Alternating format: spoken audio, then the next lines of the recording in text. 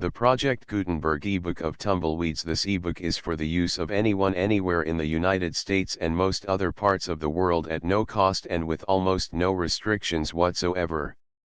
You may copy it, give it away or reuse it under the terms of the Project Gutenberg license included with this ebook or online at www.gutenberg.org.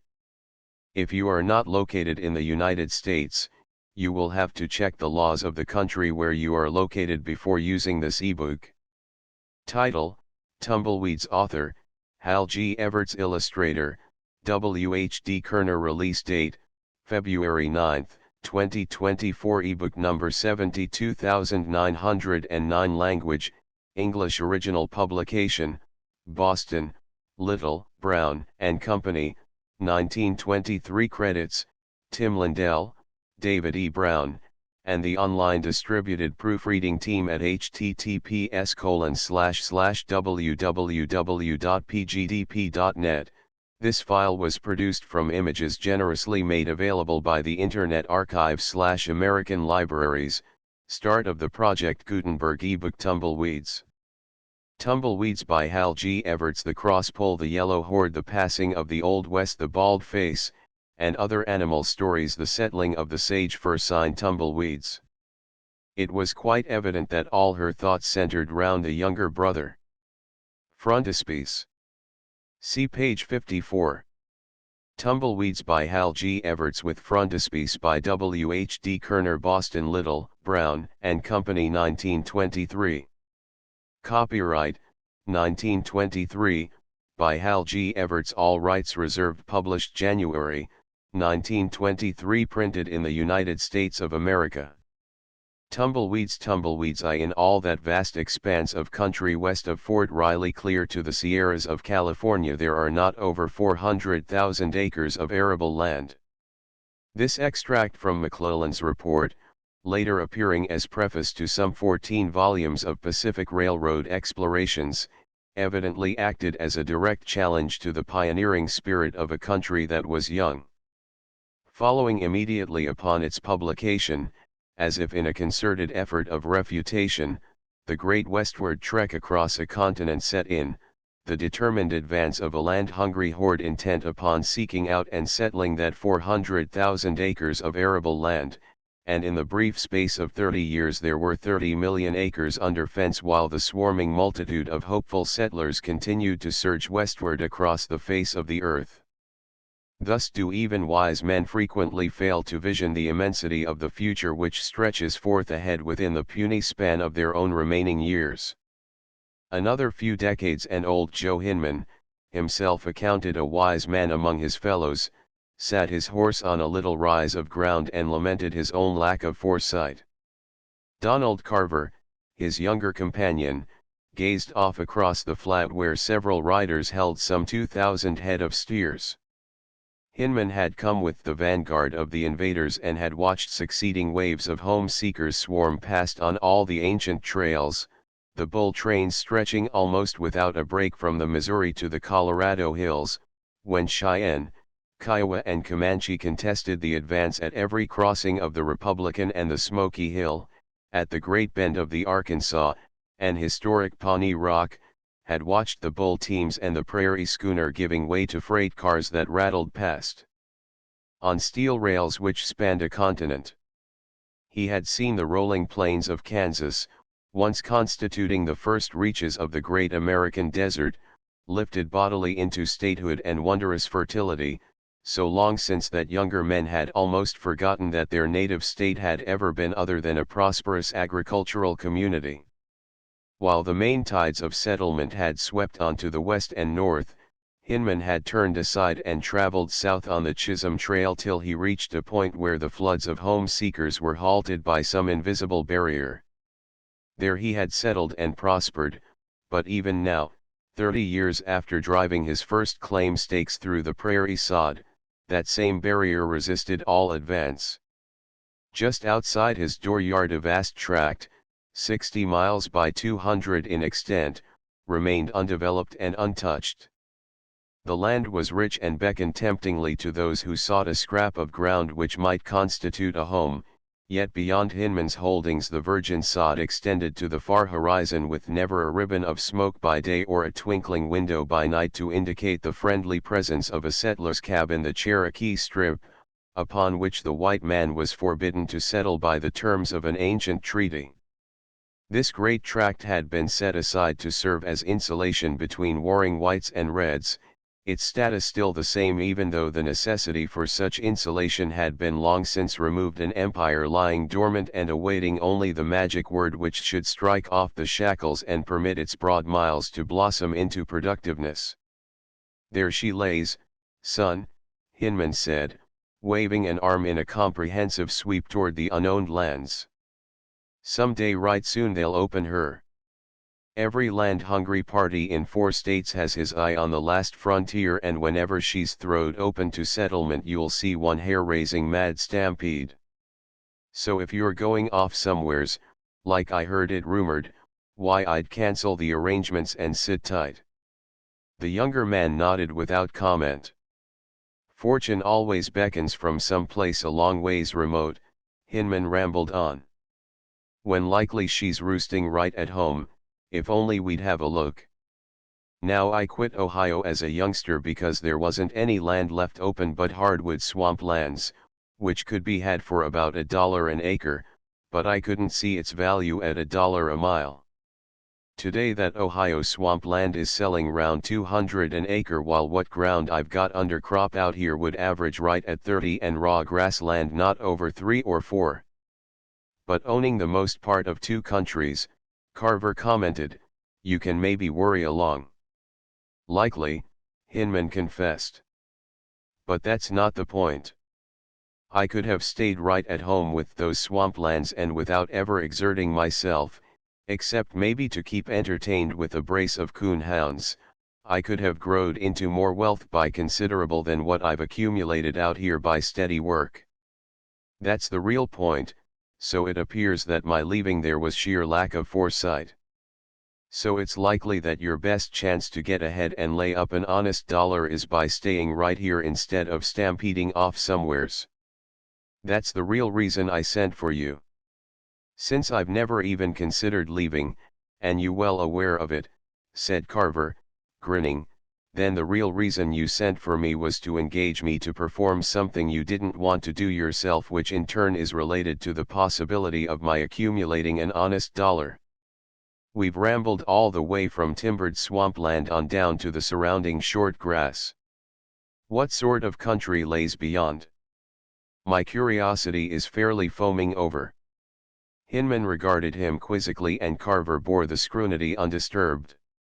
The older man knew that Carver was dependable, that once committed he would follow any mission to its termination and defend the financial interests of his employer with every resource at his command. It was only in his own affairs that he evidenced supreme carelessness. Older men forgave his irresponsibility in that quarter and accorded him a certain measure of respect for the reason that even in the midst of some bit of recklessness he retained an underlying sense of balance and proportion. And he had worked intermittently for old Joe Hinman for the past 12 years. "It's not that I don't want to do it myself," Hinman denied, reverting to Carver's mild accusation. "It's only that it wouldn't look right on the surface. Now whatever property is down in the strip is legally non-existent, you might say, and consequently untaxable, thereby disproving his oft-lamented lack of foresight. And it's drawing right close to the 1st of March. So you want me to move 1,000 head of steers across the line and hold 'em till after you've been assessed?" Carver hazarded. 2,000, son, Hinman corrected. 2,000 head. You couldn't hold 'em in the quarantine belt for long without getting jumped, but you know the boss of every outfit off to the south and you could maybe trade deals with one of them. You'll know how. It'll save me taxes on 2,000 head and give me a few weeks free grass. That much for me and $1,000 nice dollars for you if you put it across. An hour after dark I'll be shoving those cows across the line," Carver promised. "Meantime you might advance 100. Unfortunately I'm just out of funds." "Unfortunately," said Hinman, "you're just always out." He counted off the money. "You've worked for me on and off ever since you was big enough to claw your way up onto a horse, and on some occasions you've exercised such fair average judgment in looking after my affairs that I've wondered why on all occasions you was such a poor hand to look after your own. I been so taken up with your business that I've sort of let my own interests drift along," Carver explained. "You're right handy at doing things for me," Hinman resumed. "But when it comes to doing anything for yourself, you're somewhat the most tinkering, trifling specimen I've come across. You really ought to settle on some one job and stick at it." "That's my one favorite motto," Carver confessed. "Stick to your bush and be exhibited among the vegetables." He turned his eye upon a tumbleweed that raced madly past before the wind. The dried skeleton was of the general size and shape of a pumpkin. Two more of these discontented wraiths of the prairies hurtled past. "Now there goes a vegetable with ambitions," said Carver. "Every winter the tumbleweed tribe stages a protest against being mere plants rooted forever to one spot." He chanted a few of the numberless verses of a prairie song. "Our size and shape is similar," said the tumbleweed to the pumpkin. "I'll run you a race from here to there and all the way back again. I'm a wild free blade of the open, the spirit of all unrest. I may end up in some worse place, but I'm going to make the test. And I'm the soul of solid content," said the pumpkin to the weed. "Rather than take any chance at all, I'll stay here and go to seed. But I'd rather be a traveling weed than a stationary squash." "I know," Hinman said. "You're a purebred tumbleweed and no mistake. But most folks follow one business, and let the rest alone. And it's my observation that most folks are dissatisfied with what they're working at but keep on doing it the rest of their natural lives just to try and vindicate their judgment," Carver said. "Now if I don't settle on one pursuit, there'll never be any reason for me to be discontented with my choice." The old man considered this bit of philosophy. "If you ever decide to risk a mistake, I'll maybe help you out to a mild extent," he said, "provided you come through with this present little errand I'm sending you on." Carver thanked him, pocketed the bills which constituted the advance upon his venture, and headed his horse off to the east. As he rode, he reviewed all possible motives underlying Hinman's proposal.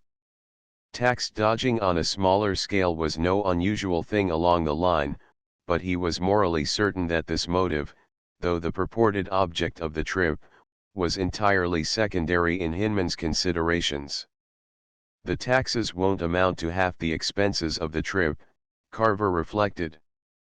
Now just what is he aiming at? He had reached no satisfactory solution when, an hour later, the squat buildings of Caldwell loomed before him. He dismissed the problem temporarily. As he rode down the wide main thoroughfare, it seemed that the hand of time had been turned back 2 decades to the days of Abilene, Hayes, and Dodge, when each of those spots in turn had come into its brief day of glory as the railroad's end and the enviable reputation of being the toughest camp on earth. In their day all those towns had eclipsed the wildest heights of wickedness attained by mushroom mining camps of lurid fame, then had passed on into the quiet routine of permanent respectability as the trading centers of prosperous agricultural communities.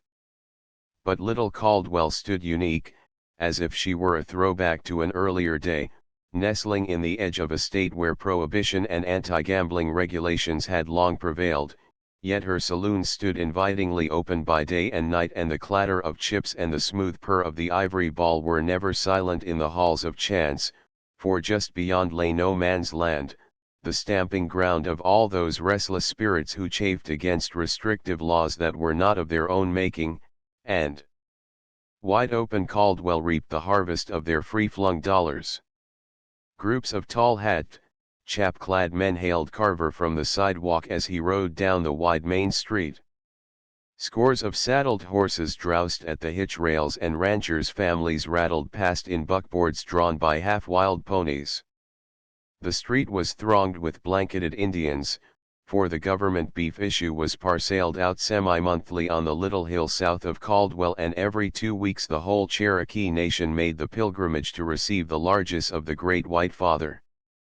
As if to complete the illusion that he had been transported back to the days of Dodge and Abilene, Carver could make out the low-hanging pall of dust which marked the slow progress of a trail herd moving up from the south along the old Chisholm Trail, a thoroughfare now paralleled by the railroad that pierced the Cherokee Strip, but which was still available to those who would save freight charges and elected instead to follow the old-time method of pastoral transportation in marketing their droves.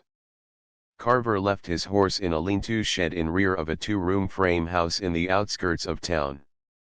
The plot of ground on which it stood, consisting of 3 corner lots, had come into his possession the preceding winter through the medium of a poker hand. Instead of disposing of the tract for $10, the amount of chips which he had risked against it, it had pleased him to retain it and construct thereon the little board house, performing the work himself during leisure hours. He headed for the swinging doors of the Silver Dollar, hopeful of finding congenial companionship, even though this was the wrong time of day for any considerable activity within doors. A group of men sat along the rear wall and conversed in listless tones. Here were those upon whom fortune had failed to smile the preceding night, waiting for some kindred spirit who, more favored than themselves, might express a willingness to relieve their temporary distress. "It's high noon and I'll wager not a man present has even had his breakfast," Carver greeted. "But the rescue squad is here to provide nourishment for the losers." He tendered a crisp bill to Alf Wellman. "Fill the boys with food," he invited. "And in the meantime, while they're deciding what to order," and he motioned toward the polished bar. Wellman jerked a casual thumb in the direction of the 3 men in the group who were unknown to Carver. "These are the Lassiter boys," he announced by way of introduction. "Not bad after you get to knowing 'em." The 3 Lassiters were an oddly assorted crew: Milt, the eldest, a gaunt, dark man who spoke but seldom; Noel, a sandy, self-assertive and unprepossessing individual, while Bart, by several years their junior, was a big blond youngster whose genial grin cemented Carver's instant friendship. Noel Lassiter hitched from his chair, his eyes resting on the banknote in Wellman's hand, and as he attained his feet a slight lurch testified to the fact that even if he had not found food during the morning hours he had at least found drink. Being thus fortified, his desire for food was now uppermost. "Let's eat," he said. "Restrain yourself," the younger brother admonished. "The gentleman's giving a party. Besides, it's downright harmful to eat breakfast on an empty stomach, and mine is absolutely vacant." "Worst thing you could do," Wellman seconded. "It will show up on a man if he keeps at it. I expect there have been folks tried it and went right on living till they got kicked by a horse or died some other sort of a natural death," said Carver. "But what's the use of taking chances?" Noel restrained his urge for food while the host paid for 2 rounds, then reverted to his original contention. "And now," said he, "let's eat." "Not until I've purchased a return round for our old friend Carver," Bart dissented. "How are you going to manage it without a dime in your pockets?" Noel demanded. "You ought to be familiar with the state of my pockets," the blond youth returned, having conducted a thorough search of them and purloined therefrom my last 10 spot before I was awake.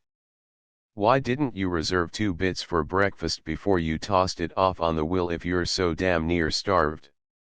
He remained with Carver while the others followed Wellman through the swinging side door that led into the adjoining restaurant. "And now, since Pete here," said Bart, indicating the barkeeper, "steadfastly refuses to open a charge account, I'll have to do some financing. Lend me a couple of quarts of your very worst," he wheedled. "Not charge, you understand, but just lend 'em to me for a period of 3 minutes. Something round $1 a quart." The bartender selected a brace of black bottles and shoved them across to Lassiter, who moved with them to a rear door that opened on an alley. Several blanketed figures prowled this rear thoroughfare, and the copper-hued wards of the government converged upon the man in the doorway. He exchanged the 2 quarts for 2 $5 bills, thereby becoming eligible for a protracted stay within the walls of the penitentiary. "Now we can start even," he announced, paying Pete for the initial stock and retaining the surplus. "Quick turns and small profits is my rule of life." "One day you'll acquire a new rule: long years and no profits," predicted the white-aproned philosopher behind the bar. "Unless you learn to transact that sort of business by the dark of the moon." "Necessity," Lassiter advanced in extenuation of his lack of caution. "Suppose you set us out a sample of something a few shades more palatable than what we just peddled to the old chief."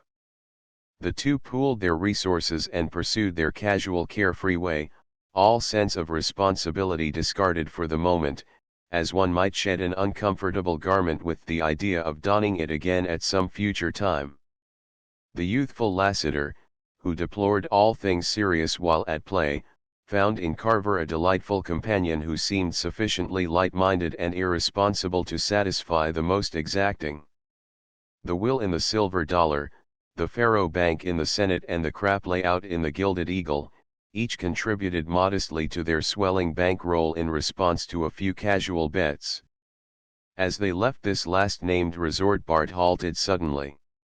Carver glanced up to determine the cause of this abrupt halt.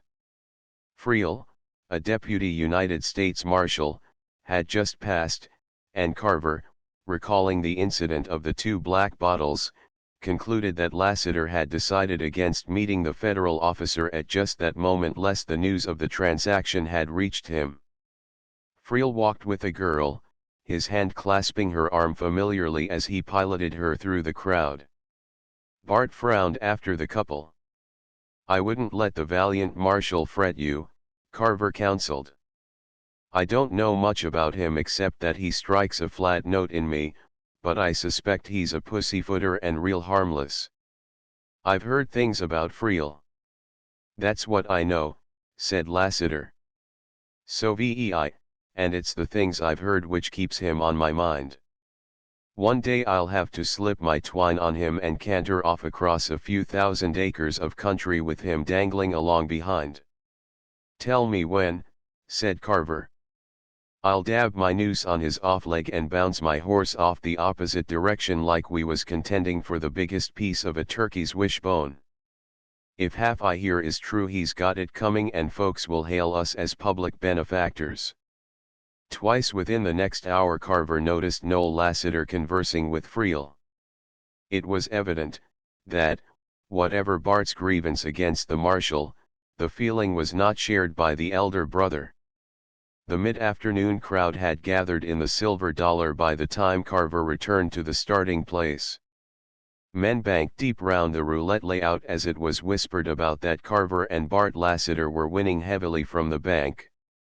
The professional chant of lookout and croupier rose above the hum of conversation as the ivory ball purred smoothly round the wheel of chance. Noel Lassiter shouldered his way through the crowd and stationed himself between the 2 favorites of fortune. "Luck's with us," he genially proclaimed, thereby identifying himself with the winnings. "We'll break this will between the 3 of us. She's running our way strong." Carver suddenly realized that the pair had become a trio as Noel supplied himself with chips from the accumulation before the other 2. When these had joined their fellows in the check rack, he appropriated a fresh supply. Carver was conscious of a growing dislike for this uninvited partner. He tapped Noel's hand with a forefinger as the man reached for a 3rd stack of chips. "Try keeping it in your pocket," he mildly advised. "It's as active after chips as a sand rat after a beetle, and it makes me restless." "Half of these chips belong to Bart," Noel insisted. But this sudden assumption of the close-knit bond of brotherhood failed to rouse any corresponding enthusiasm in the younger Lassiter. "You're blasting our luck," he asserted. "Not to say annoying us." Take yourself off somewheres. Noel, however, declined to heed this bit of counsel. Bart and Carver pushed their chips across the board and cashed in. Cheerful companion, Noel is, when he's packing a skinful, Bart commented as the doors of the silver dollar closed behind them. And he's equally genial when he's sober. Offhand I'd pass unfavorable judgment on your relative, Carver confessed.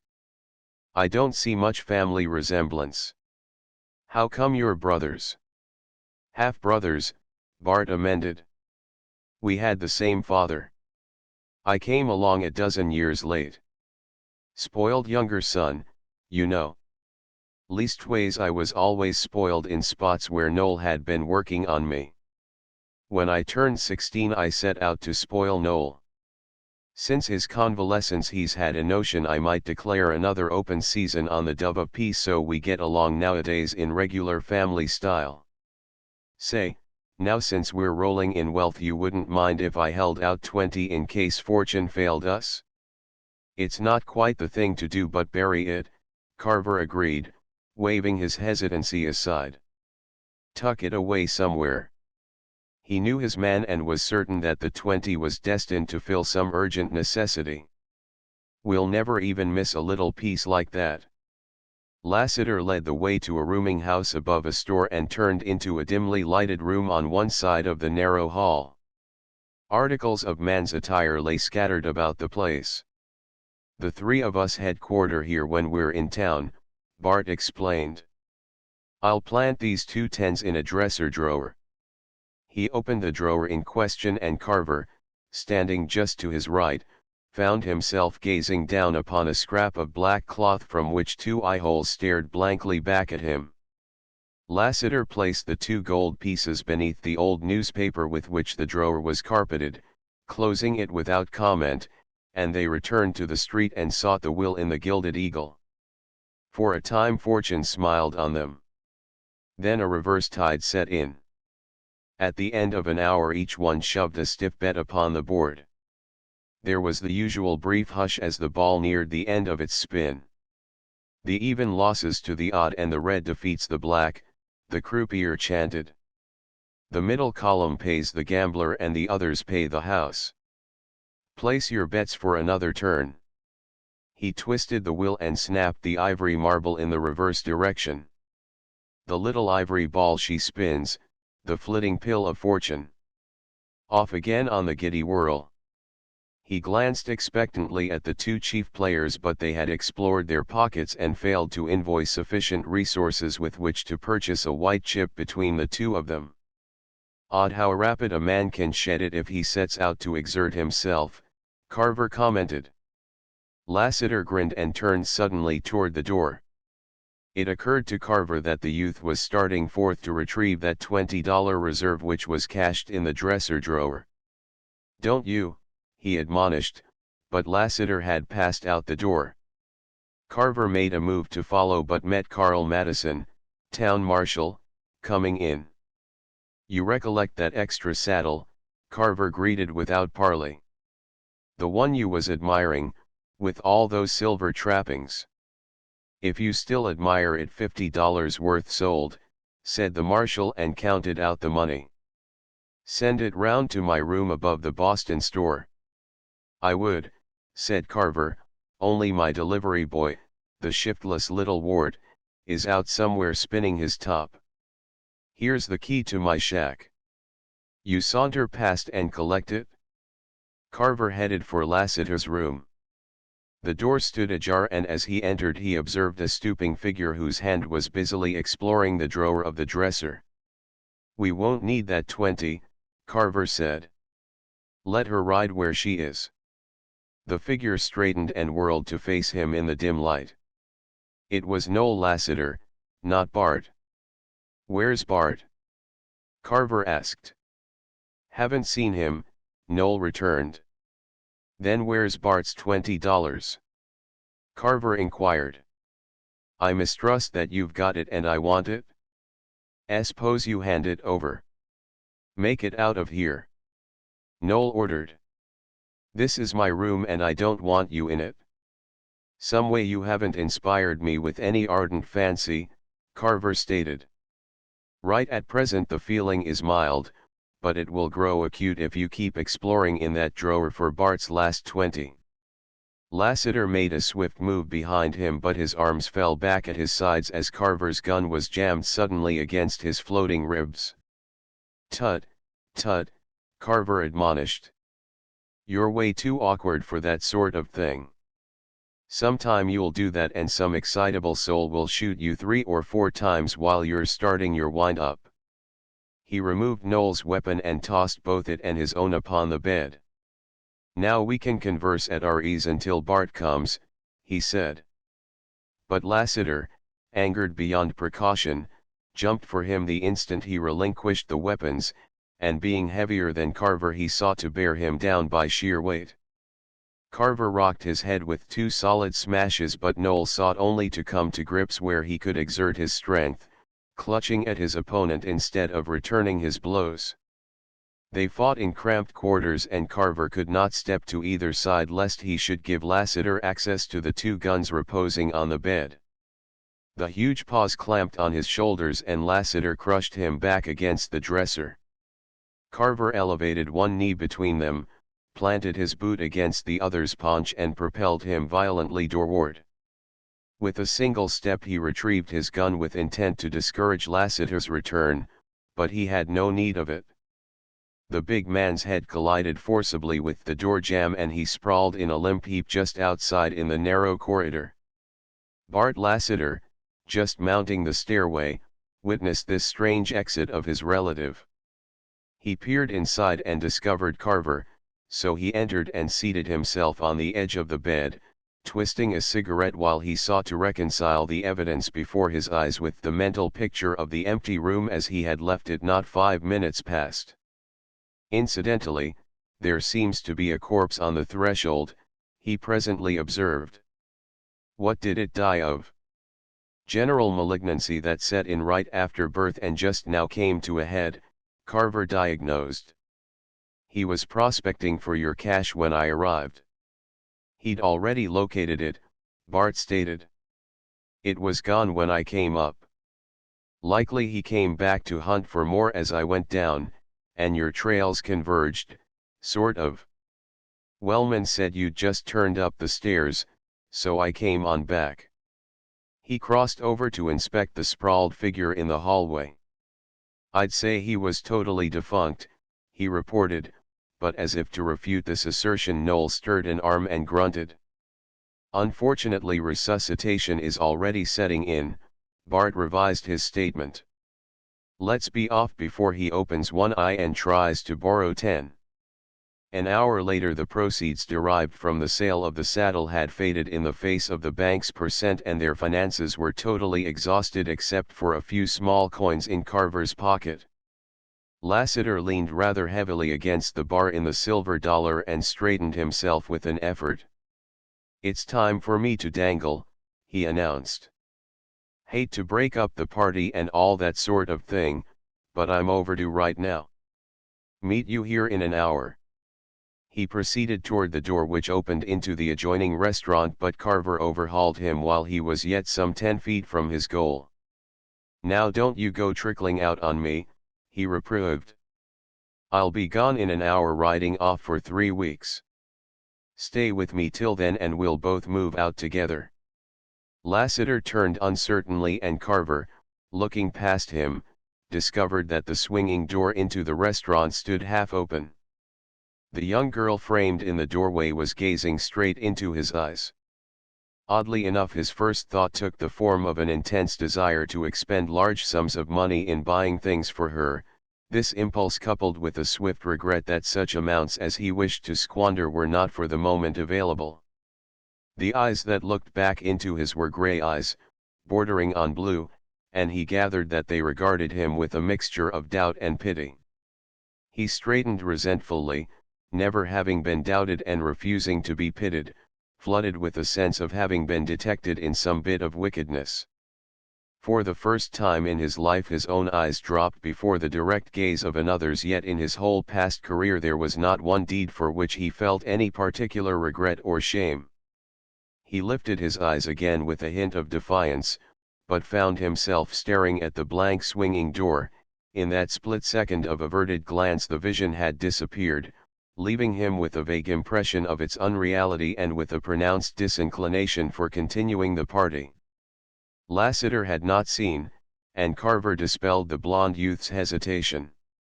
"Maybe we'd better call it a day," he said. "See you when I get back from the strip." Carver was conscious of a distaste for his surroundings, once the door had closed behind his companion.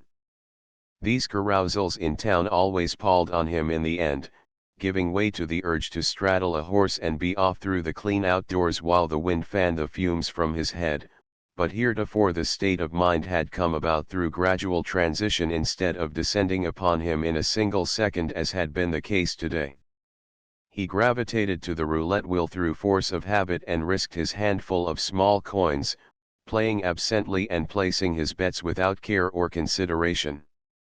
Now just why, he wondered, had he been struck with a wild wish to buy things for a girl he had never glimpsed before in his life?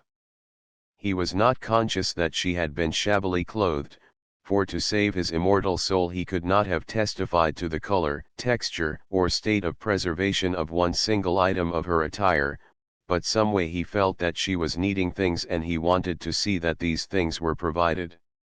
He cashed in his few remaining chips and the banker handed him a single silver dollar in return.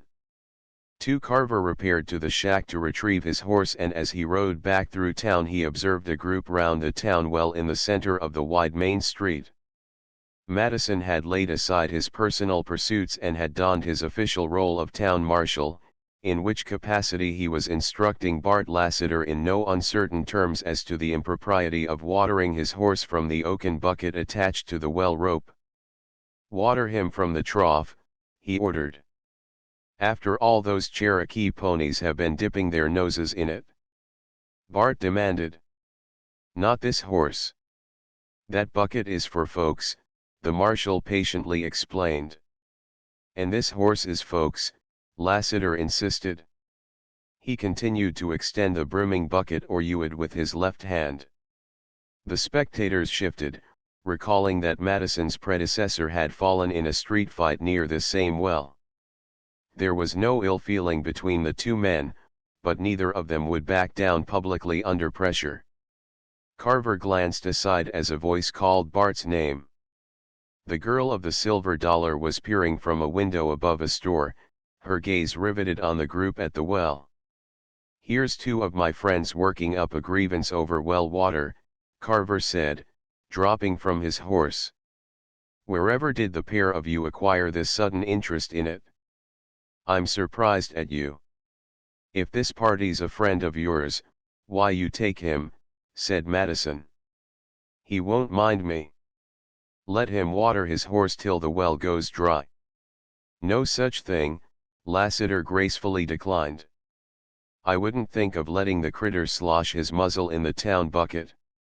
The marshal moved off and Carver reflected that the girl's sudden appearance in the doorway of the silver dollar had been occasioned by Bart Lassiter's failure to fulfill his appointment. It also accounted for Bart's hesitation as they had stepped out of the Golden Eagle earlier in the day. He had halted to avoid meeting the girl, not to avoid Friel, as Carver had previously supposed, and Bart's grievance against Friel rose from this same source, for undoubtedly the girl who was being piloted down the street by the marshal at the moment of their exit was the same who had later stirred Carver so strangely by her unexpected appearance in the doorway. "A lady was calling your name from a window a minute back," he said. "Likely it was Molly," Bart returned. "That's who that 10 spot was destined for, the one Noel lifted first. That 20 I planted later would also have found its way to her except for Noel. She's a sweet kid, Molly, but she's worried sick every minute I'm out of sight." Carver was conscious of a sense of irritation toward his friend, a vague resentment at this implied familiarity between the boy and the lady of the doorway. "Then I wouldn't be letting her wait around," he reproved. "Damned if I would." "But a man can't tag his sister every living second," Bart expostulated. I ask you now. No, said Carver. Maybe not. His irritation had evaporated. But if she was my sister, I'd put in considerable time with her. The brother grinned unrepentantly. All right, you do that, he urged. Maybe she'll take to worrying about you instead of losing sleep over me. Appears to me like a nice arrangement for all hands concerned. The girl appeared suddenly beside Lassiter and rested a hand on his arm. Put up your horse and stay here with me, she urged. Can't, Molly, Bart declined. I promised the boys I'd go and they're waiting now. We're due to help Crowfoot gather a little bunch of beef stuff tomorrow and we'll have to ride all night if we make Turkey Creek by morning. The girl turned to Carver. Thanks for interceding with your friend the marshal, she said. But please go now. You've had Bart to yourself all day. Carver nodded assent, mounted and rode off down the street. As he passed the silver dollar he felt the single coin in his pocket. That's what I'm capitalized at, he said. Just one little measly silver dollar. That's my invoice. This morning I could have added a horse, a house, and an extra saddle to the statement. Now I'm out the saddle and owe Hinman a sum sufficient to offset the value of both horse and house. I'd sell under the hammer for a single dollar bill. The lady read my face value at a glance and dismissed me offhand without another look. He saw the two elder Lassiter brothers riding south at the next street intersection. It was quite dark when he cleared the town, and as he rode on through the night he was conscious of a mild dissatisfaction. He drew forth his last coin and addressed it. I've rode into town with a many a dollar on me, he said. But this is about the first time I ever rode out and packed one away with me. That shows I'm growing more conservative right along. You must be a lucky little devil or else you wouldn't have stayed with me till I got out of town. He slipped the coin back into his pocket. Little lonely dollar, you must mount up to 1,000,000.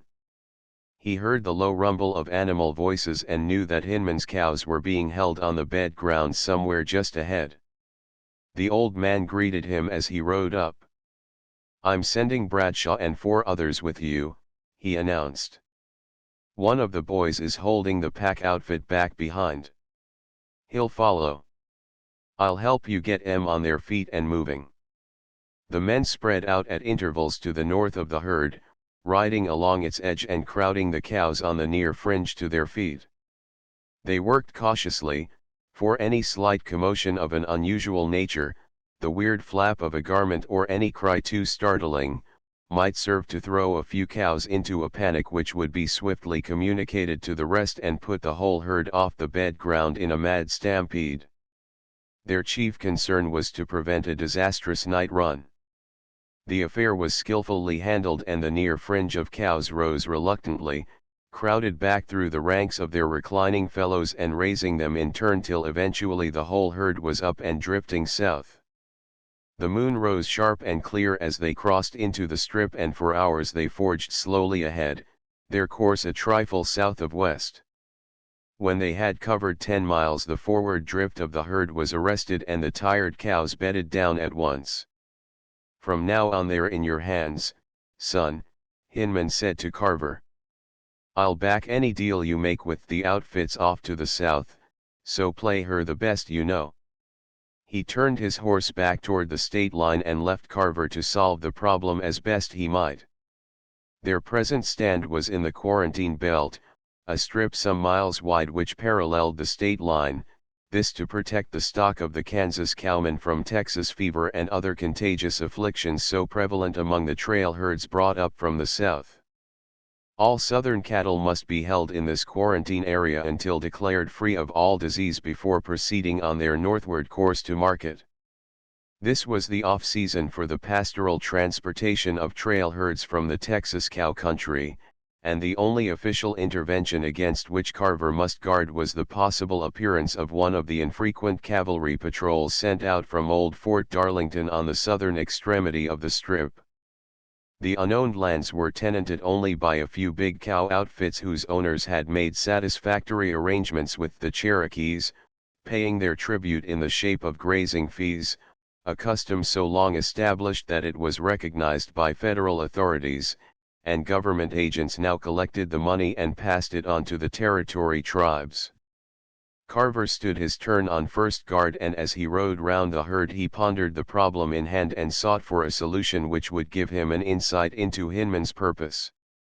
It was not so much from the authorities but from the common themselves that he might expect prompt interference. Those who leased range in the strip did not often wait upon the slow process of official intervention when outside brands encroached upon their interests but took the law into their own hands at once. Hinman was well aware of that condition, Carver reflected. He circled the herd and sang to soothe his charges on the bed ground. Off across he could hear the voice of another night guard raised in song. He produced his one last coin and studied it in the moonlight. "Little lonely dollar, you must mount up to $1 million, he chanted. "And we'll mount the first step upward if only I can fathom what Hinman expects of me.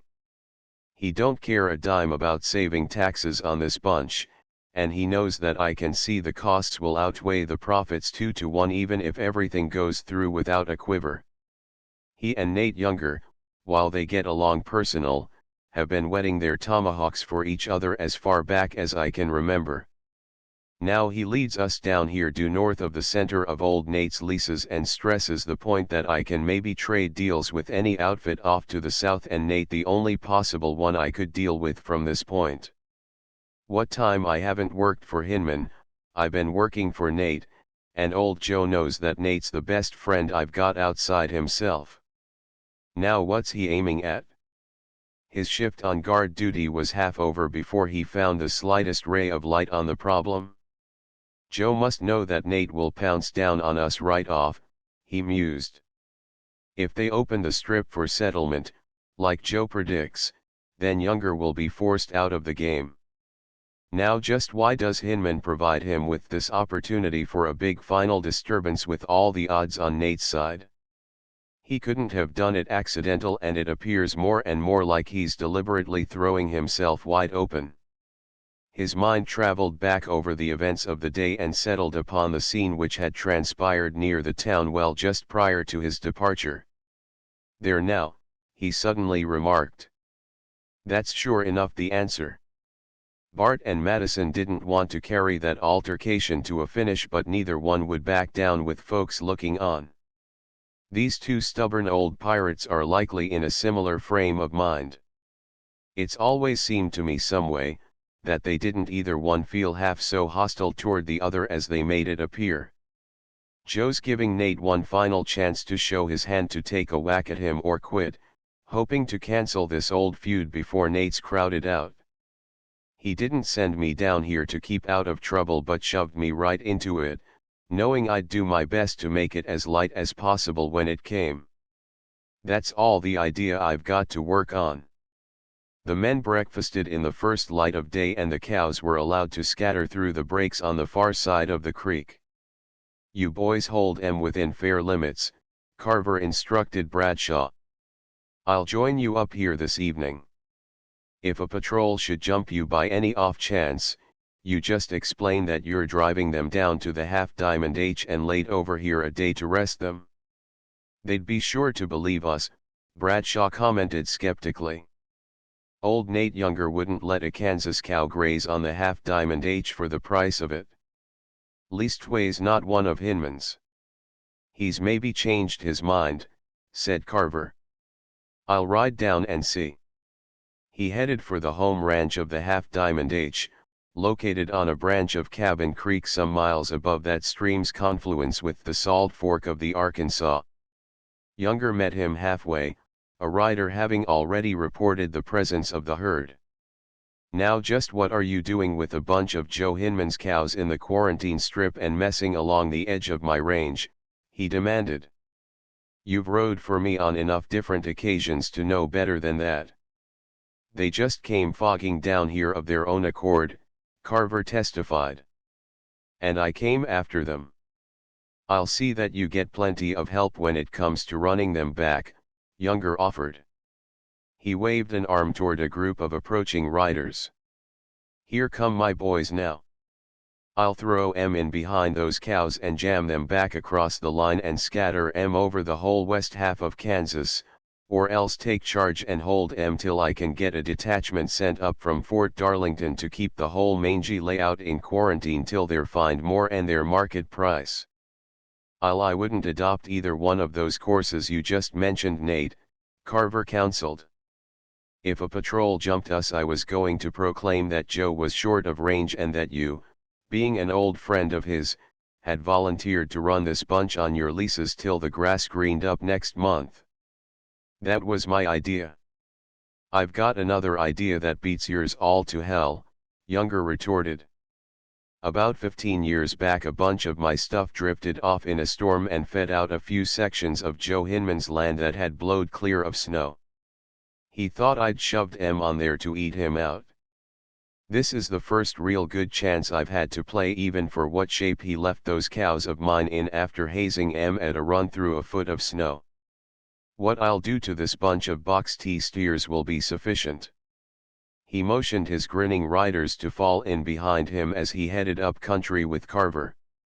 Then it does look as if I'd soon be out of a job, Carver said, if you go and mess up my detail. Maybe you'd take me on for the summer. You was top hand for me once, Younger returned. And you could be again if you'd only stay at it. Anyway, I'll put you on for the summer. This season will likely see the last big roundup of all history, Carver predicted. And I want to be part of it. I'd sort of planned to go in with your wagon. I guess this is the last. The order is out to comb every hoof from the unowned lands. The old man's face clouded.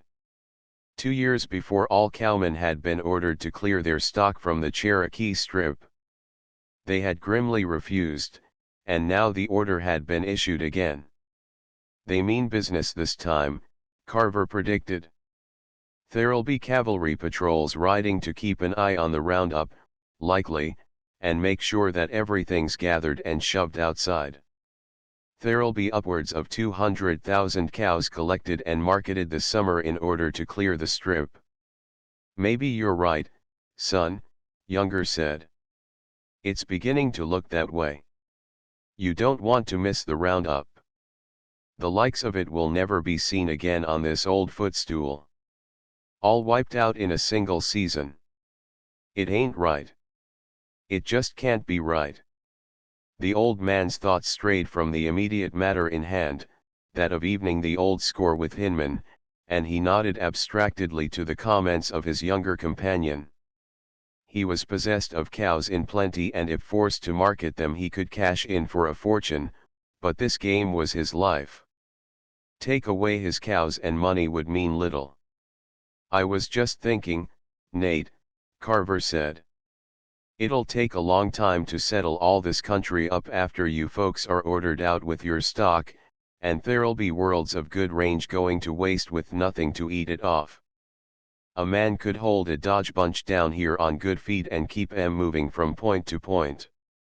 If we were questioned we could explain that we were trail herding 'em through when they up and made a night run off to one side, that we are just gathering 'em up again to move them on up to the Box T range. Box T? Younger scoffed. Joe Hinman, that wrinkled old pirate, wouldn't let a second elapse before he'd be spreading the news that I had a bunch down here. He'd never let a half-diamond H-cow set foot on his range and ever get off with its hide on. But if you'd help him out now, like I said a while back, he'd be bound to return it out of sheer human decency, Carver pointed out. I could hold a bunch down here easy. If you help Joe out now he can't go back on you then. Can't be? Nate inquired. I don't know. The blank wall of a cowless future loomed just ahead. In a few more months his old brand would be but a tradition. The only alternative would be to buy out another brand in some distant part where open range was still available. But this was his chosen territory and a move did not appeal. One time and another I've dealt him a hell slew of trouble. He's put in 15 years handing it back to you, Carver said. That's part of the game, the way the pair of you has played it. Joe's not the man to stick at trifles like that. Younger shook his head. Then maybe he was mistaken about how you felt, said Carver. He gave me my instructions straight enough. If you strike trouble down there, just go right to the Half Diamond H and get in touch with Nate Younger, he says. He'll put you straight, and if he can't fix you up then there's no way out. That's the last words he told me. He didn't, Nate returned doubtfully. You got mixed in the names. He didn't ever instruct you to look to me for anything but trouble. Those were my orders, Carver affirmed. Word for word, as near as I can recall, just as I recited them to you. That's what he says, looking right at me, just what I told you he did. I don't know what he's driving at, Younger stated. But I'll certainly hand him a surprise. I'll take him up, which'll be exactly the last thing he'd counted on. He tugged his hat over his eyes and turned to the nearest of the riders who trailed behind him. You boys dangle along back and take down the north fence for a few 100 yards west of the creek, he instructed. Pull the staples and lay the wire flat on the ground so Carver can cross in with his bunch anytime. The men gazed in blank astonishment at thus being deprived of their contemplated sport, but they turned back without comment. That Carver now, one youth remarked. He's the silver-tongued little fixer. He's somehow managed to reverse old Nate in mid-air. Once in Caldwell he talked me out of my last dollar. He did, honest. But he spent it on you later, another testified. That's him. But now he's gone and ruined my whole day. I'd prefer to be jamming them cows north at a run to coaxing staples out of fence posts. Some days thereafter Friel rode northward through the leases of the Half Diamond H, crossed the Salt Fork and stayed overnight at the home ranch of that brand.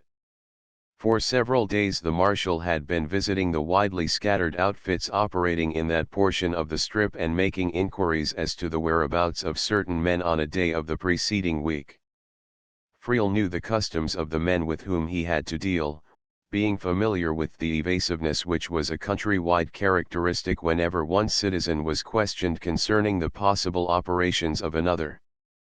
The marshal's queries were therefore more or less desultory and wholly unproductive. On the date in question 4 masked horsemen had surrounded a boxcar recently planted beside the railroad track in the Cherokee Strip. This car had served as a station and the word CASA had been painted in white letters upon either end.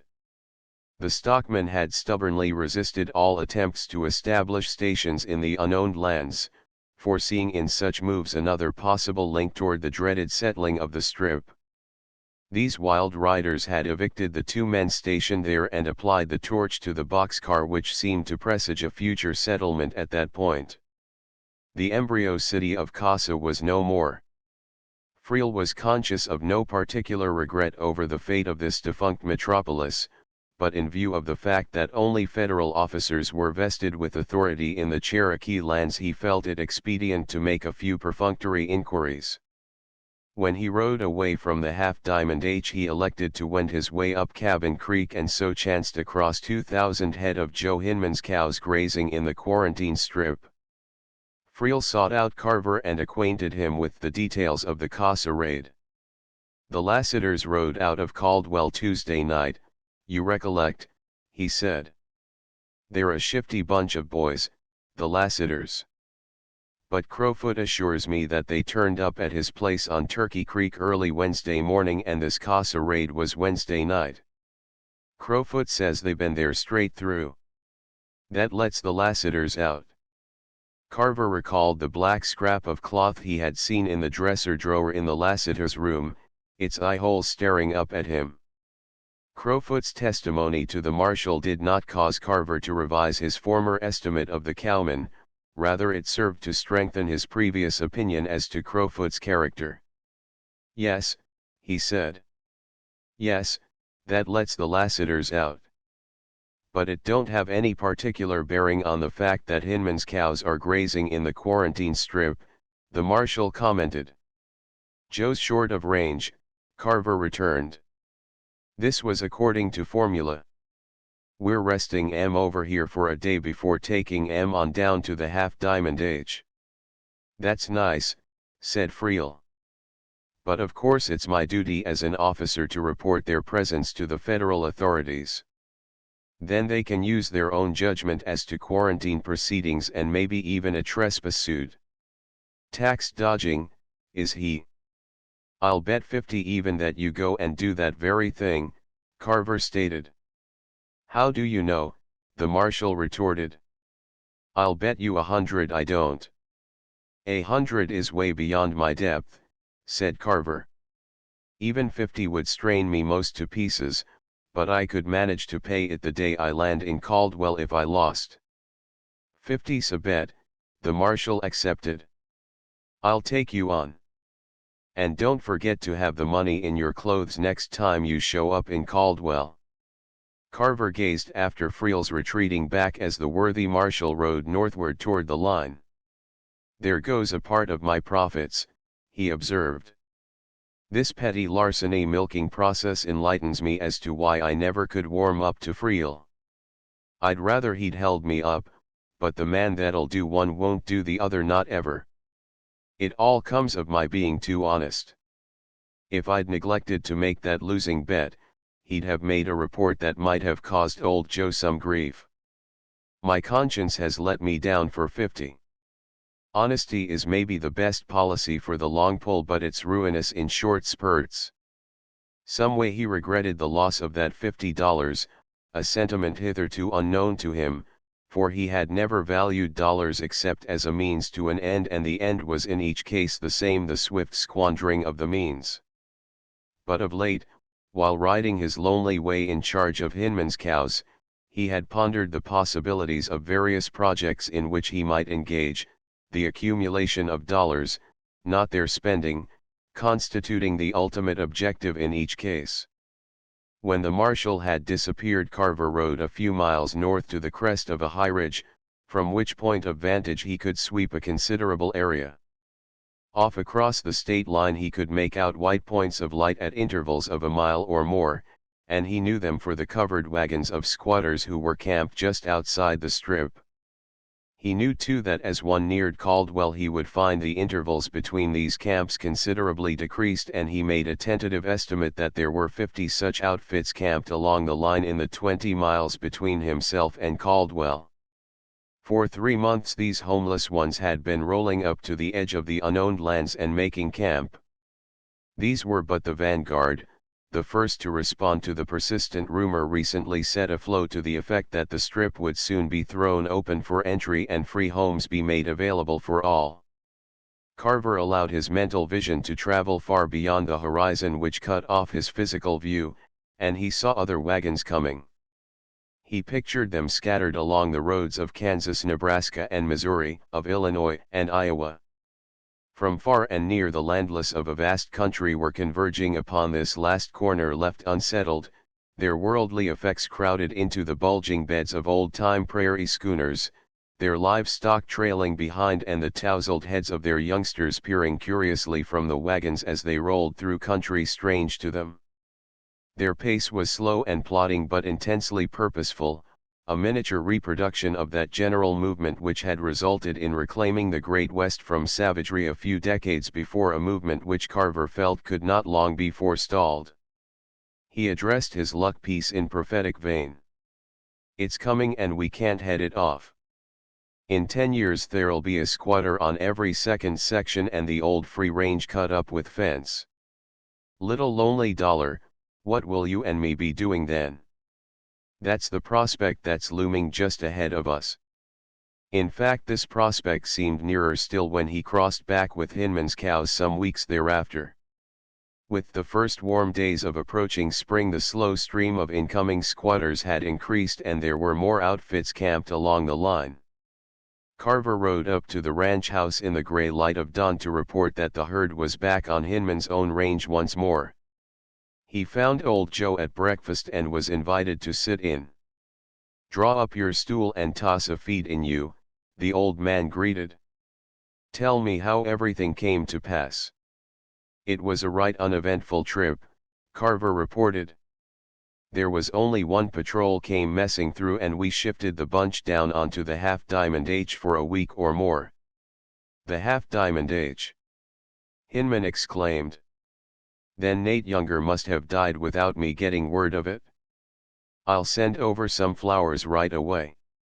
It's a moral certainty that roan-whiskered old lizard wouldn't let one of my cows have a spoonful of grass if he was alive and kicking." "On the contrary," said Carver, "he put himself out to invite us down in case we thought best to pull off the quarantine belt. He ordered his north fence laid flat as soon as he gets word we're in the country with your cows, and announced that he'd be palsied and paralyzed and even worse than that before he'd be found lacking in hospitality toward a friend in need." "Yes," said Hinman. "Go right on. What else did he say?" "Nothing to speak of," Carver said. "He did sort of mention that you was welcome to throw as much stuff as you liked on the Half Diamond H as long as he was running it. So you might say the trip was more or less of a holiday." Hinman allowed his gaze to rove through the window and settle upon a covered wagon crawling slowly southward. "He'll be crowded clear off the map inside another year," Hinman said. "I don't suppose you told him about how glad I'd be to have him swarm over here on my grass with all his cows whenever he's finally ordered out down there, now did you?" "I did sort of intimate that your range would always be wide open," Carver stated. "I was straining every little point to save the taxes on that bunch of cows. I'll bet it would have totaled up to anyhow $600, those taxes would." "Well, that's all you agreed to do," said Hinman. "And I guess I'd better pay you off and have it over with, even if you did get me into considerable of a snarl. Only one thing I can do now, since you made all those arrangements, and that's to back up anything you told Nate. I never figured you'd let me in for anything like this." "I'd prefer to take my pay in some other form than cash," Carver announced as Hinman produced his checkbook. "Suppose you give me a bill of sale for 100 head of coming yearlings instead of 900 cash and let em range with your stuff up on the West Place till November." "You can't spend calves," said Hinman. "I could borrow against them if I was needing money," Carver explained. "But coming yearlings are worth $12 a head," Hinman objected. "I'll owe you the rest," Carver offered. "And when I deliver in November they'll be worth more and that. They'll bring round $16 a head by then." "That's what I was counting on," said Carver. "I like to feel every morning that I'm worth just a little more than I was the night before." Hinman laid down the checkbook and regarded him. "Now it's always struck me that you put yourself out to be worth just a mite less each morning than you was the night before," he stated. "Surely you haven't gone and deserted the ranks of the Tumbleweeds in favor of the Pumpkins. I never knew you to set a value on a dollar." "That's because I never chanced across just the right sort of dollar," Carver explained. "Now this is different." He produced his lucky coin and handed it over for inspection. "I'm aiming to accumulate a number of others just like this to keep it company." Hinman inspected the silver dollar. "Yes," he said.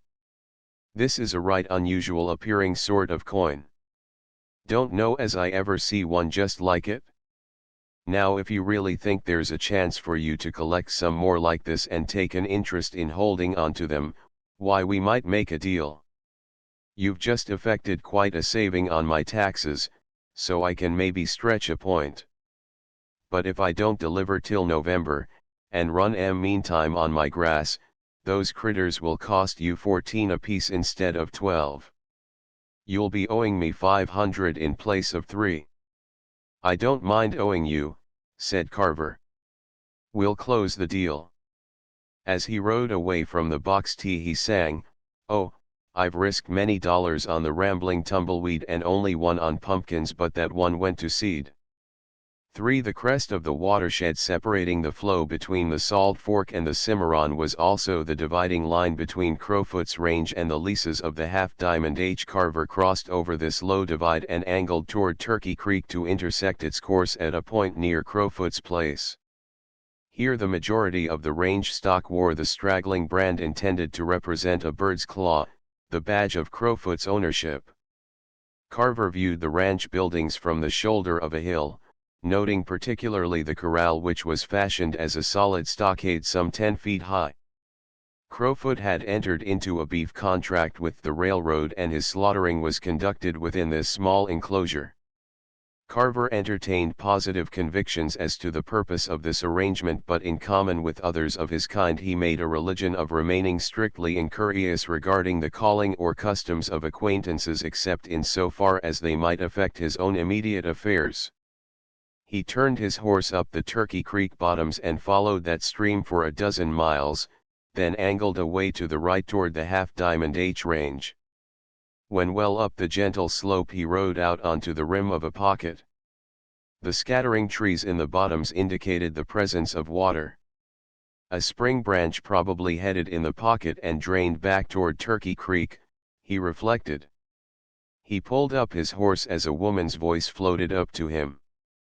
Somewhere down below him a girl was singing, and Carver headed his horse down the slope toward the sound. A sod house nestled under the hill beside the trickling spring creek.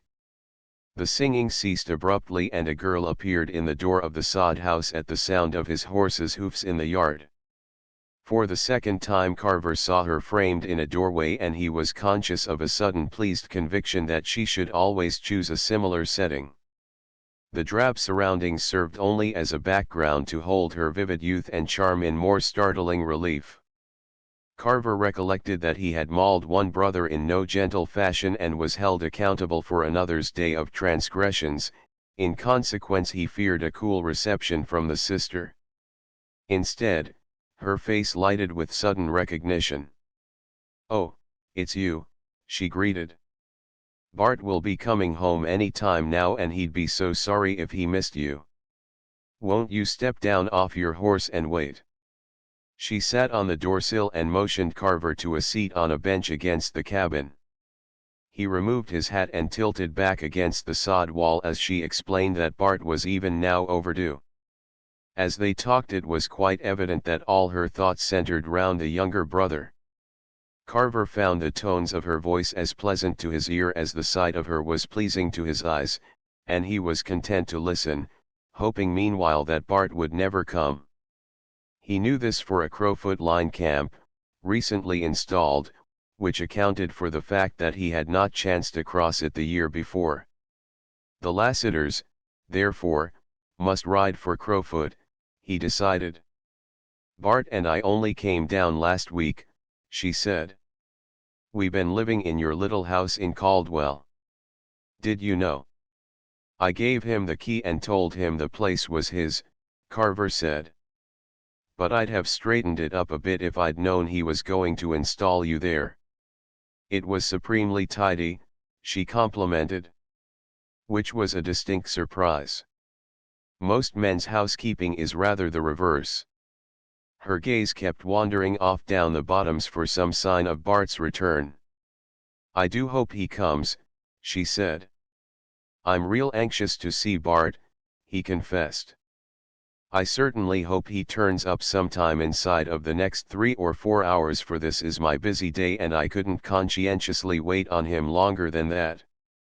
His tones expressed only a mild anxiety over the possible non-arrival of his friend. "Do please stay the very limit, at least," she urged, and laughed up at him. "You know, you're like Bart in a great many ways." Carver someway felt that he knew her better after that laugh. "Don't you think you two are somewhat alike?" He had divined the close bond between this girl and her brother and now made swift use of the knowledge. "Bart and I are so similar that we might easily be mistaken for twins," he admitted. "You might say we're almost identical." "He means a lot to me, Bart does," she said. In most ways he's a lovable youngster, but Carver leaned back with an audible sigh. Tell me all about Bart, he urged. I will, she agreed. In most ways he's likable, but he's as wild as a hawk. He is absolutely irresponsible and will commit any reckless folly on a second's notice without a thought of future consequences. The future means not one thing to him. He's sublimely confident that every new day stands by itself, entirely unrelated to either yesterday or tomorrow. And he's too easily led. Now don't you think you two are considerably alike? Carver considered this at some length. There's some few particulars wherein our make-UPS branch way out apart, he testified. On those points we're altogether dissimilar.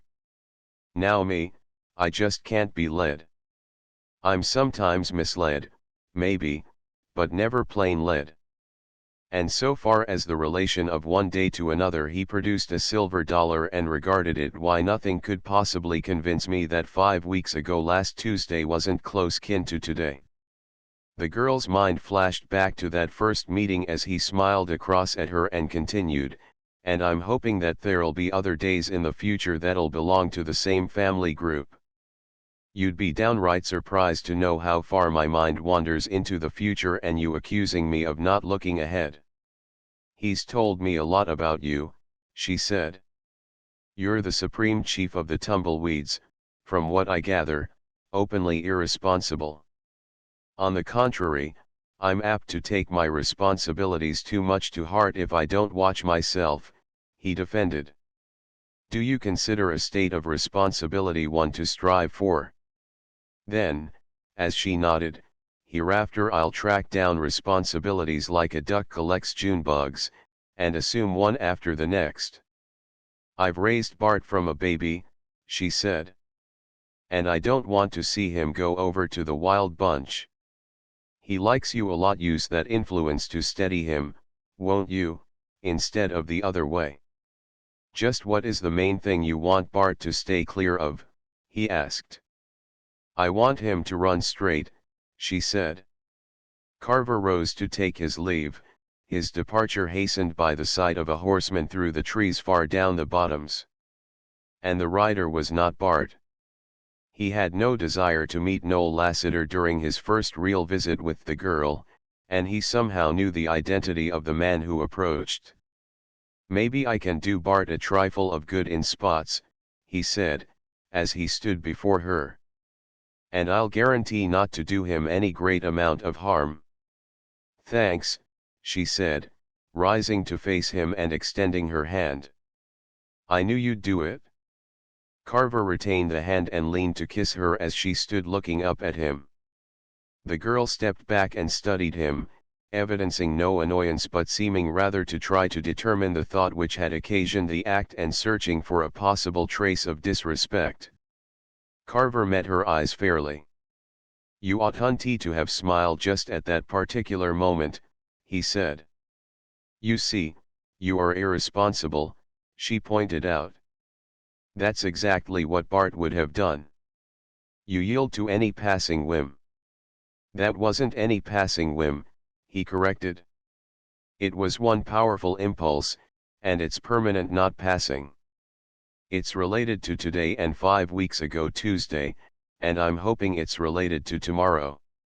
She disregarded this except for an almost imperceptible shake of her head. But you will remember about Bart, she urged. I'll try and collect all Bart's loose ends and shape him up into one solid pattern of propriety, he promised. You won't hardly know him for the same party after I've worked him over. He swung to the saddle.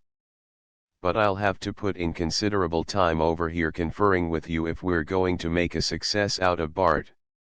He turned his horse to leave, but the approaching rider had hastened through the last belt of trees and he now held up a hand and signaled Carver to wait. Lassiter pulled up his horse abruptly as he discovered Carver's identity. I thought it was Wellman, he stated surlily. Who asked you here? This is a little off your range. I travel on a roving permit, Carver said. He explored his pockets as if seeking the document, and an expression of mock concern overspread his face. I declare, I must have mislaid it somehow. But I believe I showed it to you once before, and anyway, I'm going now. He nodded a casual goodbye to the girl, turned his back on Lassiter and departed. As he mounted the cow trail leading out of the head of the pocket, he met Bart Lassiter coming down. "I've just been over to your house visiting round with Miss Molly," Carver greeted. Noel came riding up, and I someway gathered the impression that he wasn't glad to see me. The two lolled sidewise in their saddles. Bart looked down the bottoms toward the sod house. "I'd keep an eye peeled for Noel," he advised. "He's out for you if he sees the right chance. If you don't watch sharp, your horse will come dangling in some day without a rider." "Sho," Carver deprecated. "It's been against the law to kill folks for a long time now." "I know," said Bart. "But the mere fact that we've got a law like that proves that maybe someone did get killed once, and there's a chance it might happen again." "He's been telling you things," Carver guessed. "Likely he was just easing his mind." "Noel didn't tell me a word," Bart denied. "He don't need to. I know him. He rode hard on me with a club, up until I outgrew him, and I can read what's going on in his mind. I put in all my early years dodging, until one day he cuffed Molly, then I forgot my timidity and pulled down his meat house. It was weeks before he was up and around. He'll bear watching. I don't mean to infer that Noel's all charged with valor, which he's not, but he's certainly loaded to the ears with meanness, and he'll take a chance if the odds are all his way and no one looking on. Then I'll take to surveying my back track," Carver promised. "Because if we meet, it will likely be from the rear." "That's where," Bart agreed. "What's to hinder my taking you on as a bodyguard, sort of?" Carver suggested. "I'm going in with the Half-Diamond H-Wagon. Old Nate would put you on." "The three of us are leaving for the XIL in a day or two," said Bart. "Otherwise I'd go with you. Milt has been trail boss for the XIL for the last 4 summers and brought their trail herds through. Always before we've gone on back and wintered there, but this season we laid over to help Crowfoot." Carver turned this arrangement over in his mind. The XIL was a Texas brand running south of the Washita country. "I'll have a little deal on this fall after Roundup," he said. "And I'd like to have you cut in with me, provided you don't hang out at Crowfoot's. I'm not over squeamish, and there's one time and another when I've rode for outfits whose methods was open to question. Most riders have. But folks are coming to frown on irregularities, and it's time a man reads his signs right and quits before it's just too late." "Oh, absolutely," Bart agreed easily. "I can see that plain. It's my surmise that there's a right small percentage of the meat that goes to fill Crowfoot's contracts with the railroad that is dressed out of steers wearing his own brand," Carver said. "Of course, he's too smart to cut in on his neighbors, and they don't bother to get curious as long as they know their own strays are safe on his range. But it's my guess that if a steer from some foreign outfit turns up on the Turkey Creek range, he'll get converted into beef overnight." Lassiter grinned and wagged a negative head. "Now you wouldn't go and suspect Crowfoot of filling his beef contracts at other folks' expense," he reproved. "Besides, how could he when it's the law that whenever a cow critter is butchered, its hide must be hung on the fence till it's been inspected and passed? And our present hide inspector would ride miles out of his way rather than meet a fresh hide face to face," Carver testified. "I expect maybe Crowfoot kills out a batch of his own steers, about every third slaughtering. That way there'd always be enough fresh hides of his own brand hanging round the place to make it look right. But he wouldn't dress out any more of his own till after one batch of pelts was too dried out to answer. He's not that improvident." "Well, maybe not," Bart said. I couldn't say for sure. What has Crowfoot done to you to start you commenting on his habits? Not anything. Carver confessed. I don't even lose sleep over what he's doing to other folks. I'm generalizing, kind of. Things are changing rapid and a man had better let his glance rove a few years ahead. Hadn't he, though? Bart concurred. He didn't inquire as to the nature of Carver's proposition, for it mattered not at all. We'll put on our telescopes and spy out a soft berth for the future. That's us. You can count me in till the hair slips. With this casual promise they separated. Carver reviewed his recent utterances with some doubt as he rode across the divide. That's the first time I ever aspired to turn evangelist, he said. And I'm awkward at it. The role don't become me any to speak of, but I've committed myself to take Bart in hand. 3 days later he rode again to the little sod house on the Spring Creek. He came upon it from behind, his horse's hoofs making but slight sound on the springy turf. Not until he had dismounted and rounded the corner on foot did he discover that a saddled horse stood on the far side of the house. He stopped short, wondering which of the three brothers might be at home. While he hesitated, a man's voice sounded from within, and it was not that of any one of the Lassiters. He took another step toward the door but halted again as he detected a threat in the tones of the man inside. You listen to reason or I'll have Bart locked up for the rest of his natural life, the voice proclaimed. And that within the next 2 days. I know his whereabouts on a certain night 2 years ago, when a saloon in Dawson was ransacked. You've told me all that, said the girl. But even if you could prove it, why Bart was only 17 then. There's places where they keep such naughty children, the man pointed out. Then he was into that Casa affair, when the station was burned. This statement enabled Carver to identify the man whose voice had seemed vaguely familiar. It could be no other than Friel. I've got a line on the whole past of the Lassiters, Friel resumed. Clear back prior to when the old man was alive. He'd be wanted too, on a dozen counts, if he was still above ground. You know what it is to have the law always barking at your door. If you take up with me, folks would respect you. But anyone in this whole country will tell you that Friel is a bad man to have on the other side. You don't want me lined up against the Lassiters, girl. Carver stepped to the door. Friel's back was toward him, but he could see the girl's face. There was no trace of apprehension there, only distaste for the man before her. Her eyes widened with surprise as they met Carver's, and as she divined his purpose she made a move to station herself between the two men, but Carver held up a hand to halt her. Friel had whirled to face the door when the girl's face betrayed the presence of a third party. He recovered his self-confidence, shaken for the moment, with the discovery of the intruder's identity.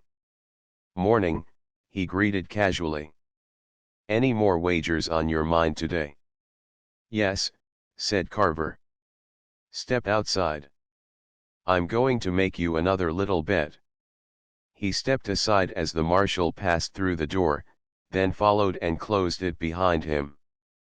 "This wager's not going to be in money," Carver said.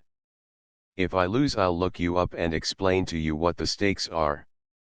I'm betting that you don't ever pass out any remarks about Bart Lassiter or his sister. The bridle's off as far as the other two boys are concerned. You can go as far as you like with them." Friel sized him up, sensing a new quality in the man before him, a certain tenseness which Carver concealed beneath the cloak of casual speech. "You drop out of this," he advised. "I was offering to marry Miss Lassiter when you romped in." "Offering to," said Carver. "I thought maybe you was threatening to." "Any girl of the Lassiter tribe ought to be damn glad of an opportunity to marry and live respectable," Friel stated, and was instantly aware that he had made a grave mistake, for that quality which he had sensed in Carver was now quite openly apparent in his eyes. "So you're going to make her respectable," Carver said. "That's real generous of you, I'd say. It's rumored around that you set up to be a bad one. I just heard you confess it. Let's see how wicked you can be when your badness all boils over." He took a step toward Friel and the marshal backed away, reading Carver's purpose in his eyes. "It's never my policy to start a quarrel without good reason," he announced. "I'm laying myself out to supply the reason," Carver said. "I always did want to see a regular desperado working at his trade." He removed his hat with his left hand and brought it with a backhanded slash across the marshal's face. "You're wicked clear through," he said. "You're just as bad as you can be." He swung the hat twice again, but Friel turned and walked toward his horse. "You're not bad, you're just tainted," Carver stated. "I always felt that about you, and now I know for sure." The marshal mounted and turned upon Carver a face set in lines of stern disapproval. "I refuse to force an issue except in the regular routine of duty," he proclaimed. "This is not a matter of official business." Otherwise, he intended that the unfinished statement should carry an impressive implication of power held in reserve and which he controlled only with the greatest difficulty. He turned and rode off down the bottoms. "I feel like I'd just come in off a spree," Carver told himself. "It shakes a man up something fearful to let his temper go running wild all over the lot. I ought hunty to have lost hold of myself." He regarded the closed door. A sharp rap sounded from the inside of it, and Carver smiled as he speculated as to how many people of his acquaintance would have respected his unspoken wish that the door remain closed. The rap sounded again. "Come in," he called.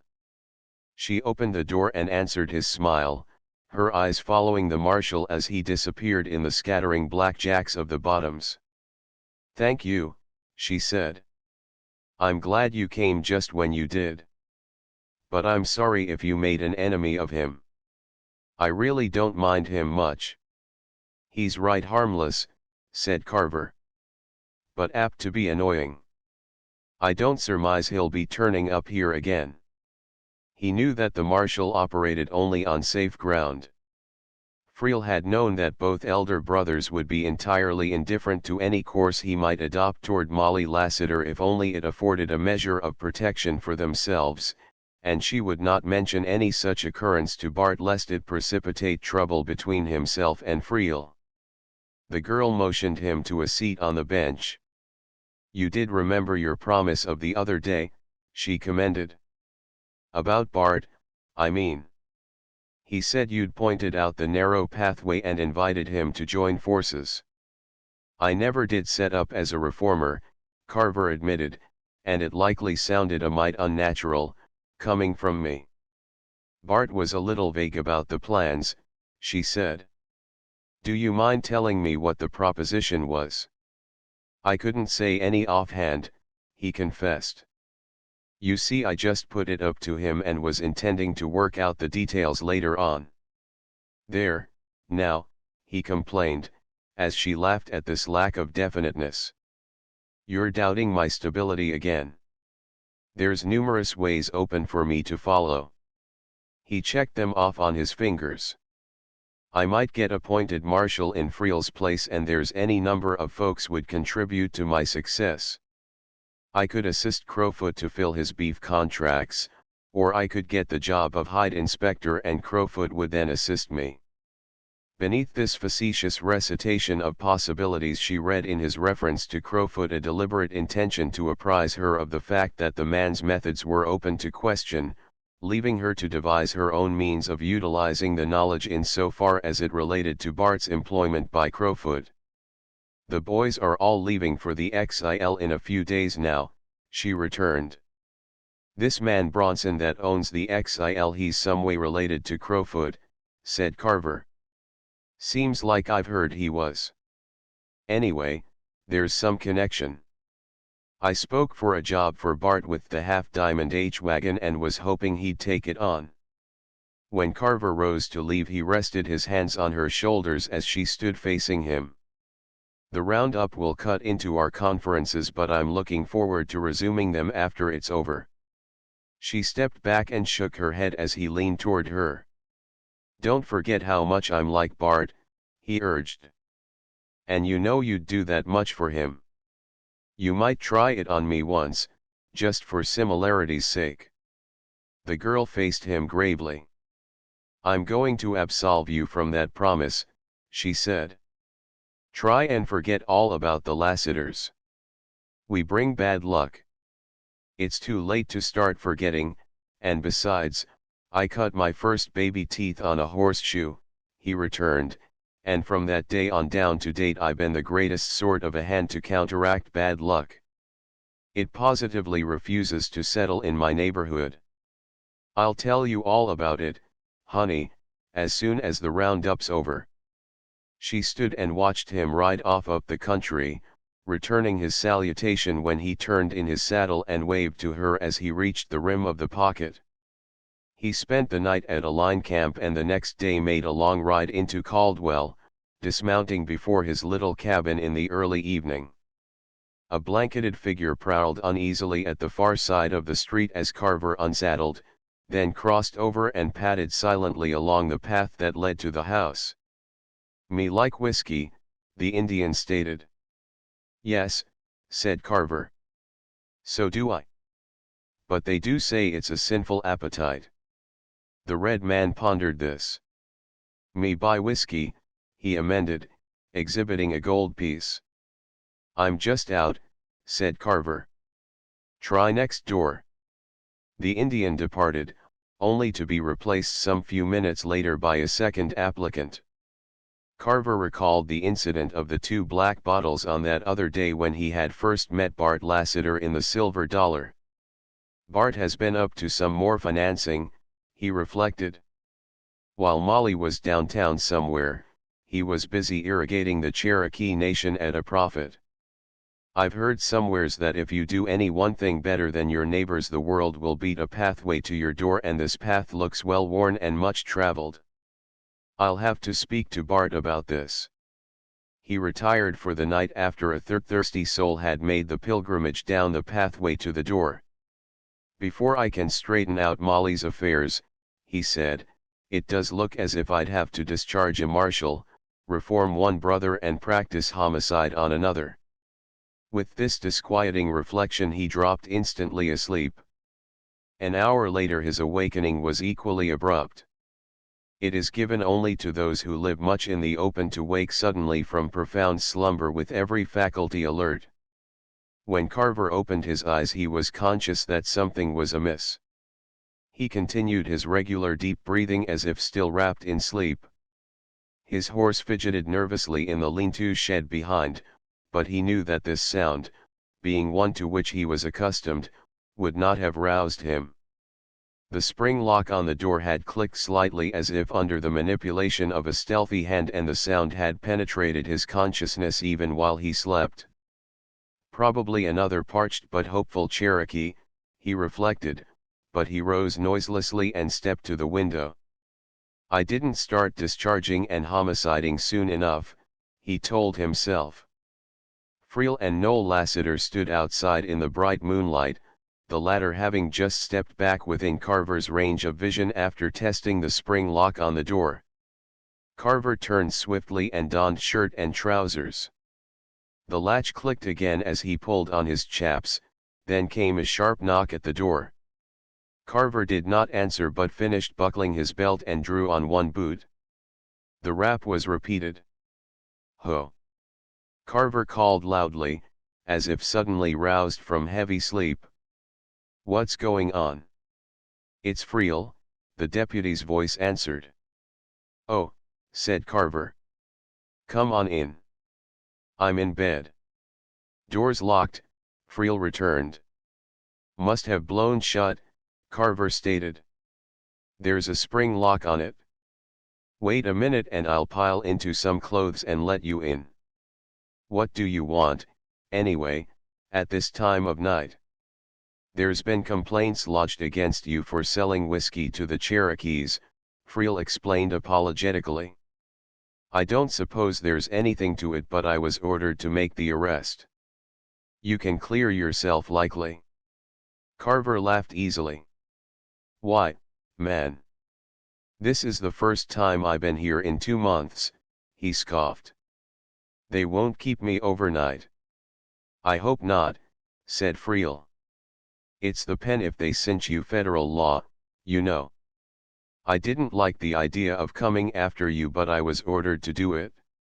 I'll be with you in a minute, Carver answered cheerfully. I can explain it easy enough.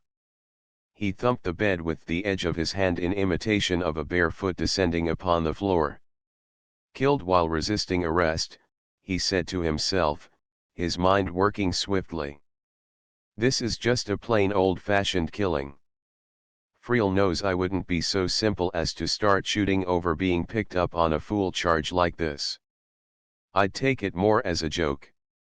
He'll step in to talk it over while Noel pots me from outside.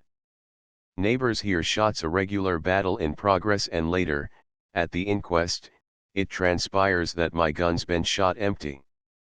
They can prove that Cherokees have been buying bottles here, whether I did it or not, and Friel, having heard about it, had come out to investigate. I put up a desperate fight but went down in the smoke, died hard as it were, but real dead. But they wouldn't do it before I was dressed. That might appear like they'd slaughtered me in my sleep. Meanwhile he commented in disjointed fragments to Friel. I'll go on down with you and explain it. It's a right foolish charge. He was now fully dressed.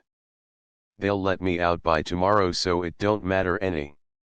And to himself, after Noel's first shot there's 2 from inside. Neighbors look out into the moonlight. Friel has ducked back outside and they see him prone on the ground shooting into the house. He rushes the open door, calling out to me to surrender in the name of the law, and the neighbors all hear him. There's sounds of a struggle inside, chairs overturned, and there's shooting. A regular hell-roaring combat, and me dead on the floor all the time. He moved to the window. Lassiter was nowhere in sight. Flat against the house between the window and the door, he decided, then aloud to Friel, anyone with you? Not a soul, Friel lied. Better so, maybe we can figure out some little bet whereby it would be to your advantage to help me come clear of this charge. He was now fully clothed and he crossed to the door without permitting his boot heels to touch the floor. Can't find a match, he complained, fumbling at the catch. Come in and strike a light while I hop into my clothes. I'm in my nightie. He opened the door, standing back from the streak of moonlight which streamed through. Friel would shoot if he saw that Carver was already dressed. I'll just wait here, Friel said. And pot me as I step out, Carver mentally completed. You'll be out on bond in an hour, Friel resumed. His head was within a foot of the door as he attempted to peer inside. Carver swung his gun with deadly precision and Friel collapsed without a word as the heavy weapon descended solidly upon his skull. Before the deputy had fairly struck the ground, Carver was peering round the door jamb with the gun leveled on Lassiter, who was flattened against the house some 3 feet from the door. Steady. Let it slide out of your hand, Carver ordered. Lassiter's slow brain had scarcely grasped the fact that his plans had gone amiss, and even as the hand which held his gun relaxed in response to the order, Carver took one swift half-step round the door and swung his own weapon again. 10 minutes later he had saddled and was riding out of town. As he cleared it, he chanted a verse wherein the tumbleweed rebuked the sluggish pumpkin for sticking to its garden patch as Thanksgiving Day approached. You can lay right there and wait to be turned into pies and tarts, but me, I'll jump the fence right now and head for other parts. Friel's bringing me in feet first, like he'd planned, could be easy explained, Carver reflected. but a live active prisoner is different. The last thing in this world he'd want is to book me for trial. I couldn't force myself on him as a captive. Next time I meet Friel out in company, I'll surrender and insist that he puts me under arrest. For the cook wagon lumbered down Cabin Creek toward the Salt Fork of the Arkansas. A dozen hands, riding in couplets, straggled irregularly behind. The bed wagon followed and the horse wrangler brought up the rear with the remuda, which numbered some 200 head of horses, including the string of extra mounts for each round-up hand who rode with the half-diamond H wagon. A rider waited on the far bank of the Salt Fork with his string of extra horses, and the men speculated idly as to whether he represented Crowfoot or the Cold Stream Pool, it being the custom to exchange reps to ride with neighboring wagons. The horseman proved to be Bart Lassiter, repping for Crowfoot. Carver's intimation as to Crowfoot's methods and their possible connection with the XIL trail herd, dropped on the occasion of his last visit with Molly Lassiter, had borne fruit. The Half-Diamond H crew had been full-handed, but the girl had induced Bart to ride with their wagon as Crowfoot's rep instead of accompanying his half-brothers to the XIL. Lassiter threw his extra mounts in with the remuda and joined Carver, who opened up on him without parley. "I tendered you the key to my little house so that you could use it for living purposes," he said, "but without any notion that you'd start up in business. From all that I can gather, you set out to abate the thirst of the whole Cherokee Nation."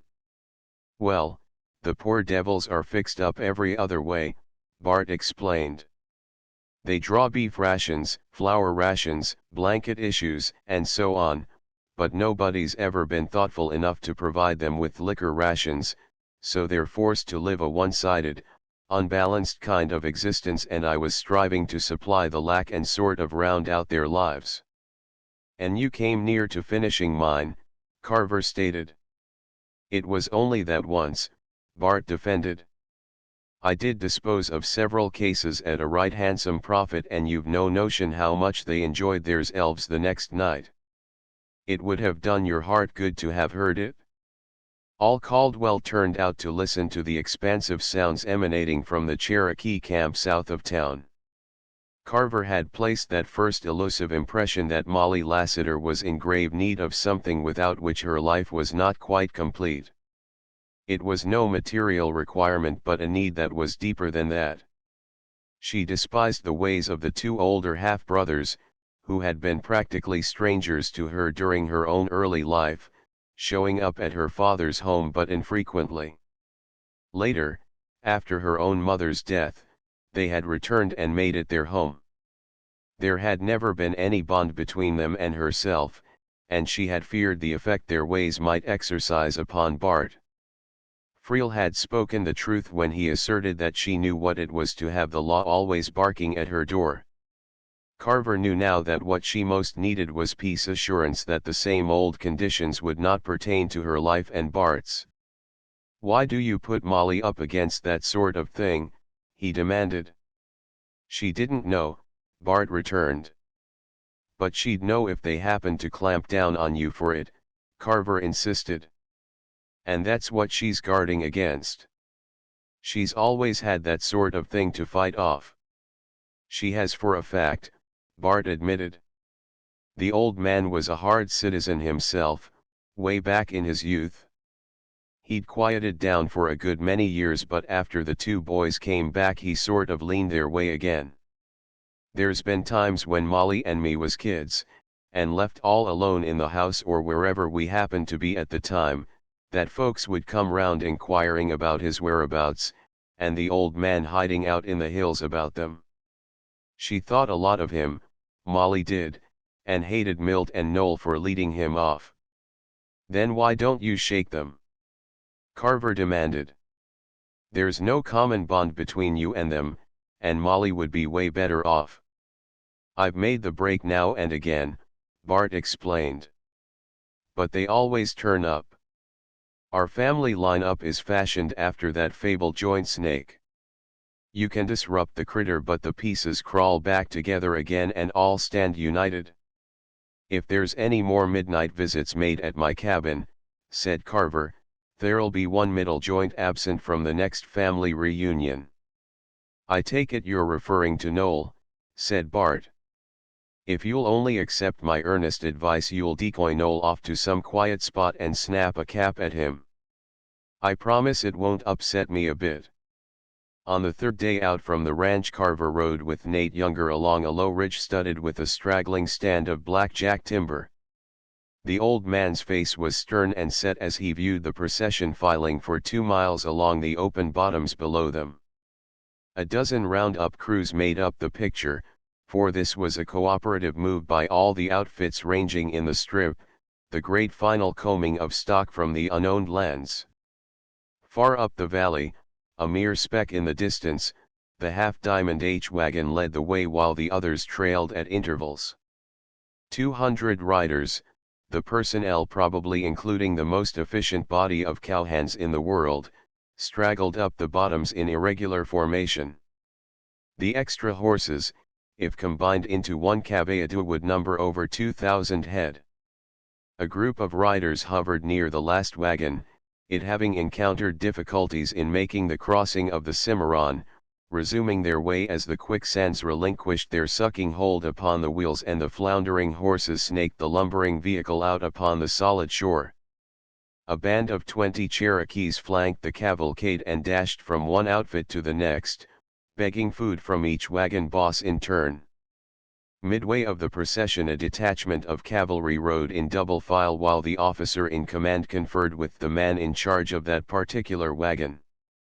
As Carver watched, they dropped back abreast of the next in line, and he knew the message delivered to each one in turn by the soldiery, the instructions to make a thorough sweep and clear every head of stock from the Cherokee Strip. The Indians, having gathered contributions sufficient for the moment, including a steer which was pointed out to them by the owner of the brand worn by the animal, hazed this movable meat supply to the crest of an adjacent knoll and there dropped it with an accompaniment of rifle shots. Younger waved a hand toward the scene spread out before him. "That's the way I saw the Old West first," he said. "The picture is mighty near identical, the wagons rolling along just like that, only drawn up in more tight formation, the caveado trailing under guard, holding all the extra horses of the settlers, maybe a band of marauding Reds clustered off to one side like them that are hacking up that steer, sometimes a little escort of troopers helping us at bad crossings where the Kiowas and Comanches was most liable to jump us while a part of the train was bogged down in the sand. The wagons was more likely dragged by bulls than horses then, and buffalo was scattered round the landscape in place of range cows, but on the whole the picture tallies close enough." The old man turned his gaze away.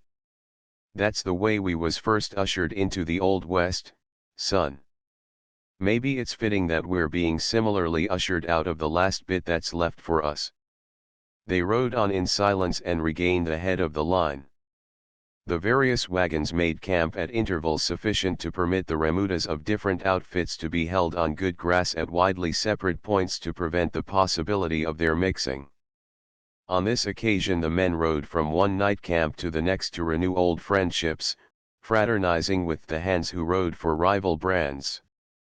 Another crew of similar magnitude had assembled at another point in the strip, and during this same hour these men too were mingling from one outfit to the next. Perhaps among the entire 300-odd gathered at these 2 points there was not one man who fully realized that this meeting was to be the last of its sort, not one who could even partly vision the circumstances of the next. Never again in history were these men to gather as a whole on the open range. This night was the last. Many would meet in the future, others would never meet again. Some would be neighbors for a lifetime, and it was slated that the trails of others should cross in far places. Perhaps it is well that it is not given to man to look far into the future. This last occasion was not marred by any thought that the summons for the next gathering would not go forth for more than a quarter of a century. There were many present who would heed that plea which would one day be issued for all the old-time peelers and bronc fighters of the Cherokee lands to assemble for a final rally. They would not then travel across the open range with chuck wagons and saddle horse. Some would be carried in luxuriously appointed coaches that roared along steel rails, others in glittering vehicles that purred swiftly along fenced and well-kept highways. Some would arrive in strange craft that swept across the skies above thriving western cities situated on spots now widely known as ideal cow campsites. A few indeed, but very few, would come in buckboards or ride in on horses, their ropes coiled on ancient saddles, and it would be these latter ones who would then appear strange and out of place. But no such glimpse of future actualities troubled the men as they sought friends who worked with other wagons. There was a general disposition to scoff at the notion that there would be no more cows ranged on the strip.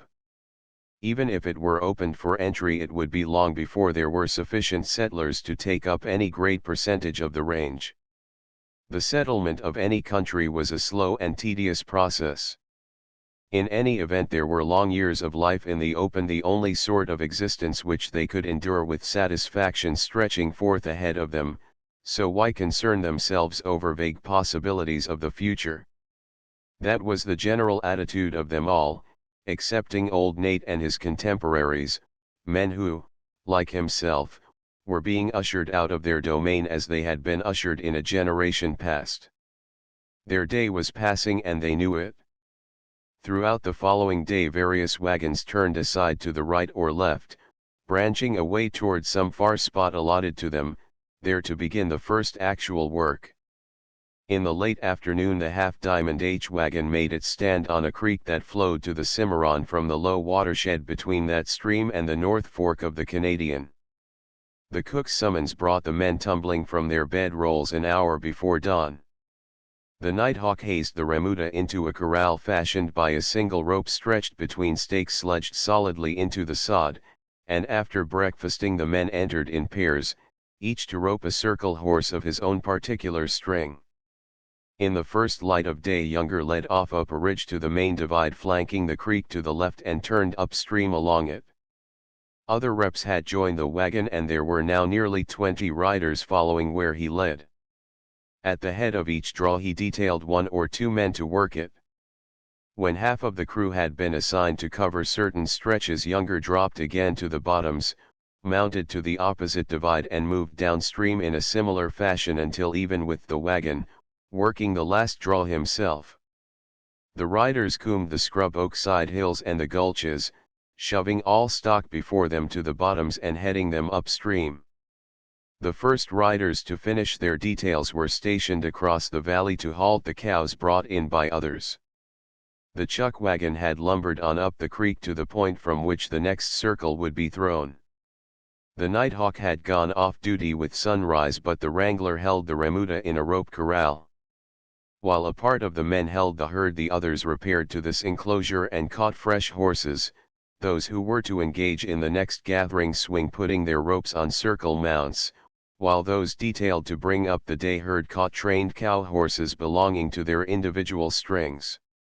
In a breeding ranch country the herd would have been worked on the spot, calves roped and ironed with the brand worn by their mothers, and only the beef steers cut into a day herd, the she-stuff and all stock younger than 2-year-olds being allowed to scatter once more on the range.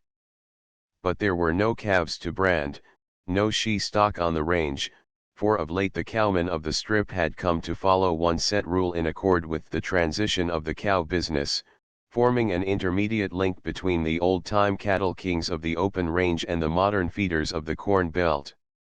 For beef raising, instead of a one-outfit business from start to finish, had come to be a business of progression induced by the necessities of later-day conditions. Big breeding ranches were now mainly confined to the vast wastes of Texas and the Southwest and to similar stretches in the ranges of the Northwest. The breeding ranches of Texas and New Mexico now gathered their steers as 2-year-olds and sold them to the intermediate beef brands operating in the Strip, the short grass plains of western Kansas and the sandhill country of Nebraska. Here they were ranged on grass till they had turned 4-year-olds, then resold to the feeders of Missouri, Iowa, and Illinois, who corn-fed and fattened and finished them for market. Except for one breeding ranch confined to a great fenced-in pasture, there was only beef stuff in the whole expanse of the strip, which rendered the roundup a comparatively simple affair. This last event in particular was simplified by the orders which had just gone forth from governmental sources, and every head of stock gathered in each circle was held in the day herd. The rope corral was dismantled, ropes and stakes loaded on the bed wagon which promptly headed up country, trailed by the wrangler with the remuda, and Carver led all the hands except those detailed with the day herd up the bottoms toward the new stand of the cook wagon. It was but 10 o'clock when they dropped from their horses and fell ravenously upon a hot meal which the cook had already prepared, for while the cowhand's day begins an hour before dawn, his nooning comes at 10 and his knock-off time is seldom later than 5 p.m. The second circle of the day was completed in the late afternoon. The hands feasted to repletion and lolled about for an hour, buzzing angrily over a new rumor which had just reached camp. The men spread their bed rolls on the ground and retired with the setting sun. Carver dropped instantly asleep, but contrary to his usual custom he waked within an hour and sleep would not come to him as he tossed restlessly in his blankets. The turmoil of the roundup, the hoarse bawls emanating from the throats of 500 steers, the shrill yelps of riders, the stifling dust of daytime activities, all these had been superseded by the night sounds of the cow camp in the open. A cool breeze stole across the range which now seemed mysteriously hushed. Occasionally some night horse on picket or tied to the stake ropes shifted uneasily and stamped a restless foot. The nighthawk held the cavallado on good grass somewhere down the bottoms, and his voice drifted faintly to Carver as he sang to while away the lonely hours. The night guards on duty with the herd were likewise singing to soothe their charges on the bed ground a few hundred yards above the wagon, and fragmentary snatches of their melodies floated down to Carver's ears as he blinked sleeplessly up at the stars. He remained awake till the hour came to stand his turn on second guard, and he rolled out, mounted his night horse and rode with several others to relieve the weary riders who had stood the first shift of the night after a 14-hour day in the saddle.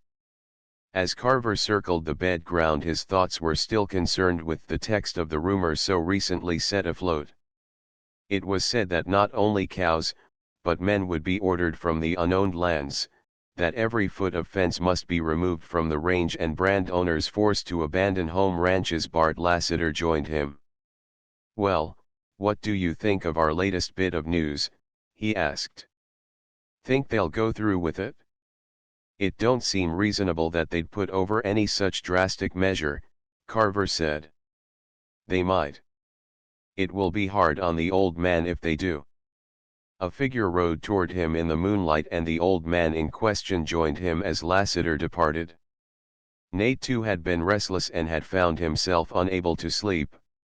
As Carver had reflected that such a move would inflict an undeserved hardship upon his employer, so Nate was wondering as to what effect it would have upon his hands, for in common with all cowmen of his type, Younger was proud of the accomplishments of his riders. Every brand owner would stand back of the men who rode for him, every rider evidenced a similar devotion to the owner's interests, a loyalty to the brand for which he worked. Perhaps in all history there has never been another calling which has inspired the same allegiance throughout its entire personnel. A man must be proficient in many lines to qualify as a cowhand. First of all, he must be a horseman capable of mastering any horse on the range and of training his mounts to perform the various and intricate duties required of them, a roper of parts, able to front-foot a calf or to rope and hog-tie a mighty range bull with equal facility, sufficiently skilled in blacksmithing to shoe his own horses. For these and many other acquirements, working at them 16 hours a day, he was paid a lesser sum than any unskilled laborer received for 10 hours of far less grueling work. It was the wild free life, not the pay, which held him to his chosen calling. The driving spring rains which soaked his bedroll as he slept on wet ground in the open, the shriveling heat of summer and the shrieking blasts of winter blizzards, the congenial companionship of round-up days and the long lonely vigils at isolated winter line camps, all these he chose in preference to the softer life and greater pay of other less strenuous pursuits. What will all the boys be doing in another season? Younger asked. Where'll they all go when there's no more range work for them to do? Texas maybe, Carver predicted. Or New Mexico. Both those countries are coming to be overrun with nesters, Nate returned. The big brands are getting their range cut up right now. They've been forced to reduce the size of their outfits in proportion to the decrease in their range. There's more cowhands down there now than there are jobs to go around. Then maybe the Northwest Range country, Carver suggested. The surplus bronc peelers of Texas and New Mexico have been drifting up there for the last 10 years, Nate stated. They're a drug on the market right now, cowhands are. And they're irrigating that Northwest country rapid and cutting up the range. Once they settle the strip, all the boys down there will have to go into other lines. That's sure. The herd was worked and reworked almost daily as cows wearing brands that ranged in different parts of the strip were culled out and turned over to some wagon crew whose ultimate destination lay in that direction. All along a 200-mile front more than a score of wagons were operating in unison. Owners ranging south of the strip sent parties up to trail herd back any of their stock that had wandered to these parts. These men brought with them little bunches of half-diamond H cows and others that had drifted from the strip to southern ranges. Some came from beyond the Canadian and at least one little assortment had been combed from the distant Washita. Younger, in common with other large owners of his neighborhood, maintained drift fences and line camps to prevent the drifting of his stock from the home range. Even with these precautions there was a certain annual leakage, but the percentage of half-diamond H cows gathered south of the Cimarron was small. Day after day as the roundup progressed the men threshed out the fate of the unowned lands. It constituted the sole topic of discussion whenever two riders met on the circle or paused to converse as they stood their turn on night guard. It filled that brief period of general indolence in which they indulged each evening before taking to their beds with the setting sun.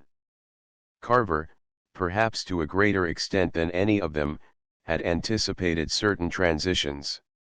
He had correctly interpreted the presence of those white-topped wagons camped along the line and knew what they portended, yet even now he found it impossible to give credence to such drastic changes as were predicted by old Nate and others of his kind.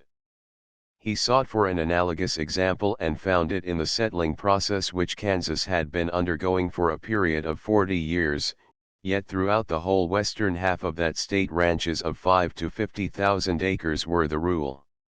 In view of this circumstance he could not quite conceive of the vast expanse of the unowned lands being cut up into quarter sections in the space of a few short years. It would all take time. He advanced this idea to Younger on a day some 3 weeks out from the ranch. All this talk about men being ordered out of the strip, he said. How are they going about that?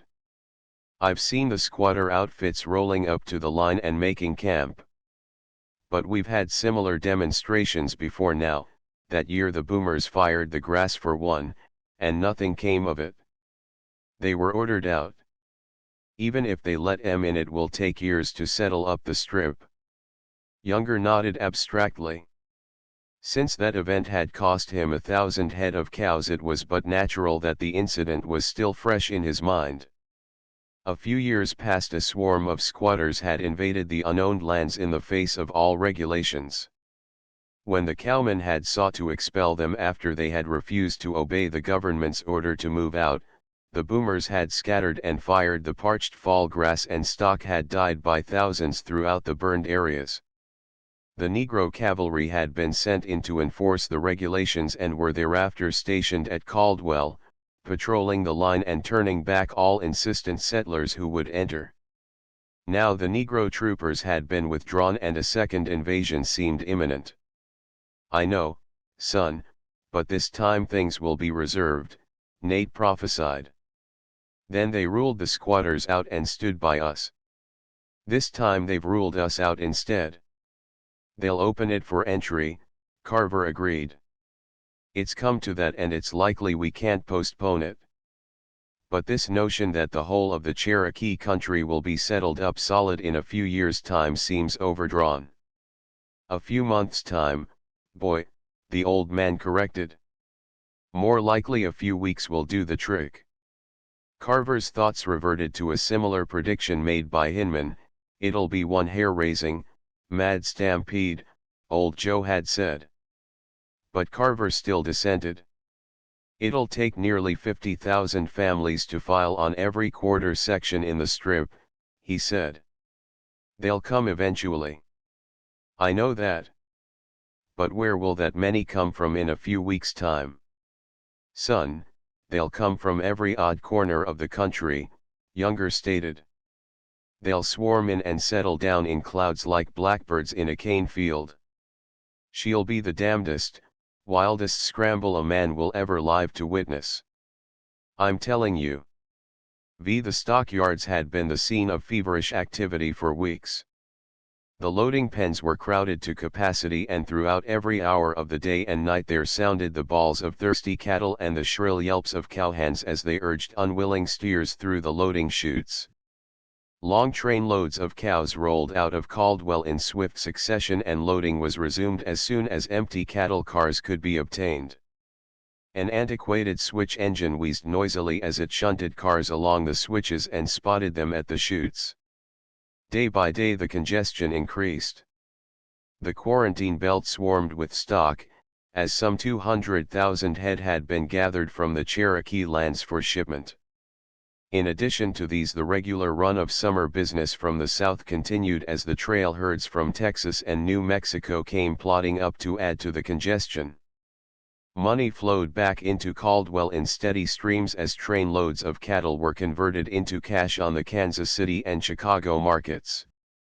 Many owners, having been deprived of their range by the stringent orders, found themselves unable to reinvest in cows the funds received from recent shipments. In their restlessness many of these turned to the green tables for relaxation, and there were stud games where hundreds and often thousands were wagered on the turn of every card. All the cowhands of the strip were banked up in the quarantine belt, holding the cows of their employers on grass until such time as they could be cleared and shipped. In their leisure hours they swarmed the streets of Caldwell.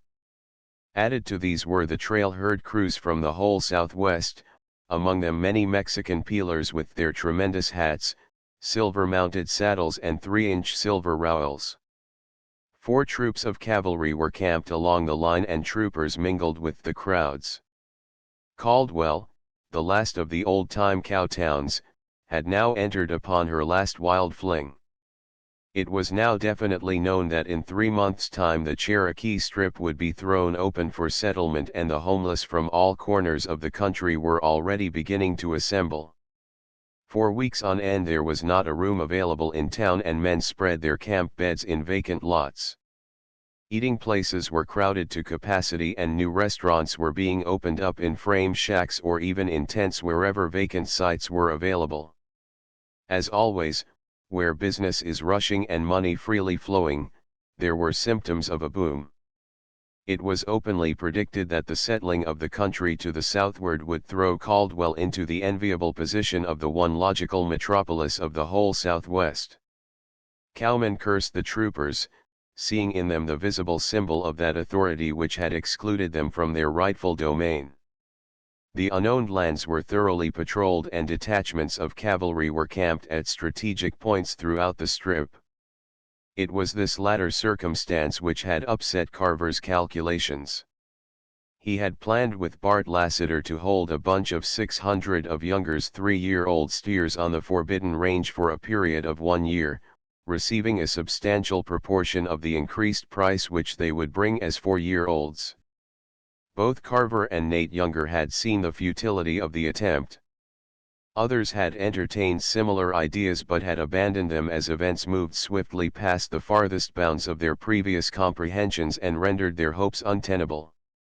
Carver, once assured that his plans for the immediate future must be relinquished, cast about for some substitute occupation which might prove equally remunerative. He rode away from Younger after their mutual decision, spinning his lone coin into the air and catching it as his horse jogged slowly across the range. "It appears as if it's going to be real difficult to provide you with all the company I'd counted on," he said. "Time is skipping right along and here you are occupying my pocket all by yourself without even one mate to jingle up against. Only last week I had it all mapped out to gather in several thousand of your sort to keep you company. But that plan's flown out the window and here I am without one idea to work on." He turned along the south line fence of the half-diamond H leases. "Little lonely dollar, you must mount up to $1 million, he asserted. "But we've got to insert our wedge somewheres right soon and start to mounting." His eye traveled along the fence line to where it disappeared in the distance, and suddenly he turned and rode back to where the outfit was camped and sought out the boss. "About those fences being ordered down," he said. "What arrangements have you made?" "Not any," Nate admitted. "What with gathering 8,000 head of steers and shipping 'em, I haven't taken time off to worry over fences. We'll have the last steer headed north in a few days now. Then I'll see about scrapping fences or let the squatters tear 'em down when they come in to roost." "It won't leave you short-handed now if Bart Lassiter and I lay off," Carver suggested. "You lend me a team and wagon from the home place and we'll snatch out those fences for what material there is in them." "The fence is yours," Younger agreed. "Provided the other half owners of any stretches are agreeable." "Go get it." Lassiter assented instantly when Carver stated the proposition. "I always did feel suffocated in a fence country," he announced. "I was always so much opposed to seeing every fence go up that I figure it will be a real entertaining pastime to help tear 'em down." This spirit of optimism lasted during the 2 days required to hunt up other part owners of certain stretches and get their endorsement of the plan, his enthusiasm lasting through the first few days of actual work. They were out before sunrise and knocked off after dark, pulling posts, coiling wire and freighting the materials to the half-diamond H home ranch. His interest lagged, but he did not openly rebel until after 2/3 of the fence had been salvaged. Carver roused him one morning for breakfast and Bart blinked sleepily at the smoky lantern that lighted the sod hut in which they had stayed overnight. "We've got enough wire piled up to enclose the state of Texas," he stated. "There's 30 miles of 3-wire fence we've collected if there's a foot. That's 29 miles more than both of us will ever need. Let's leave the rest of her set." "But we contracted to scrap the whole of it," Carver dissented. "Another week will see us through." "A week?" Lassiter moaned. "I just can't face it, honest. I've reformed. I hope I hang if I ever extract another staple." "A week's not such a long stretch," Carver urged. "Donald, I'll break down and cry if you lead me up to just one other measly fence post," Lassiter announced. "You take my half and let me off. I've got to amble over to Crowfoot's and draw my spring wages. Then, too, I'd ought to collect Molly and get her settled somewhere in Caldwell. She's all alone over on Turkey Creek.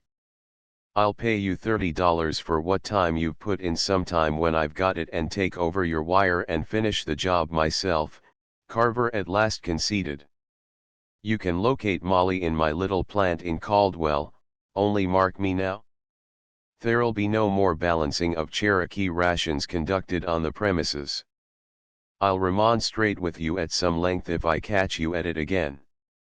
Carver worked on alone, and at the end of another 10 days he viewed with satisfaction the numerous coils of fence wire and the great stack of posts neatly corded behind the deserted buildings of the half-diamond H. "At present that assortment is only wood and iron," he said.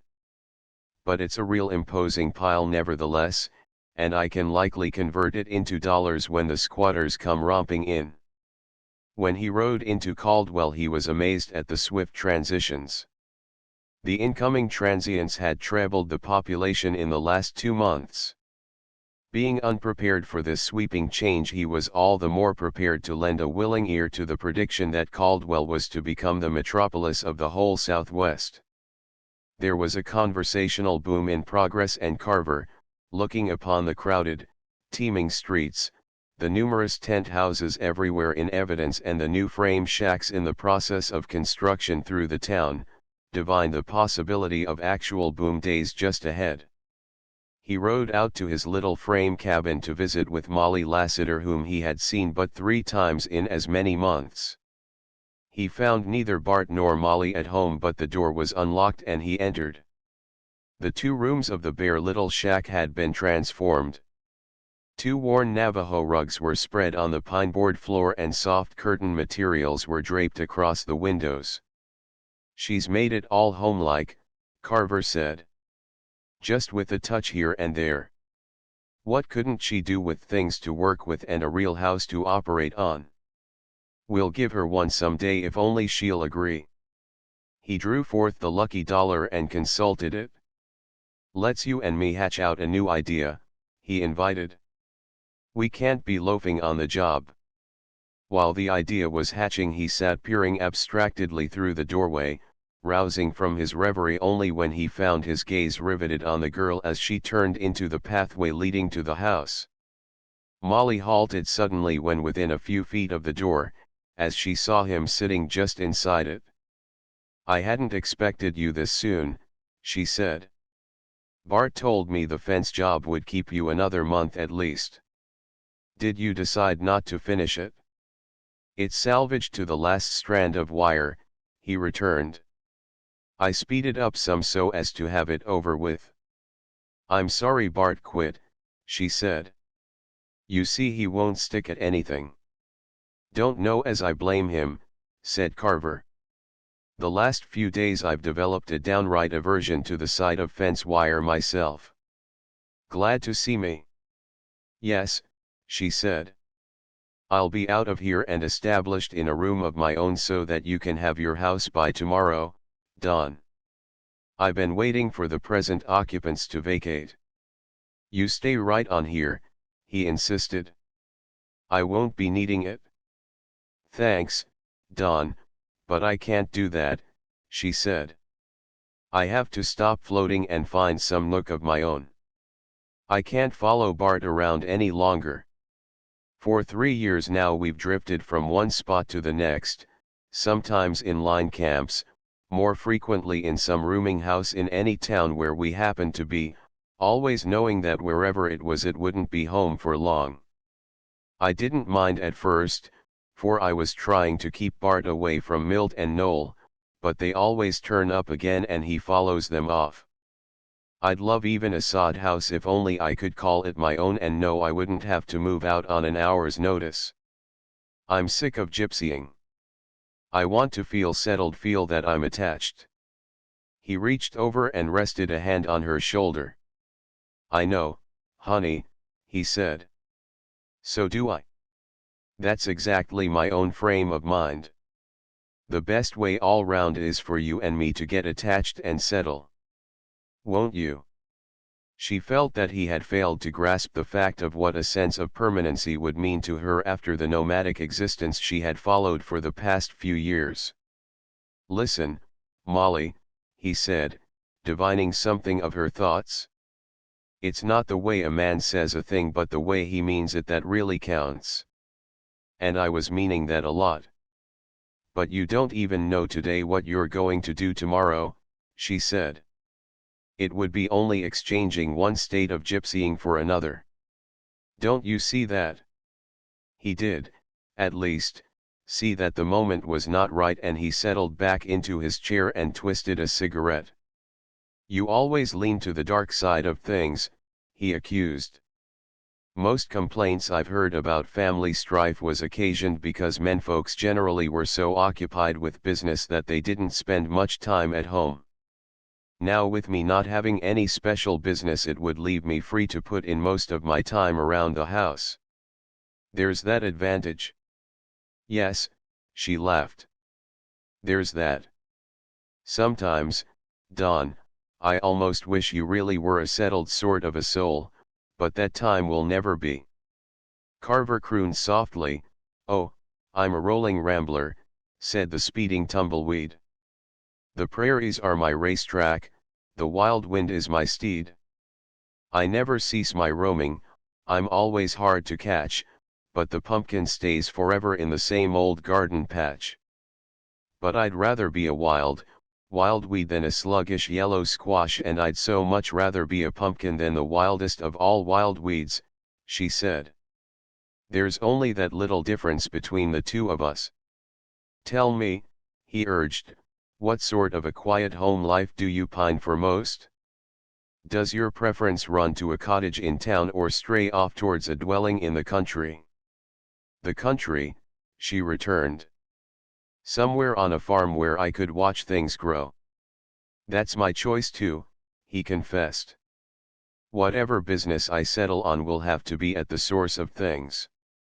Like you said, I want to watch things grow, calves or crops, it don't much matter which. I'll start casting about for a farm right off."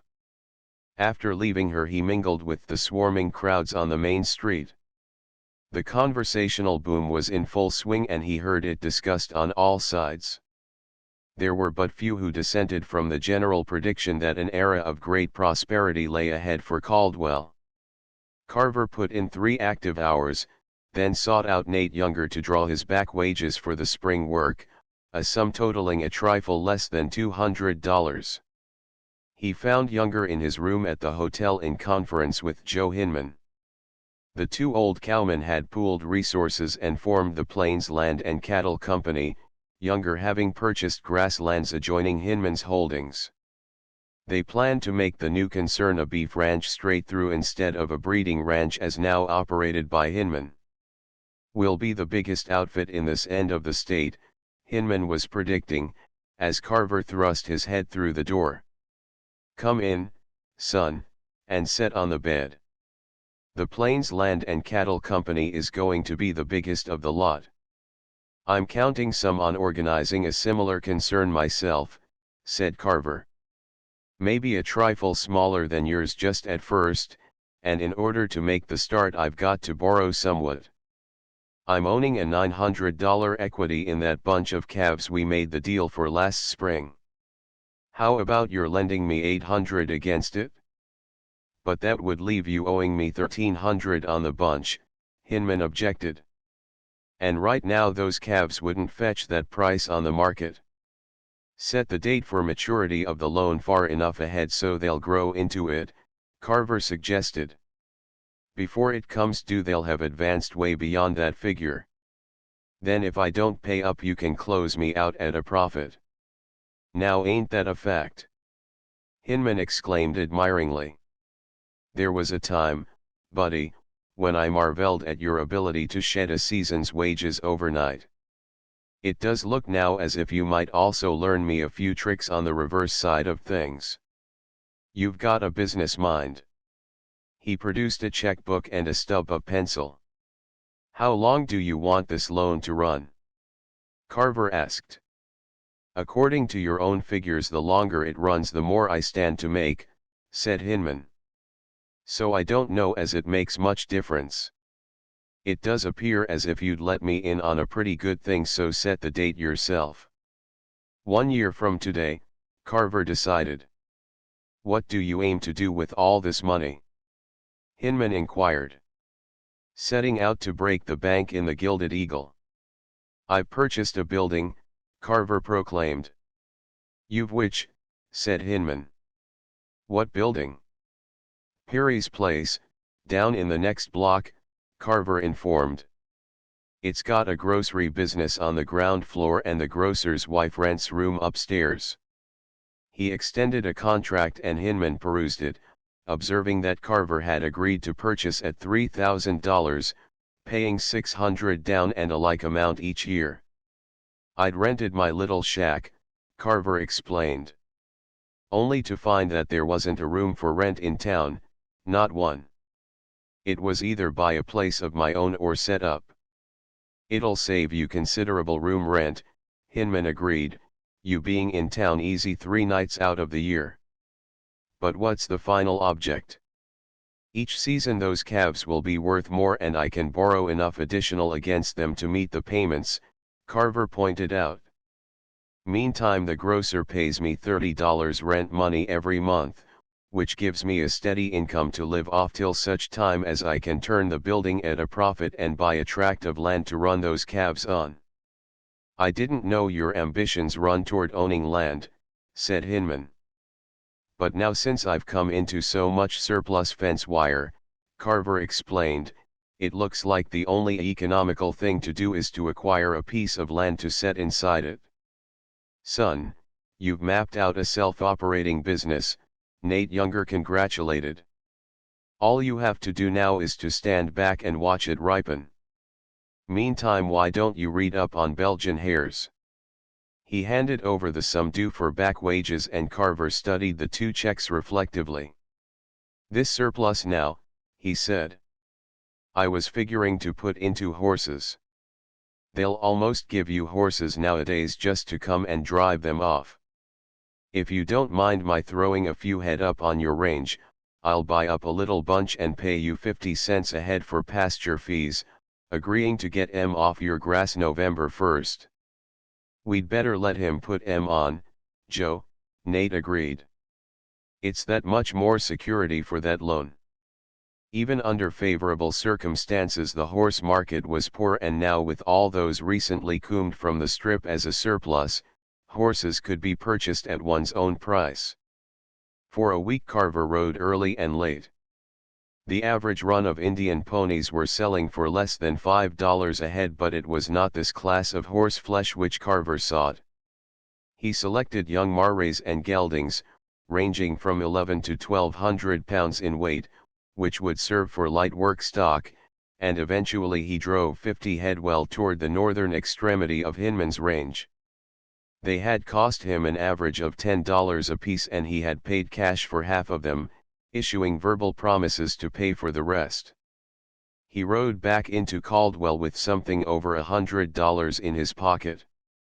The equipment of all the deserted ranches in the unowned lands was banked up in Caldwell. From the Coldstream Pool Carver purchased 10 sets of harness at $15 a set and 3 heavy wagons at $40 each, paying his last $100 down and his personal note for the balance. Hinman witnessed this last transaction. Considering the size of your original stake, you've stretched it to cover considerable territory in the last few months, he said. It's only my surplus I'm spreading out so thin, Carver explained. My capital is still intact. He exhibited his silver dollar.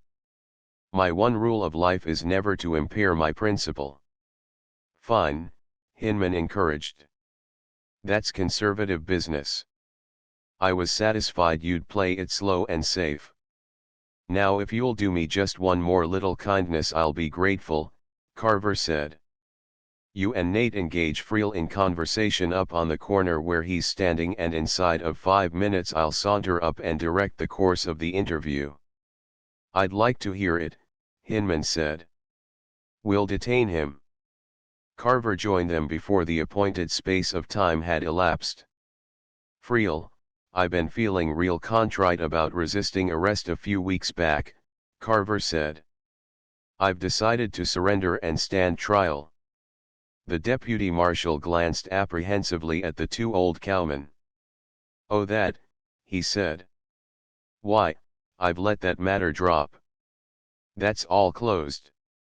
And it was real accommodating of you to close it, Carver returned, but I can't stand by and see you get in trouble on my account. Orders are orders, and you had yours. That's the reason I wrote this letter to Art Webb. He tendered an unsealed letter to the deputy. Webb was Friel's chief, the head United States Marshal of the district. Webb is a good friend of mine and I'm demanding that he inform me just why he sent an order down here to you to pick me up. That will put you in the clear for not rearresting me since that night I escaped. Carver turned to his 2 friends. You've both known Webb for years, he said. Did you write him like I asked you? It clear slipped my mind, Hinman apologized. I'll get it off this evening. Mine goes on the same mail, Nate concurred. We'll sift this thing right to the bottom layer and clear Friel of any possible blame. Friel will be on my side himself if it comes to a showdown, Carver asserted. He'll be the first to testify that I'd been away from home for a solid month prior to the time that charge was lodged. Someone's tried to deal me from the bottom, and between the four of us we'll discover who it is. Friel laughed and slapped Carver on the shoulder. Matter of fact, that inquiry was for another party, wanting to know if he'd turned up in these parts, he said. I went and got the names mixed. The joke's on me, likewise the drinks, and I'll buy right now. He slowly tore up the letter to Webb. And here I been worried almost sick, Carver said.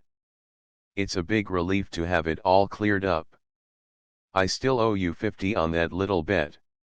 Here's an agreement to pay in 90 days, just as an evidence of good faith.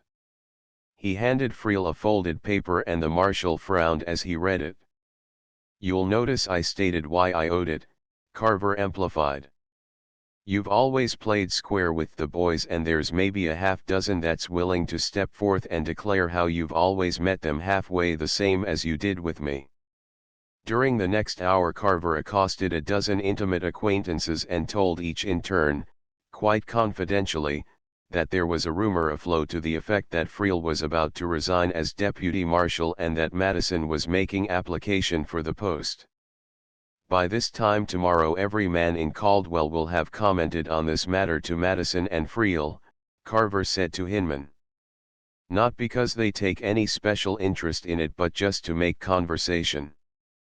But the principals, being only human and therefore self-centered, will decide that the whole town is breathless over their affairs. Madison will feel his ambition mounting and Friel will suspect that there's been a fire kindled under him.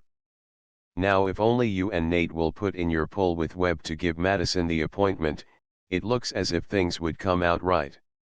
He rented an extra saddle horse and invited Molly to join him in an afternoon ride. They jogged out past the stockyards where cowhands prodded unwilling steers through the loading chutes, on beyond the sound of the wheezing switch engine and the rattle and smash of cars, then angled westward through the quarantine belt where riders guarded thousands of head of cows. In the gathering dusk they rode out on the point of a lofty knoll which afforded a view throughout a great expanse of country. Have a last look at all this, Molly girl, Carver said, extending an arm to the south. There's yesterday. The green summer range stretched away to the far horizon with never a plow furrow to break it. 2 trail herds had been bedded for the night at widely separate points. A third, whose trail boss had evidently made a hard day's drive to reach the quarantine belt in hope of an earlier clearance and shipping date than that accorded to his slower fellows, passed below the 2 on the knoll and plodded northward. 2 men rode the points, the right and left forward extremities of the herd, guiding the foremost animals on the chosen course. 1 man skirted either flank and 2 others rode the drags in the rear of the herd to press forward any stragglers as the weary cattle drifted slowly toward the chuck wagon which was stationed a mile or more ahead and where the rest of the trail herd crew had already gathered. That's yesterday, girl, Carver repeated. Remember all this as you see it now, the green range and the trail herds coming up from the south. Have a last look at it for here comes tomorrow, and he pointed off to the northward. Miles away across the quarantine belt a slender ragged line extended either way beyond the range of their vision. 1,000 ribbons of white smoke writhed aloft and glowed in pallid outline against the darkening sky.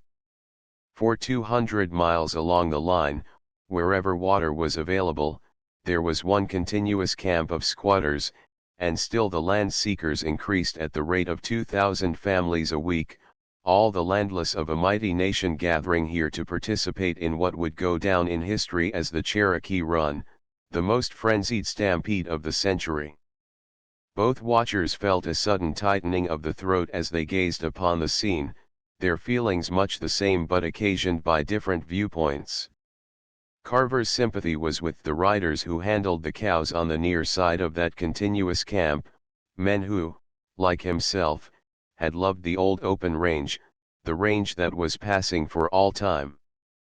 The girl's heart went out to those homeless hosts outside the line, for she herself was homeless and could understand the longing which had brought them to this spot to join in a mad and desperate rush on the chance that they might be among the fortunate locators who should be first to drive their stakes on any scrap of ground which would constitute a home. Perhaps they too were tired of gypsying, she reflected, and yearned for some one spot which they might call their own. He pointed to the tiny scattering specks that were riders moving from point to point, then on beyond them to that stolid line. "Yonder come the pumpkins to crowd out the tumbleweeds," he said. The soft summer night shut down and transformed the pale smoke columns into a tortuous trail of twinkling fires which extended for 200 miles along the line. "We'd best be going now," the girl said at last. "There's a 15-mile ride ahead. I'm glad you brought me here to see all this. It means one thing to you, Don, and exactly the opposite to me. But it's something we won't forget." "No," he said. "We'll not forget." They rode on in silence, the girl occupied with her thoughts of the homeless legions who would soon have homes, Carver content with the mere fact of her nearness.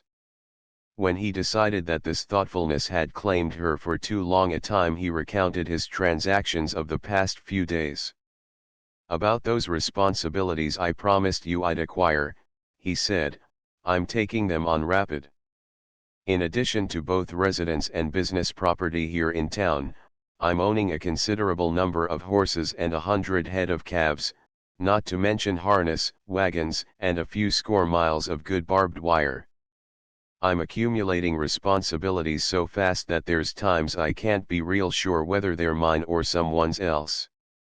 6. A stray steer moved out of a coulee and bawled lustily for company.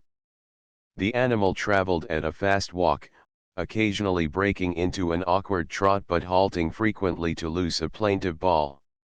"He's lonesome, that old fellow," Carver surmised. "And hunting hard for company." As he watched the animal he speculated idly as to the probable number of stray steers scattered throughout the strip. Always there was a certain small percentage overlooked in the roundup, those feeding in choppy timbered breaks or bedded in scrub oak tangles and missed by the circle riders who covered such stretches. These missing ones were caught in subsequent roundups, so it mattered little. But on this occasion they could be charged off, Carver reflected, for there would be no future roundup. The owners could not afford to outfit parties to cover such a great stretch of country for what few were left, yet Carver estimated that there would be well over 100 steers still ranging the rougher parts of the 12,000 square miles of the unowned lands. He pulled up his horse and looked back at the bawling steer, then drew forth his silver dollar and addressed it. "An idea just hit me," he asserted. "You and I don't believe in taking chances. Conservative, slow, and safe, like Hinman said, that's us every time. But we're going to make one more little investment in Tumbleweeds before we settle down." A few hours later he went into conference with Nate Younger. "If you'll get most of the brand owners that operated in the western half of the strip to sign an agreement whereby I get half the market price of any of their stray steers I bring into Caldwell, I'll outfit a combing party and go in after them," Carver offered. "They'd sign up quick enough," Younger stated. "Jump at the chance, in fact. But if the owners themselves figure they can't prorate the expense of a trip like that and come out ahead, how does it come you see a profit in footing all the expense for only half the proceeds?" "Just a whim of mine," Carver answered. "Another point you're overlooking is the nature of a steer," Younger protested. "Once he gets lonesome he'll bawl and travel and attach himself to the first trail herd that drifts through. Did you ever consider that little kink in the makeup of a steer? It was through studying over that very point that I acquired the notion," Carver said. Oh, said Younger. Yes, I see. All right, son, I'll sign them up. There's the trail bosses of 40 different Texas brands in town, Carver continued. And there's a dozen or so I'd like to sign up on the same basis. I'll go out and interview them while you fix up the others. But you won't find any Texas strays in this end of the strip, Younger predicted. A trail boss isn't so much averse to letting an off-brand join his herd, but he's dead set against letting one of his own steers desert it. Carver knew that this rule was true. Trail herds, traveling as they did through cattle-populated ranges, experienced a certain accretion of numbers through the joining of curious or lonesome cows, and it was no infrequent thing for a drove to reach the shipping point a number of head stronger than on the start. The foremen of trail crews were supposed to use every effort to avoid such accretions and to work their herds at intervals and throw out any off-brands. Many, in order to save time and trouble, waited until reaching the quarantine belt before cutting their herds. The brand owners grazing in the unowned lands had formed the Cherokee Strip Cattlemen's Association, and this organization maintained brand inspectors at the Caldwell stockyards to guard against the possibility of any of its members' cows being inadvertently shipped with droves that had been trail herded through their ranges. No, the trail herds don't usually drop many of their own steers en route, Carver agreed. It's more apt to be reversed. But the rule holds good in Texas as well as in the Strip, so I'll go out and sign up a dozen or so of them, even if the paper proves to be only a futile sort of a document in the end. Some 3 weeks thereafter Carver rode with Bart Lassiter up a scrub oak side hill. A little camp nestled in the draw below them where 2 other men rode herd on a dozen head of steers. It appears to me like you'd staked a losing venture, Bart asserted, with 3 riders and a cook on your payroll and only a dozen steers in camp. We've covered this whole neighborhood thorough and yet you stay round. Why don't we move to some more likely piece of country, say toward the head of the Cimarron? But it's so much simpler to let all those strays have time to come down here and join us than by our rushing things and trying to ride that whole big country in search of them ourselves, said Carver. They topped the ridge and Carver pulled up his horse behind a scrub oak thicket. A trail herd streamed down the far slope of the valley and was halted in a meadow that opened out in the timbered bottoms of Turkey Creek 2 miles above Crowfoot's ranch, the one place in the strip not yet deserted. Crowfoot, having beef contracts to fill, had been permitted to retain a number of steers on the Turkey Creek range with the understanding that the last of the animals was to be slaughtered and the place vacated 30 days prior to the date scheduled for the entry of the unowned lands. Just consider the amount of territory that herd has covered, Carver commented. Bart recognized the herd as that of XIL with his 2 half-brothers in charge, and, as Carver had remarked, the drive had covered considerable territory. It suddenly occurred to Bart that the trail bosses whose signatures Carver had obtained were those representing Texas brands ranging south of the Washita or between that stream and the Canadian, the country through which the herd had passed. After entering the strip it was not Milt's custom to follow the regular trail herd routes, but instead he drifted his charges slowly down the North Fork of the Canadian, then across to the Cimarron and down that stream. I expect strays have been joining them all along the line, Carver observed. Now if they just happen to work the herd right here on Turkey Creek instead of waiting till they reach quarantine, it would be right handy for us. Bart turned and regarded him, the main purpose of Carver's venture now quite clear to him. Milt would cut his herd here on Turkey Creek and Crowfoot, having still time for one last turn in inexpensive beef, would present him with $10 for every off-brand thrown out of the herd. Bronson, the owner of the XIL and whose trail herd was the medium for this traffic, probably received a like sum from Crowfoot. It's been a nice safe occupation for a trail boss, Bart said. He's privileged to work his herd at any point he elects. It's even considered the honorable thing to do if he's willing to take the time. If by any chance some outside party gathers in the off-brands he's throwed out of the herd, it's no fault of his. That's why I decided to gather in those off-brands myself, said Carver. See how simple it is. Oh, quite, said Bart. And also if I ride down with you on that errand it will create a rift in my family tree. You once remarked to me that your family relations had been strained before now but that the breach had later healed, said Carver. This will likely leave a permanent scar, but I'll pay you $3 a head for all the off-brands we collect down there. I value the esteem of Milt and Noel but I'm needing the money bad, said Bart. Let's you and me ride down. Not right this minute, Carver dissented.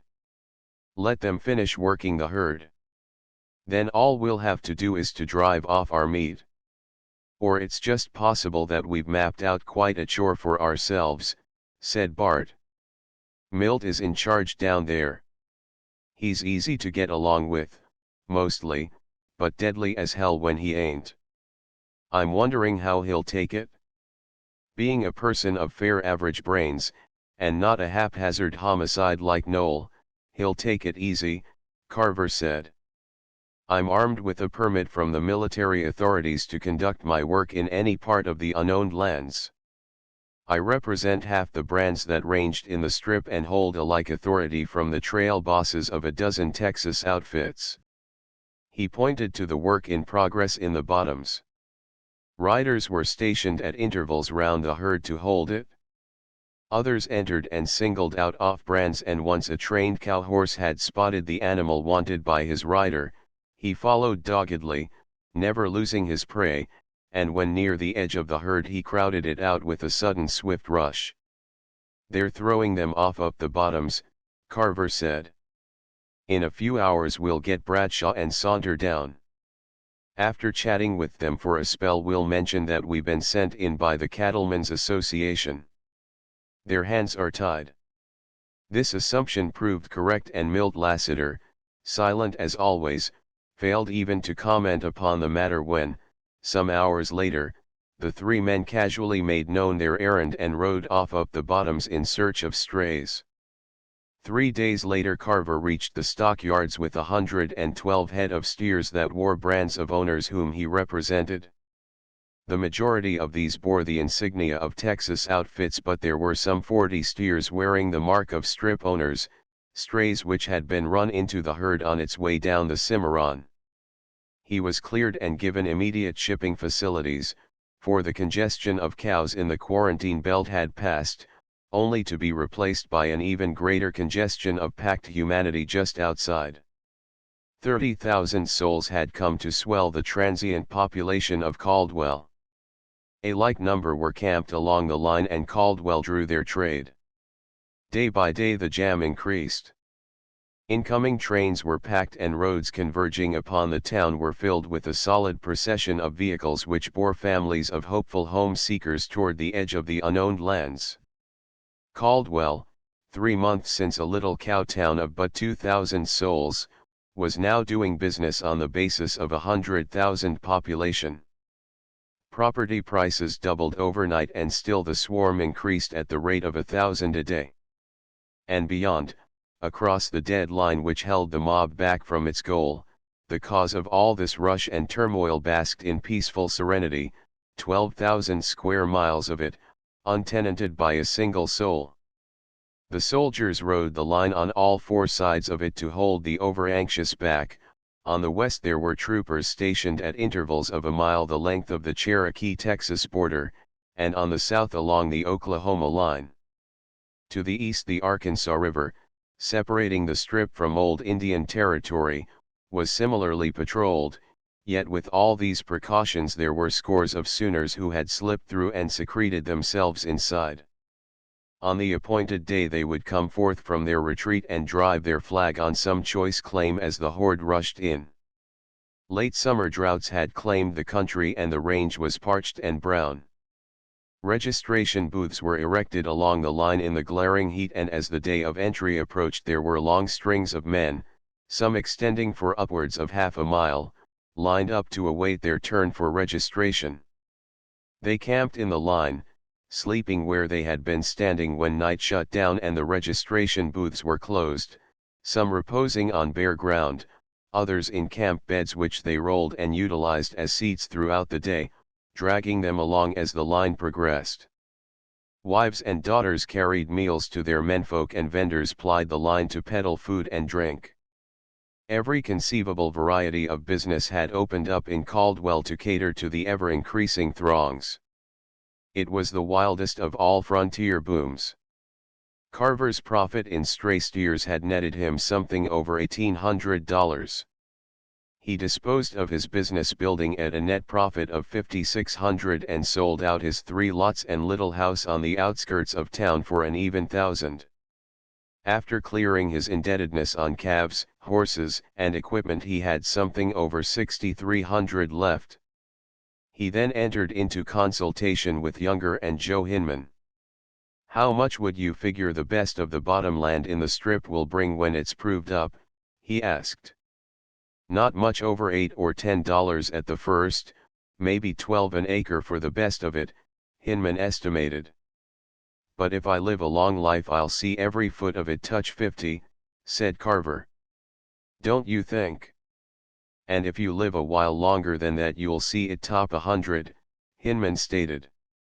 "It'll take some time but it will get there.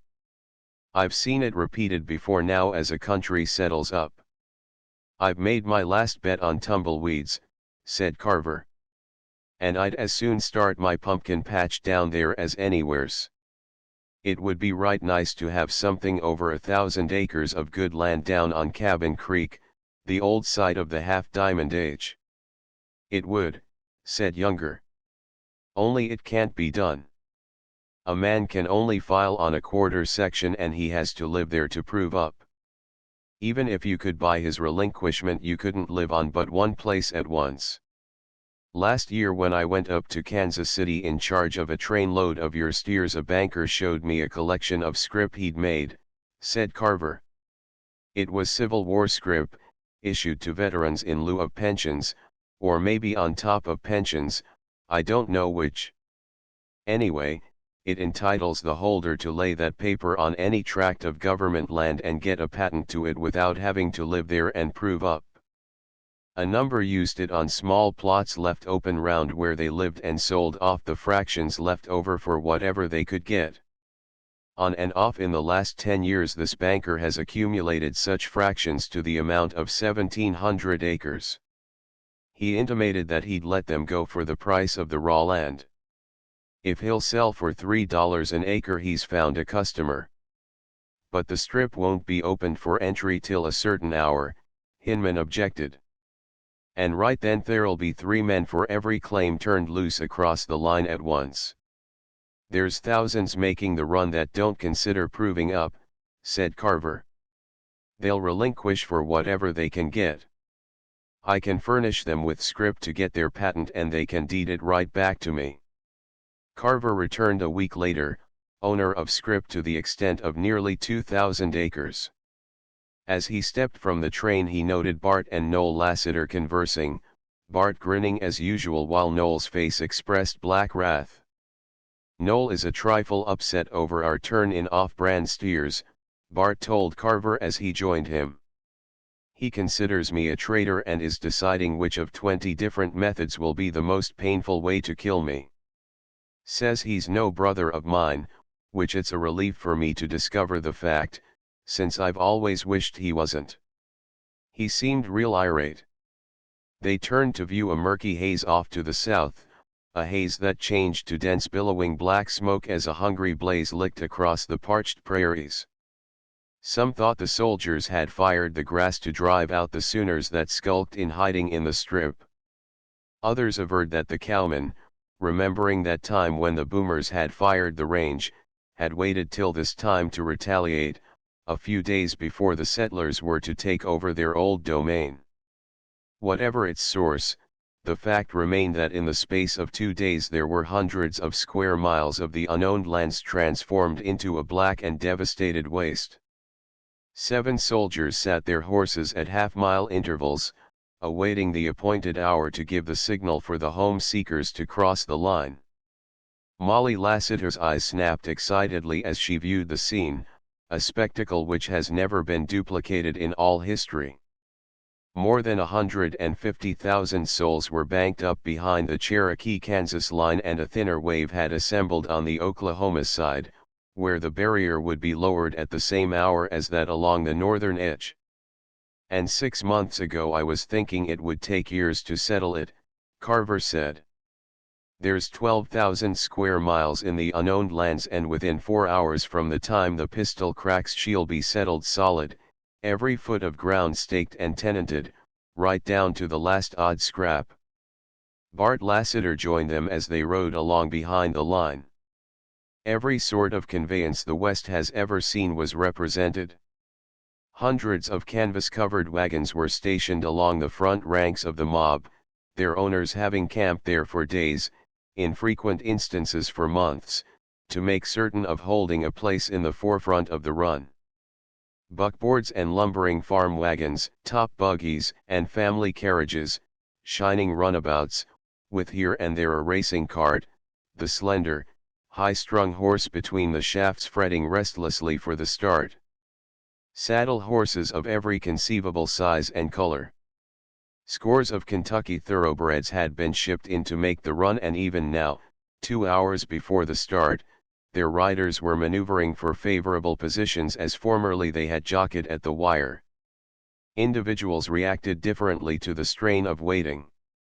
Some genial souls called encouragement to others and optimistically predicted that there would be claims for all as they motioned some anxious newcomer in the rear to some gap nearer the front.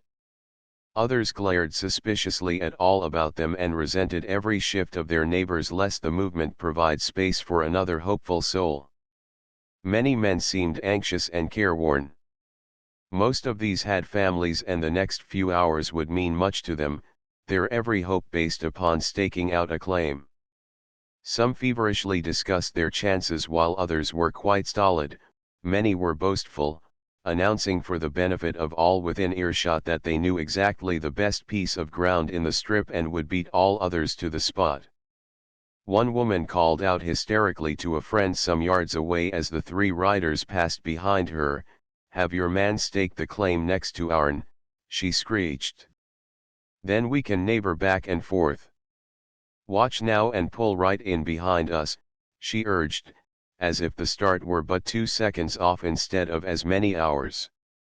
"Don't let anyone wedge in between." There were already a half-dozen vehicles in between, and their occupants fidgeted irritably under the constant scourge of her insistent screech. One ample soul fanned her infant while answering the questions showered upon her by the rest of her brood, smiling meanwhile at all who caught her eye and occasionally dropping a word of good cheer to the tall lean man who occupied the seat beside her, his eyes roving moodily off across the burned and blackened area of the promised land.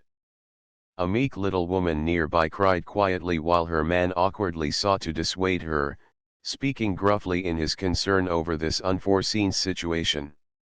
"Close up it sounds like a flock of chattering magpies," said Carver. "And from a distance it sounds like the everlasting blad of a band of sheep. Whatever do you suppose brought all this swarm together?" "The need that every human feels," Molly answered. "The urge to have a home." She had pulled up her horse, and Carver, following the direction of her gaze, saw an old couple on the seat of a wagon on the very front of the line. The man's beard was white and a ragged fringe of white hair showed beneath his battered hat, one of the pioneers who had helped hew out homes in the West for others but who had neglected to retain one for himself.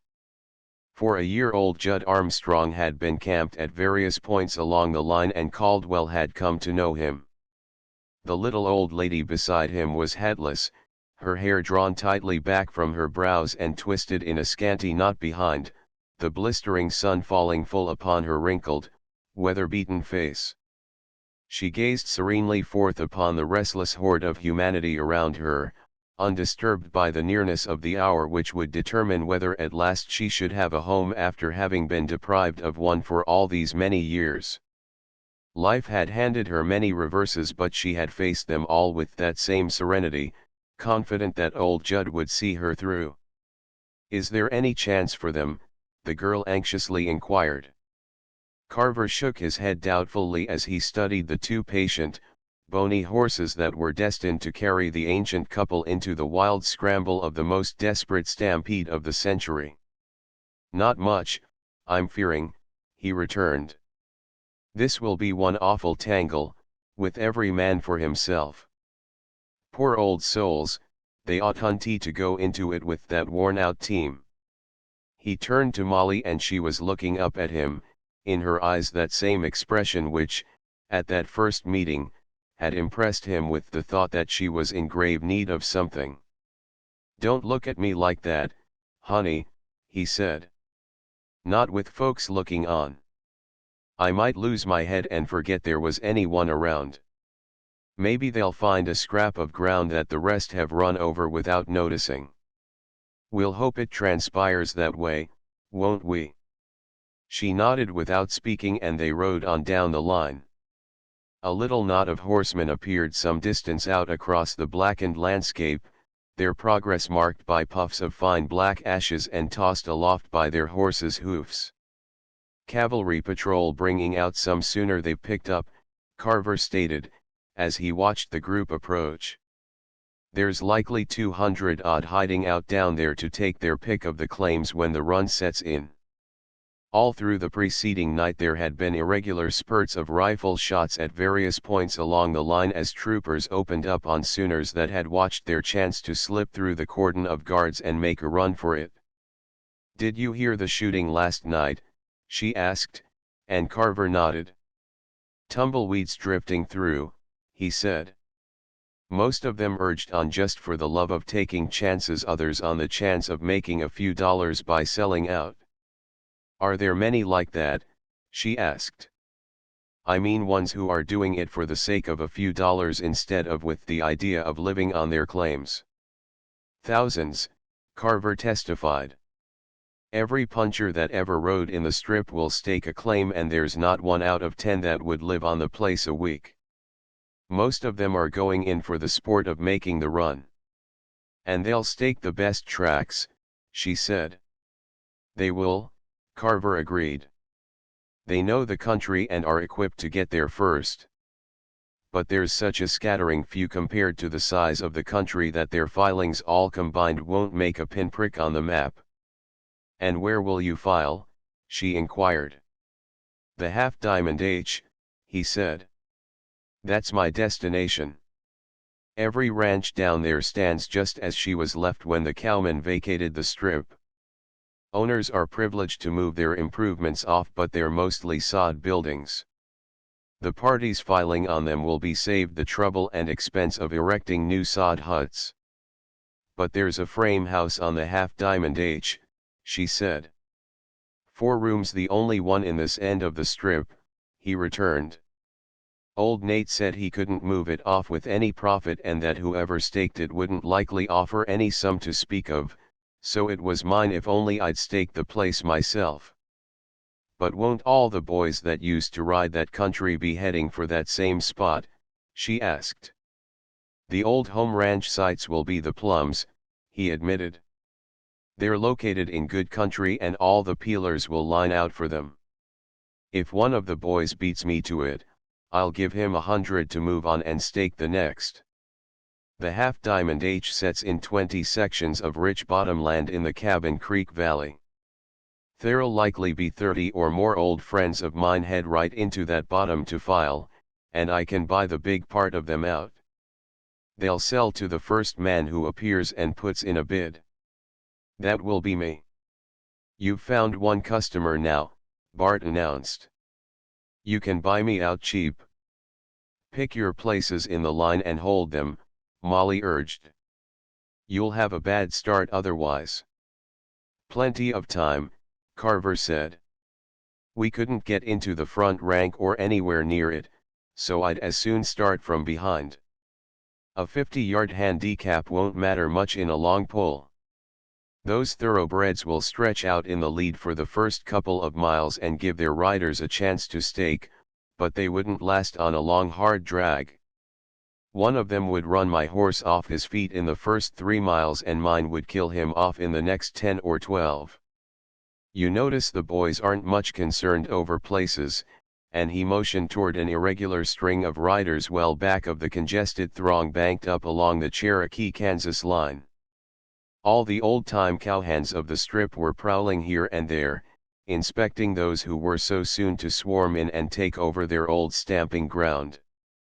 The crowd tightened as the hour approached, squeezing a few feet toward the front as if every inch in the direction of their goal would count for much in the final frenzied spurt of the getaway.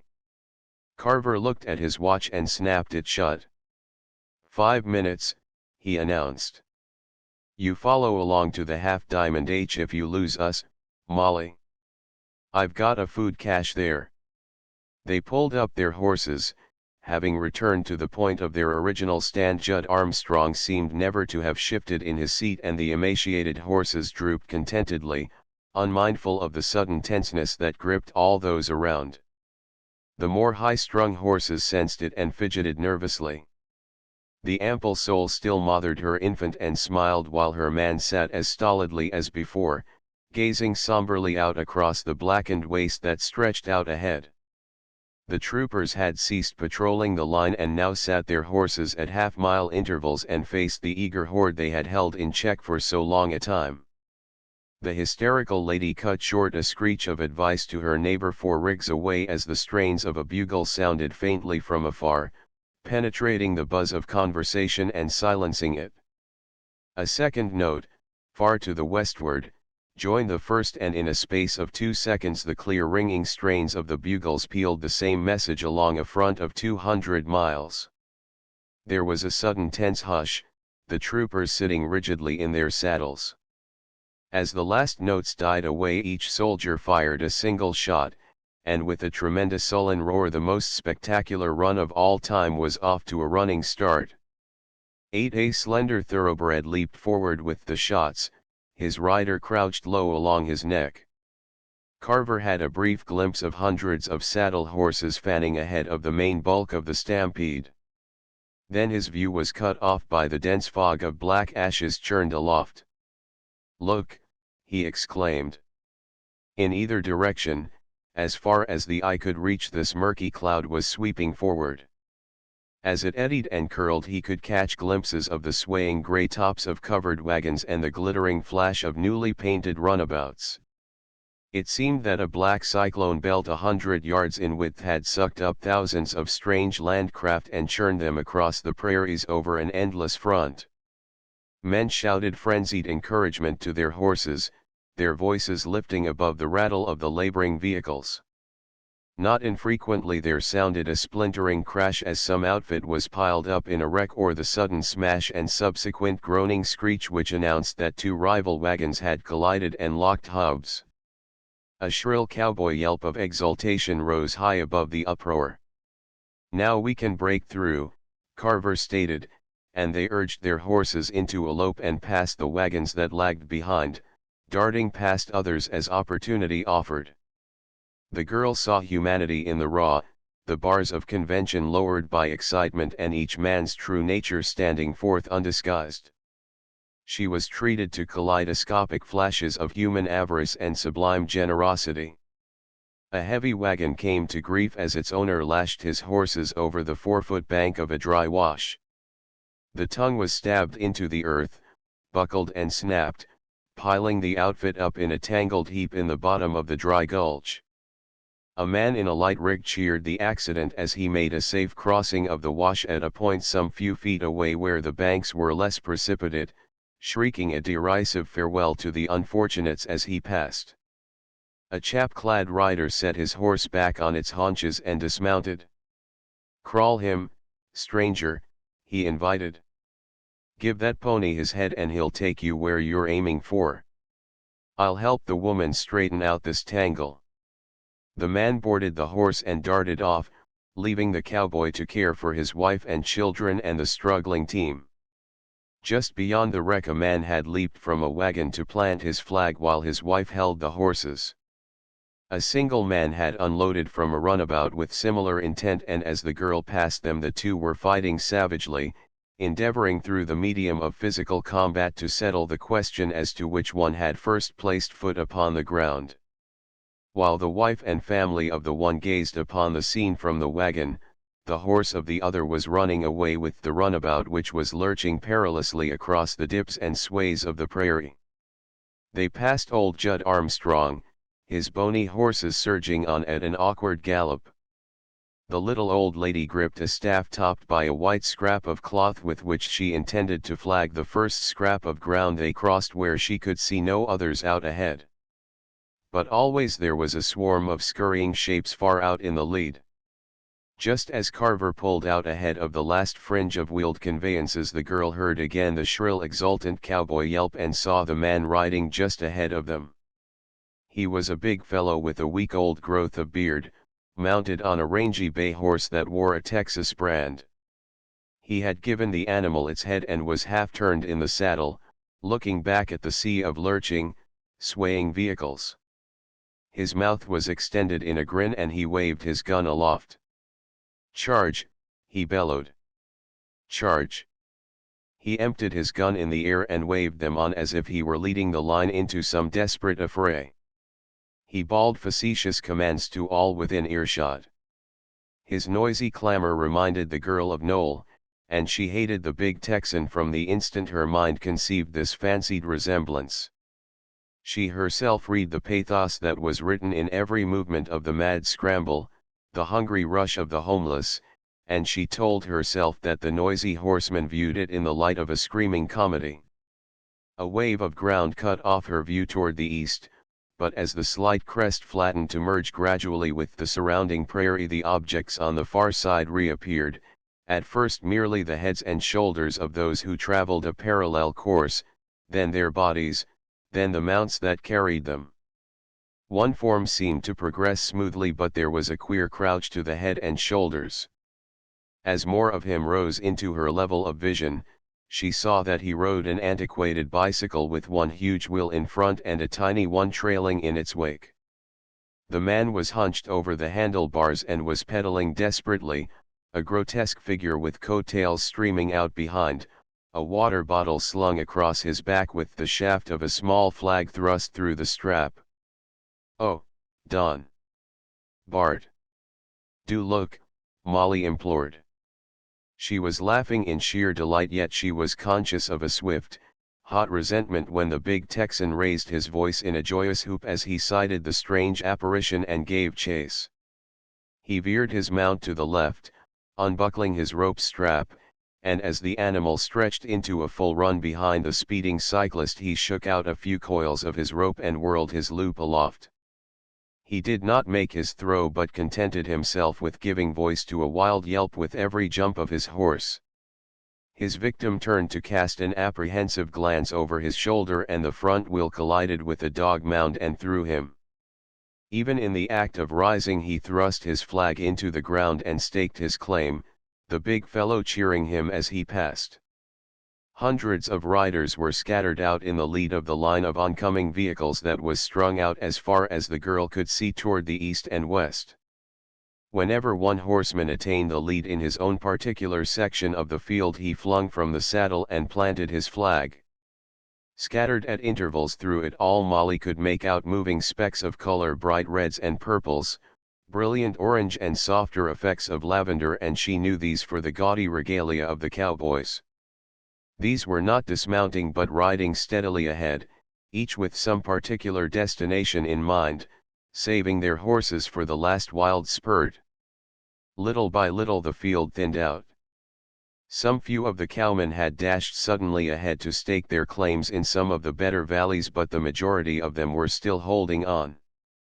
They swept down into a wide brown valley untouched by the fire, and 3 times during the crossing of it Molly saw riders dismount far ahead, too far, and she knew that these were Sooners who had been hiding in the unknown lands and who had now put in an appearance as the peak of the run came in sight. The Texan had lost ground in his chase of the cyclist, but eventually Molly heard him off to the right and rear, his big voice raised in a song which she thought fitted him exactly. "I'm a wild, Wild rider and an awful mean fighter, I'm a rough, tough, callous son of a gun. I murder some folks quick and I kill off others slow, that's the only way I ever take my fun. I'm a devil with my quirt, a terror with my knife, a fearsome fiend when out for pistol practice, I wield a wicked spur, twirl a nasty 10-foot loop and curry out my red mane with a cactus. When they had covered some 10 miles, Molly noted that the brilliant specks were forging steadily forward through the scattered ranks of their more somberly clad fellows and gradually attaining the very forefringe of the run. Another 2 miles and the bright dots were out in the lead, and it was apparent that many were converging upon the line which Carver followed toward a distant dip in the landscape.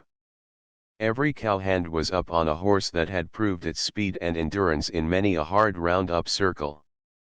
The clatter and crash of vehicles had died out behind. Carver glanced both ways along the line. "The boys are drawing in toward the Cabin Creek bottoms," he called to Molly. "Best land in the strip. There'll be many a friend of mine in the lot. Here's hoping they stake near the old home ranch." He glanced along the scattered line again as they rode across a low wave of the prairie, and the broad bottoms of Cabin Creek opened out below them, spared by the fire and carpeted with grass that was only now turning brown. "Now," he said. "Run for it," and they let their horses out and raced down the gentle pitch. Carver kept his eye on the low point of a ridge that thrust its nose into the edge of the valley 3 miles below. Just beyond that shoulder the curl fork of Cabin Creek joined in, and the buildings of the Half Diamond H nestled under the hill. Below that point the bottoms widened out to twice the width of the part they now traversed. More than 30 riders were strung out across the level floor of the valley, careening down both sides of the creek. Some dropped from the saddle and drove their flags, but a dozen or more on Carver's side of the creek held straight on. This last spurt was a contest between seasoned riders and tried horses. Carver urged his mount and the animal drew on his last reserve of speed. Molly felt the smooth play of powerful muscle sweeping her on toward the goal as her own horse, fresher from having carried less weight over the long miles, ran nose to nose with Carver's. Bart was 20 feet to their left and as far in the rear. As they thundered down upon a tiny spring creek flowing on the near side of the shoulder, Carver waved a hand. "Up there," he shouted to Bart. "Flag it." Bart whirled up the course of the spring creek and the girl wheeled her horse to follow him while Carver held the straight course for the low jutting point. As Bart and Molly turned aside, the big Texan dropped from his horse 100 yards down the little stream and planted his flag. A dozen riders were almost abreast of Carver as he rounded the point and flung from his saddle in the ranch yard of the Half Diamond H. He had staked the old home ranch. He turned to watch the rest flash past and recognized a big paint horse as a circle mount of Bradshaw's string. The group that had clung so persistently instead of staking farther up the valley was composed of old friends to a man. He picked them one by one as they fanned out through the widening bottoms and staked them from the creek to the valley slope for 2 solid miles below the Half Diamond H. Box T riders or former Half Diamond hands, he said. "Every man. I needn't have put on such a strenuous last spurt if I'd only looked back to see who made up the bunch that was crowding me so hard on the final lap. I see old Joe Hinman's hand in this." He turned at a sound behind him. A man stood calmly by a lathered horse some 30 yards back among the sawed-out buildings. "You'll have to get off," the stranger announced. "This is my ground. I staked it first." Carver stared for a brief space, unable to grasp the fact that another had rounded the point ahead of him. He certainly had not arrived since Carver reached the spot, so he must have been there first. Then Carver's comprehension cleared and he led his horse back toward the other. "Looks like you had beat me here for a fact," he said. "By 3 minutes, the stranger stated. Carver glanced at the man's horse. The animal's shoulders and flanks were lathered white, as if from a long hard run, but its breathing was smooth and regular and its sides were steady. He glanced at his own mount with its heaving flanks, listened to the animal's heavy labored breathing. "Beat you by 3 minutes, the stranger reasserted. Carver touched the lathered horse with one forefinger, carried the member to his mouth, then spat the soap suds out. "Yes, you beat me by 3 days, he said. "Which is just a shade too broad a margin. Now you step up into the middle of that pony, and start working up a real sweat on him while you're getting away from here." The Sooner faced him defiantly, a black scowl on his countenance, but he read the same purpose in Carver's eyes that Friel had discovered in them on the day the Marshal had offered to make Molly Lassiter respectable. "I'll sell out for 500, he offered. "In less than that many seconds you'll be headed for some place where money can't follow you," Carver returned evenly. "You climb that horse and amble." The Sooner swung to the saddle and rode off toward the eastern slope of the valley. It would have availed him little to head down country, for already the bottoms were filled with riders. Those left behind in the last mad dash for the Half-Diamond H were now pouring through in hundreds. The side hills that flanked the western edge of the valley were being staked and other riders streamed along their crests. When Carver looked again he saw that the Sooner had planted his flag a half-mile up the little spring creek that trickled past the doors of the ranch house and on down to the parent stream, a mate for the one that flowed on the far side of the ridge where he had sent Bart Lassiter. The Sooner's present holding would be just across the ridge from Bart. But Carver was not concerned over the future actions of the man. If he succeeded in holding a piece of ground which should have gone to some legitimate stampeder, it was no affair of his, Carver reflected, and dismissed it from his mind. For 30 minutes the home seekers continued to pour through in gradually diminishing numbers. Most of the wheeled conveyances had dropped out, their owners either having won their goal at some point farther back or given up the race, but a few buckboards rattled past in the wake of the last straggling horseman. Then Carver turned to the work in hand. Those in his immediate vicinity who had made the run for the purpose of realizing a quick turn on their relinquishments were the ones he sought. The cowhands were the logical parties to interview. Bradshaw was sprawled comfortably on the ground on the next quarter section below. "Old Joe is responsible for this," Carver said, as he rode down toward his friend. He sorted out the box T boys that were going to make a filing just to sell it, and such of the old Half-Diamond H boys as he could locate. "This way it helps us all. They find me a ready buyer and I find them ready sellers, roosting on the very ground I want." Then, too, Joe was thinking of old Nate. "Younger lived here for 20 years. With me on the Half-Diamond H he can come down and find at least a part of it the same." Bradshaw grinned as Carver neared him. "What's your offer?" he demanded. "Speak in big figures now or I'll stay here and farm this piece myself." Joe tipped us off to swarm in and settle in a flock just below Nate's old home ranch. "Well, what do you bid?" 250, Carver stated. "Too much, but I'll take it," said Bradshaw. "Give me a commission and I'll buy the others out for you anywheres from 50 to 100. 250 is my flat price to every man," said Carver. "That's a good fair figure for both sides. They'll have to take my notes for it, dated 18 months ahead at 6%. They can either wait and live off the interest meantime or discount them at the bank provided they can locate a banker who's optimistic enough to make an investment in my paper." "I'll ride along with you to see the others," Bradshaw volunteered. "You all can go and make your filings in the next few days," Carver said. "Then I'll furnish each of you with scrip to lay on your quarter. You can deed it over to me when you get your patent." 2 hours later Carver rode across the low ridge in search of Molly Lassiter. "Ever see a prettier nook than this?" he asked, as he dismounted. "I told Bart I had just the place picked out for you and him." A few trees, somewhat gnarled and stunted, but every such growth is noteworthy in a treeless country, and the blackjack belt did not extend so far north as this sprouted in a little dent in the base of the ridge.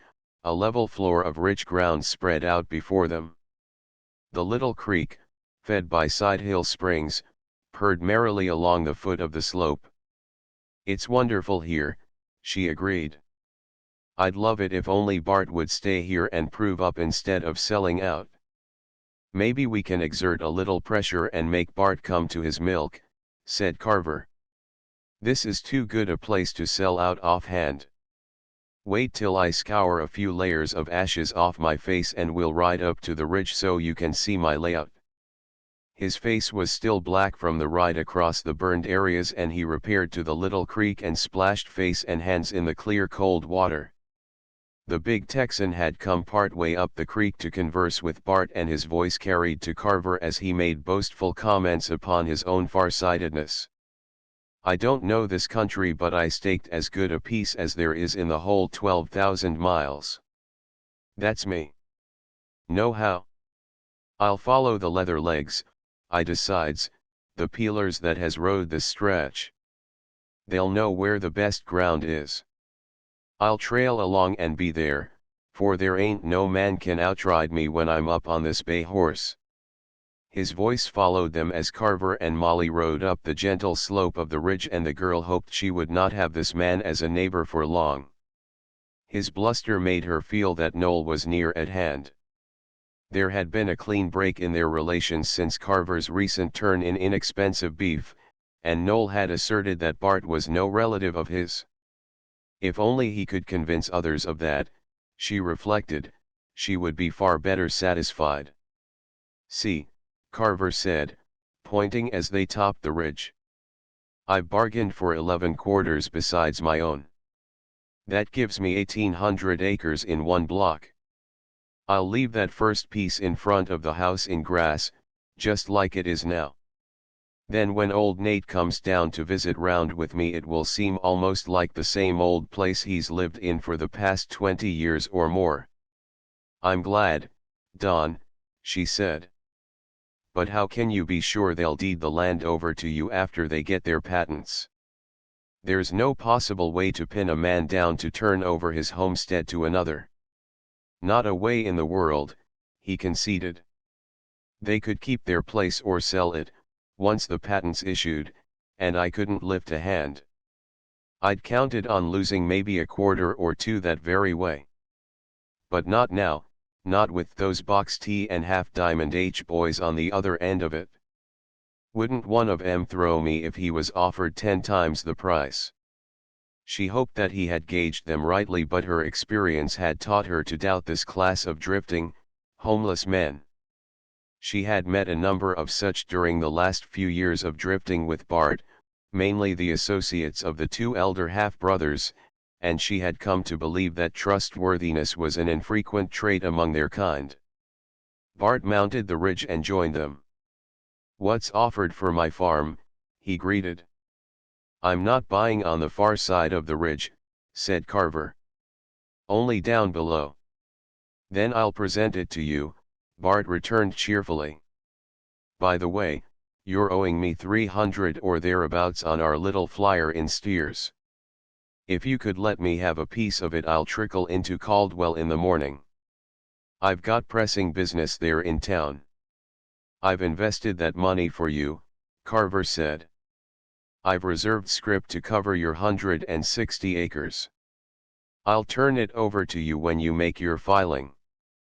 They'll issue a patent, and then you and Molly will have some place to come back to whenever you get weary of moving round.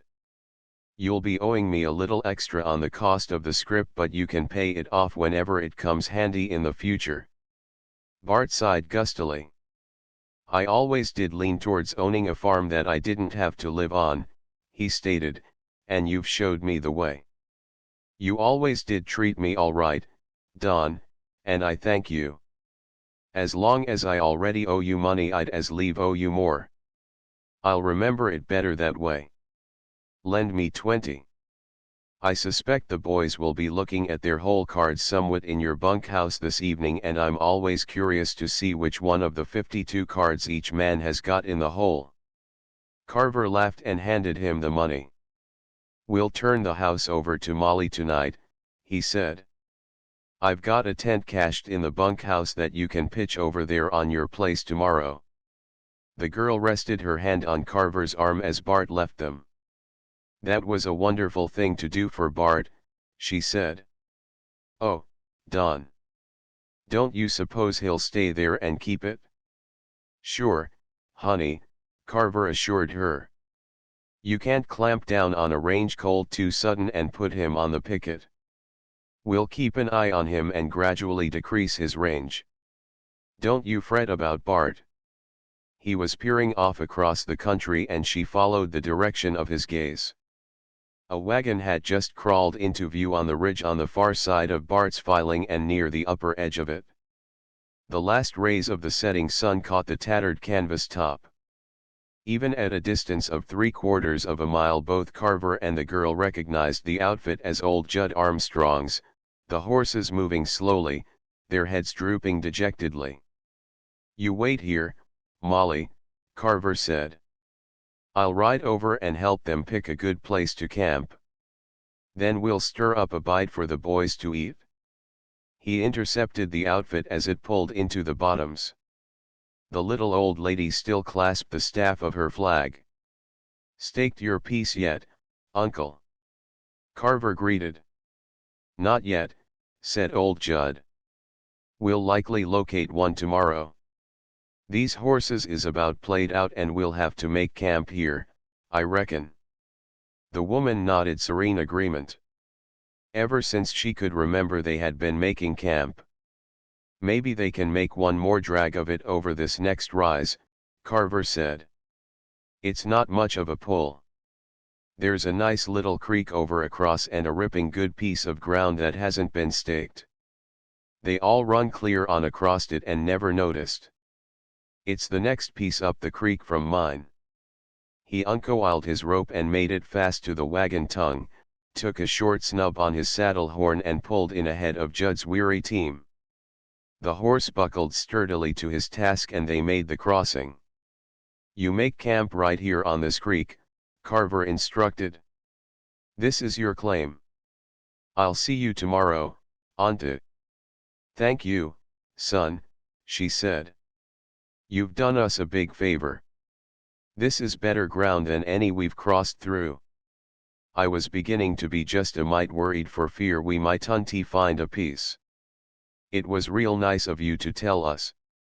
Carver turned his horse up towards where the Sooner reclined on the creek bank. "I instructed you to hightail it out of the country," he announced. "So you put forth from here sudden. Do you imagine you're in charge of this whole territory?" the man demanded. "I was once," said Carver. "Foreman of the old Half-Diamond Age. In lack of any better authority I've elected myself temporary head of the district so I can choose my own neighbors. I don't pick you." He handed the man a $10 bill. "I'm sorry to see your efforts wasted, but maybe you can drown your grief in that," he said. "There's not a chance in the world for you to make your claim stick, and I'll see that you come to a bad end if you try to file. You can use your own judgment about when you flit from these parts."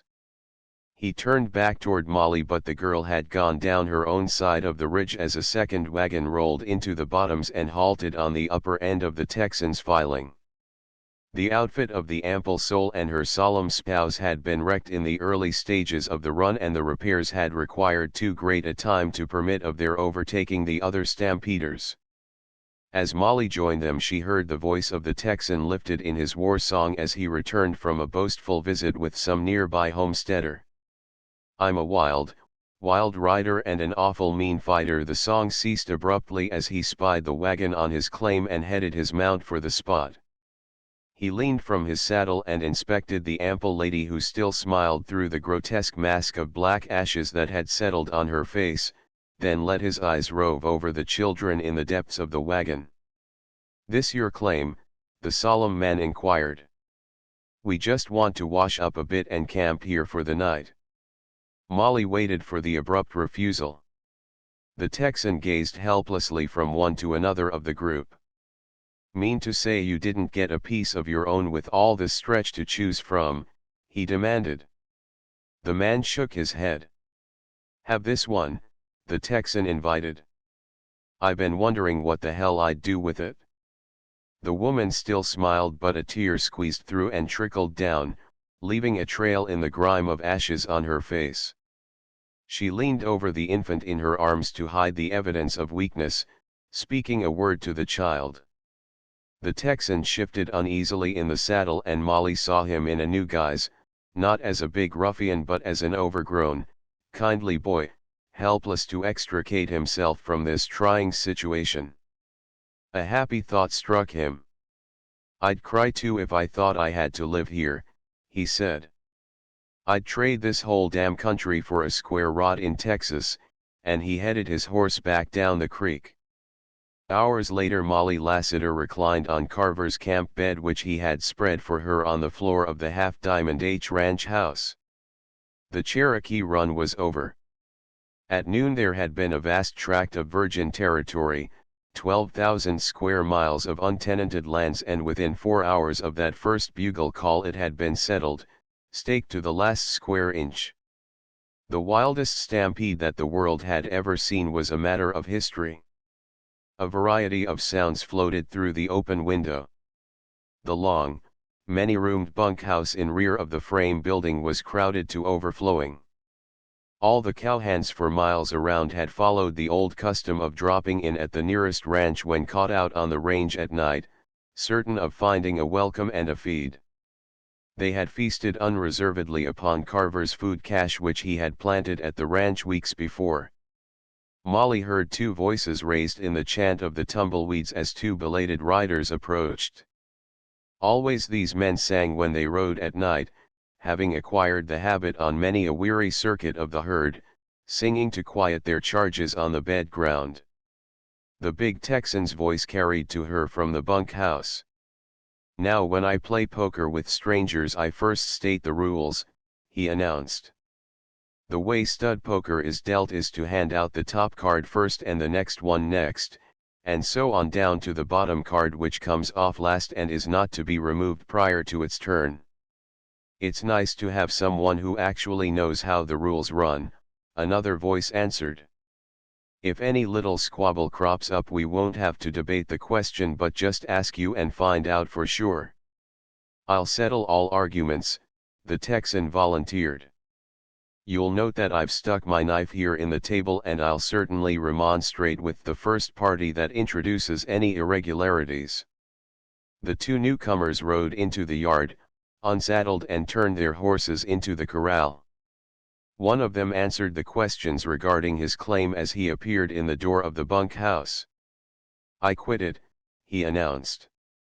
A wagon came dragging along an hour ago with a wild woman aboard.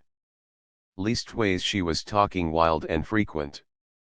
They'd locked hubs and piled up on the start. I presented them my place. I hadn't no use for it.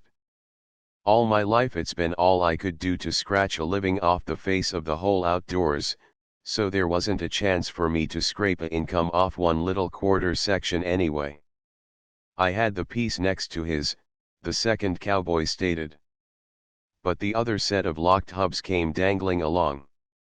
The woman ahead would screech back that the tangle was all her fault from keeping too close, and wouldn't the other party be sure to stake the next piece to theirs so's they could neighbor back and forth.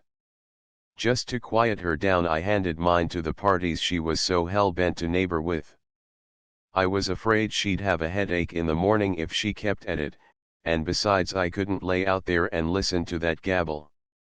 Molly burrowed her face deep in the pillow. During the day she had seen much that was gold beneath that rusty exterior of the Tumbleweeds and much that was dross beneath the golden surface of many of the pumpkins. These men who rallied to Carver, drifters all, were a different breed of drifters than those she had met as friends of her 2 half-brothers. And now the Tumbleweeds had been cast out of their domain. "Hand me them cards," said the big Texan. Now we'll have an honest deal. I'd trust myself further than any other man I ever met. 9. Carver looked from the window of the half-diamond age. All down the valley were twinkling lights which denoted the presence of the homes of early rising settlers. Off to the east and west there were lights resting at higher levels, these from cabins on side hill claims on the rising flanks of the valley. As the morning glow flooded across the country, the lights paled and the habitations themselves appeared, first as darker blots emerging gradually from the surrounding obscurity, then in distinct outline as the shadows lifted. Some were tiny frame cabins, the most of them unpainted. The greater number were sod huts, some few merely dugouts. Poor habitations these, no doubt, yet they were homes, and as circumstances permitted they would be replaced by more pretentious ones. The virgin stretches of the Cherokee lands had been transformed into a solid agricultural community overnight. The run was not quite 2 months past, yet even the style of expression, the customs of speech and the topic of general conversation had experienced an alteration as decided as the physical changes in the countryside. No more the heated arguments over the relative merits of 2 cow horses, but instead a less spirited discussion concerning the desirability of Berkshires over Durco jerseys. The never-ending controversy as to the superiority of the center fire as against the 3/4 rig had been supplanted by an interchange of advice as to the seeding of crops and the proper care of hogs. Where but a few weeks back the bronc fighters had met to exchange bits of range gossip, housewives now visited back and forth to exchange recipes for making gel. Conditions had favored late plowing, a fortunate circumstance in view of the late date of the opening, and a part of the settlers had made every effort to seed a certain acreage to winter wheat. Carver had not wasted a day in his endeavor to get a portion of his holdings broken out and in shape to produce the following season. Circumstances had favored him. Cash was a rare commodity among the majority of the homesteaders, and in lieu of it they frequently effected an exchange of work. The spirit of cooperation was large. Homesteads must be fenced and materials were expensive. Many could not afford such a drain upon their finances until such time as they could harvest a crop. Carver had supplied needy neighbors with posts and wire from the great store he had salvaged from the line fences of the old half-diamond H, requiring of each man in return that he should start at once upon the task of plowing, harrowing and drilling in winter wheat on a certain specified acreage of Carver's holdings. Most of the settlers had implements of a sort. All had plows, some few possessed drills, and what one man lacked he borrowed from his neighbor, the favor to be later returned in like service or in labor when occasion should offer, and so all were enabled to perform the tasks which Carver required of them in return for their fencing. He now had 800 acres seeded to winter wheat, planted somewhat later than was customary but with an even chance of making a crop. The transformation of the unowned lands had been sweeping and complete. One now rode between fences along section lines that would soon become graded highways. Towns were springing up with mushroom suddenness, and country schoolhouses were in the course of construction at many points. A picture of rural activity stretched away on all sides, yet through it all a vague whisper of unrest persisted, as if the spirit of the old days refused to be cast off so entirely. The cowhands who had ridden the strip continued to ride it. Always there had been a surplus of riders during the winter months, and these jobless ones had grub-lined from one ranch to the next, certain of finding a welcome and a meal at any spot where circumstance or fancy led them. They continued to act upon this supposition, sanctioned by long years of custom, and the settlers looked with disfavor upon these rovers who dropped in at their cabins and expected to be fed as a matter of course, deeming them parasites upon the community, drones who were unwilling to work and produce, for the cowhands scornfully refused to milk or follow a plow in return for their board. From the first they had swarmed in upon Carver, overjoyed at finding one man of their own sort among all this clutter of aliens, one man who understood. Carver had fed all comers, knowing that while they would neither milk nor plow, they would willingly turn their hands to any task which had been part of their regular duties with a cow outfit in the old range days. They had stretched every foot of his fences. When there was freighting to be done, there were always willing volunteers. Some he had sent north to Hinman's range to bring back the 50 head of horses he had purchased before the opening. The boys had gentled these green colts and taught them the feel of harness. Always there were a dozen grubliners stopping at the bunkhouse overnight. Every evening Carver recited the tasks of the following day, and the men apportioned these chores among themselves through the medium of freeze-out poker. Carver had never cooked a meal or washed a dish since the day of the run. He now thrust his head from the back door. "Ho!" he called. "Roll out." There were sounds of instant activity from the bunkhouse. Carver tapped on a door in the ranch house. "Coming, son," Nate Younger answered. "Be with you right off." The original owner of the Half Diamond H had come down to view it under the new conditions. He had found his old room fitted up in much the same fashion as when he had occupied it in the past. 100 acres of grassland, untouched by the plow, spread out before the house. "Don't find things so much changed right in the immediate foreground, do you, Nate?" Carver asked. "Not much," said Nate. "Looks pretty much the same. It is real white of you to reserve the old man's room for him." He listened to the drone of voices from the bunkhouse. "Must be considerable of a drain on your finances to feed all the grubliners these days," he said. "Somewhat," Carver admitted. "But I some way can't gather courage to shut them off. Half of them are still conversing about when work opens up in the spring, same as they've always talked in winters. They don't realize yet that spring work won't ever open up for their sort again." After breakfasting, Carver rode up the trail that threaded the low saddle in the ridge back of the house and dropped down to the Lassiter's claim on the far side of it. Bart, fired by the example of those around him, had worked steadily since the day of the run. Cowhands stopping at Carver's place had helped Bart fence his claim. With 2 of Carver's teams he had broken out a 40-acre piece and seeded it to winter wheat. Through the medium of the nightly poker game in the bunkhouse of the Half Diamond H, he had accumulated enough cash to purchase the materials for the construction of a 3-room frame house to supplement the sod hut in which he and Molly had been living since the run. But now his enthusiasm had waned, and Carver found him seated on a pile of new lumber, gazing moodily off across the country. "I'm needing relaxation bad," Bart greeted. "Why, I wouldn't be able to find my way around Caldwell, it's been that long since I've been in town." "Isn't it about time you're getting that 100 head of yearlings off Hinman's range and bringing them down here?" "In a few days now," Carver admitted. "I'll be starting up after them before long." "Why don't you send me?" Bart suggested. "With you in charge they might increase too fast on the homeward way," said Carver. "I'll guarantee not to arrive with 1 extra head over the specified number," Bart offered. "I'll go up and get them, just as a sort of favor in return for many a kind deed you've done for me." "Not you," Carver declined.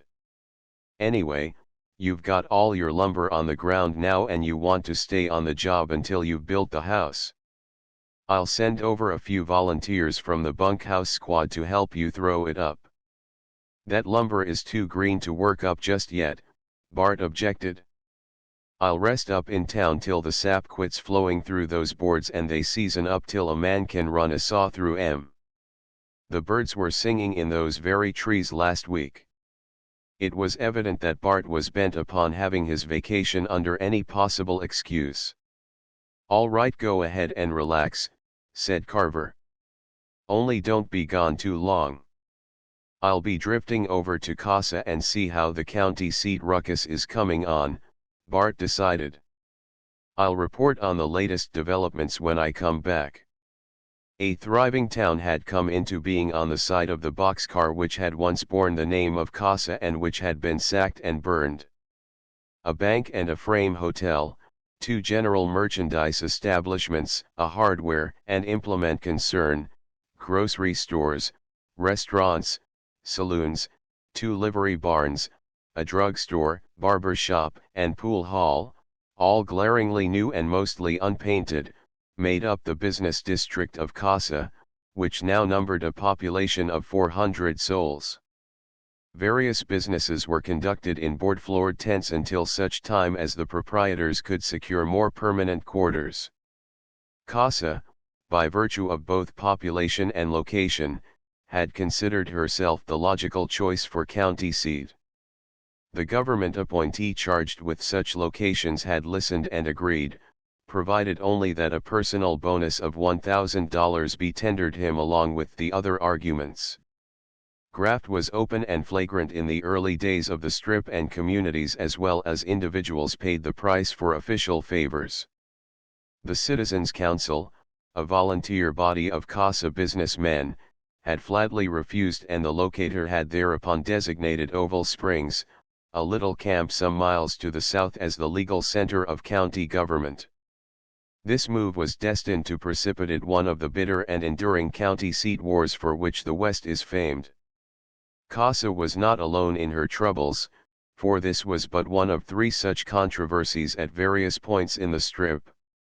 The railroad had backed Casa in the feud from the first. At the time of designation, Oval Springs could boast neither a side track nor a station, and the railroad had steadfastly refused to halt its trains. The citizens of Oval Springs had hastened to erect a large frame building to serve as a courthouse, a second to serve as county jail, this last edifice complete except for a few exterior touches and a coat of paint. The steel-framed cells were already installed and the jail was open for business. The trains still rolled through, and eventually Oval Springs took matters into their own hands and elected to make that point the terminal from both ways by tearing up 200 yards of track. A stock train had been piled in a gulch, a passenger train derailed. This last had constituted a case of obstructing the delivery of the United States mail, and Carl Madison, appointed deputy marshal in the post from which Friel had resigned, had been sent in with a posse to straighten out the tangle. Alf Wellman, who had staked his claim adjoining the present town site of Oval Springs, had been appointed sheriff until such time as an election could be held. It was freely stated in Casa that the sheriff and his deputies declined to interfere with the lawless element that sought to destroy railroad property and so force the railroad company to halt its trains. The feud was destined to be bitter and sustained, and it was slated that another 15 years should pass before Casa should come into her own as the permanent seat of county affairs. 2 days after Bart's departure he rode up to the Half Diamond H at daylight. "Just dropped by for breakfast and to report on the general situation," he informed. "I changed my mind after leaving the other day and dropped down to view the new county seat. Quite an alteration in those parts since the night you and me camped there during roundup without a house anywheres in sight. There's trouble brewing down there in quantities." "Then how did you happen to leave?" Carver inquired. "Last night some unknown parties staged a midnight battle with the marshal's posse that's guarding the relayed tracks, during which it's reported that one of the posse was killed and 2 others damaged. Under cover of this ruckus some others succeeded in blowing up the bridge just south of town and traffic is once more suspended." "And which side were you on?" Carver asked. "I couldn't hardly determine," Bart confessed. "I was maybe just a trifle lit." "Being one of our leading lights in that respect," said Carver, "I expect maybe you were." "As near as I can make out, I was on the side of the law," Bart stated. "Leastways I was in the powder squad that wrecked the bridge and the sheriff headed the party. My participation was accidental. I saw Wellman and another man easing out of town and I trailed them, arriving just as they touched off the charge, so you might say I acted the role of the passive spectator." The whole town boiled out and we dispersed among the crowd. I was dead anxious to be lined up with law and order, but with the law on both sides I couldn't quite make out which one was proper, so I flitted. Any idea who led the fight against Madison? Carver asked. Not a guess unless it was Friel, Bart denied. He's Wellman's head deputy and it might have been him, only I can't some way picture Friel as indulging in a fracas where other folks will be shooting back at him. There's quite a bunch of boys in the bunkhouse, Carver said. Right after breakfast I'll send over a bunch to help you start the house. Right after breakfast I'll be riding toward Caldwell, said Bart. In proportion to the way Oval Springs has growed, I'd judge that Caldwell would be bigger than London by now. Caldwell has about a fourth the population she had 3 months ago, Carver informed. I'd as lieve see a town that's shrunk as one that has growed, Bart philosophically decided. I'm not particular, and I'm bound to find it filled with new interests. Just 2 days, then I'll be back. In the early evening Carver mounted the cow trail that threaded the low dip in the ridge between his place and Bart's claim. As he topped it he could see Molly coming up the hill from the cabin. They frequently met here for a brief chat in the evenings. You mustn't mind Bart's rambling off for a few days, he said, as the girl joined him. He's stayed with it in good shape and it's only in the last week he's been restless. He'll be back on the job in a day or two. He allowed his gaze to drift across the broad acreage of plowed ground in the bottoms his ground, seeded to winter wheat. 800 acres seeded to wheat, he stated. All put in by trading around. I've got considerable of a farm, but don't even own one plow of my own nor a drill. The grubliners put up my fences and broke all my horses to work. So far I've worried along without much of an outlay of cash, not 1 cent paid out for labor. But I'm in debt somewhat for seed wheat and provisions to feed the bunkhouse occupants that turn up every night. He directed her gaze over the rich bottomland extending for 5 miles down the valley to a point where the little town of Alvin had come into being. The best land in this whole country, he stated. Every acre of it will bring from $12 to $15 the day a man gets his patent. I'll buy it up piece by piece, a quarter at a time, as fast as any party wants to sell, mortgage a part of it to buy more and turn back every dollar that comes off of it into more land. Someday I'll own all that lower valley with the half diamond H at the head of it so we can look out across it all from the house. I'll follow the price up till it touches 40 and then stop buying. Then there'll come a day when we can stand there at the old ranch house and know that every acre between it and the flourishing city of Alvin will be worth $100 flat. As he sketched his plans she could vision thousands of acres of ripening grain waving in the bottoms, the huge new barns of the half-diamond H groaning with hay and forage crops for feeding the hundreds of sleek thoroughbred cattle with which the place was stocked. But all that was a matter of the future and the present was sufficiently amazing in itself. A few months back she had resided in an isolated line camp on Turkey Creek with no other habitation within a dozen miles. Now she was blocked in on all sides by neighbors. Mrs. Cranston, the ample lady who resided on the next claim below Molly's, and her husband was not really a gloomy soul. He had merely been over-anxious during the days preceding the run, harassed by a haunting dread that he would not be successful in locating a home for his family. He was in reality a rather genial party, Molly had found. Then there was Mrs. Downing, the hysterical lady, who was not in the least hysterical but quite normal since Molly had nursed her through an illness brought on by the excitement of the stampede. The Lees, with whom Mrs. Downing had been so anxious to neighbor, had proved to be delightful neighbors indeed. There was Orkstrom, the big Dane whose wife toiled with him in the field, Arnold Crosby, fresh from school, who had brought his girl bride to share his little frame homestead shack, old Judd Armstrong and his serene little mate. The whole countryside for miles around was peopled with a motley assortment ranging from retired professional men to foreigners who spoke scarcely a word of understandable English.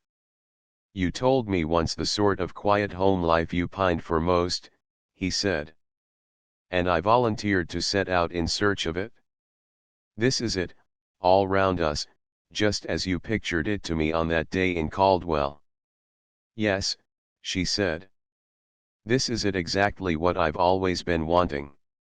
She watched the smoke spirals rising from 100 cabins, the stretches of black plowed ground enclosed by long lines of fence posts. Far down the valley the new buildings of Alvin showed as white spots in the waning light. The new schoolhouse in the Bottoms was nearly completed, the school in which Molly was to teach, all these evidences of an old civilization fastening upon a raw new country and lending an air of permanency and peace. "We've found what we were looking for," he said. "What more peaceful scene could one find?" But Molly, too, was aware of that vague rustle of unrest, even a froth of lawlessness, that seemed to pervade it all, the jobless cowhands riding their old domain, the bitter county seat feuds in progress. Over the line in the territory 2 trains had been held up and looted. Banks in small towns along the southern fringe of Kansas had been subjected to a series of daring raids. The forces of the law were imperfectly organized, frequently leagued with the lawless. Many old-time riders of the unowned lands were living on claims, and their cabins were ever open for any of the boys who sought safety there. They asked no questions, these men, and answered none. The Osage Hills in the territory afforded a safe haven for those who were hard-pressed, and the way of the transgressor was not difficult. The girl commented upon this to Carver. "That's only the ghost of the old days hovering over the corpse of the unowned lands," he said. "A passing phase. It's only a froth, like bubbles and trash on the surface of a deep pond when it's stirred by the wind." He waved an arm toward the peaceful rural scene unrolling all around them. "All that is the solid, enduring part. That will last. The other is just the last feeble rustle of the tumbleweeds we're hearing now. All tumbleweeds hail from nowhere, their one favorite residence, but all are bound for the same graveyard hung up in a barbed wire fence. That's the finish of all tumbleweeds, girl," he said. "Soon or late they get crowded into some fence corner and their travels cease. Now me, I'm pocketed that way too, only I've taken root. Aren't you about ready to come over and ride herd on me, sort of, and see that some strong breeze doesn't uproot me and blow me off somewhere?" "Not that, Dawn." "I can't," she said. "I'm sorry. I want to go on just as I am for a while. It's too perfect to disturb. You haven't an idea how much I'm enjoying it, visiting round with Mrs. Downing, the Cranstons and the Lees and all the rest, exchanging recipes and listening to all the family woes and triumphs. You wouldn't find much excitement in hearing for the 4th occasion just what a frightful time Johnny Downing had when he cut his first baby teeth, or about that historical event when Ella Cranston essayed her first barefooted venture outside and stepped on a hornet, and what a fearful expense it's been to keep her in shoes ever since, just refuses to go barefooted even in summers, since that day, Ella does. But I positively revel in all that. It's been so long since I've had many women friends. I don't want to lose a minute of all this. I'd contract not to spoil it for you," he offered. "You could go right on doing the same things you do now. Maybe I'd learn to tingle and thrill over Johnny's teething myself. He set them in my thumb the last time I'm over at Downing's, so I take it they all come through in good shape. Couldn't you learn to be loving me just a trifle if you'd make a real earnest effort?" "A lot without the least effort," she frankly admitted. "Don't you know, Dawn, that every real woman is always just on the verge of loving some tumbleweed? She doesn't have to try loving him but to try to keep from it. That's the difficult part. Then why not take the easy trail out, he suggested. All women lean toward the wild weeds, they've got that in them, she said. But the ones who listen to that call always pay in the end. Oh, I don't mean that you'd ever do anything I'd be ashamed of, she hastened to add. You wouldn't. It wouldn't be distrust of you, but fear for you, that would be my lot if I let myself get to caring. Don't you see? I've loved 2 tumbleweeds before now, Dad and Bart, and I don't feel quite up to loving a third. It's a woman's portion to sit and wait for bad news. So let's go on just as we are. 3 wagons rolled up the valley and pulled into the Half Diamond. There comes Thanksgiving dinner, said Carver. Old Nate was down with us overnight. Likely he knew that I couldn't afford to feed the grub liners indefinitely, so he said he'd ride down to Alvin and send up a bite for the boys. It appears like he'd sent it in tons, enough to run to next August. We'll be expecting you and Bart over for a turkey dinner tomorrow. The one business block of Wharton, a little town 20 miles north of the Cherokee-Kansas line, seemed almost deserted. 4 men sat on the edge of a raised board sidewalk midway of the block. 2 others leaned against the support posts of a wooden shelter which roofed the sidewalk before a hardware store. 4 horsemen clattered round the corner, their black masks furnishing a sinister contrast to the quiet village scene, and the few citizens of Wharton who chanced to be abroad witnessed the advent of the modern bandit, come to replace the road agent whose day had passed when railroad transportation superseded stagecoach travel on the overland trails. 3 of the men dropped from their saddles before the Wharton bank, 2 of them entering while the third stood guard before the door, and the mounted man held the horses of the other 3. The man in the saddle addressed the startled spectators, and his voice, although not raised above a conversational tone, carried the length of the silent street. Take it easy, he advised. No one's going to get hurt unless you start acting up. He spoke with quiet assurance, but the man on the door was of a more blustering type. All you cattle stand dead quiet, he threatened. Not a sound there. You, he bawled as a man shifted his position, what did I tell you about keeping quiet? Keep quiet yourself, the man on the horse advised. You'll stampede the lot of them with your gab. Those within the bank reported later that one of the inside men was silent throughout the affair, never speaking a word but instead making his wishes known by motions of his hand. His companion seemed nervous and excited. The pair emerged from the bank and the 3 dismounted men swung to their saddles. As the quartet jumped their horses down the street, the door of the hardware store opened and the reports of a rifle rolled forth in swift succession. The man who had held the horses lurched dizzily, sprawling forward over the saddle horn, then fell to the street as his mount jumped sidewise. The silent man set his own horse back on its haunches, seized the reins of the loose animal and leaned from the saddle to help the fallen man to remount. The blustering party whirled his horse and emptied his gun at the front of the store from which the concealed rifleman operated. Spectators, galvanized into action by the splintering glass of store windows, ducked hurriedly for cover. As the fallen man regained his saddle, the 3 men rounded the corner and followed after the 4th, who had held on without slackening his speed. Near noon of the following day, Carver was well on his way toward Hinman's Range to bring back the 100 head of yearlings he had purchased in the spring. The news of the Wharton raid had been carried to the bunkhouse by a grub liner the night before, and Carver turned it over in his mind as he rode. The blustering man on the door was Noel Lassiter, he mused. And the silent man inside was Milt. The nervous party, I can't place him. I'm wondering about the casual individual who held the horses. It certainly does look as if they'd cancelled the family feud. For Bart Lassiter's 2-day trip to Caldwell had lengthened into a week and he had not yet returned.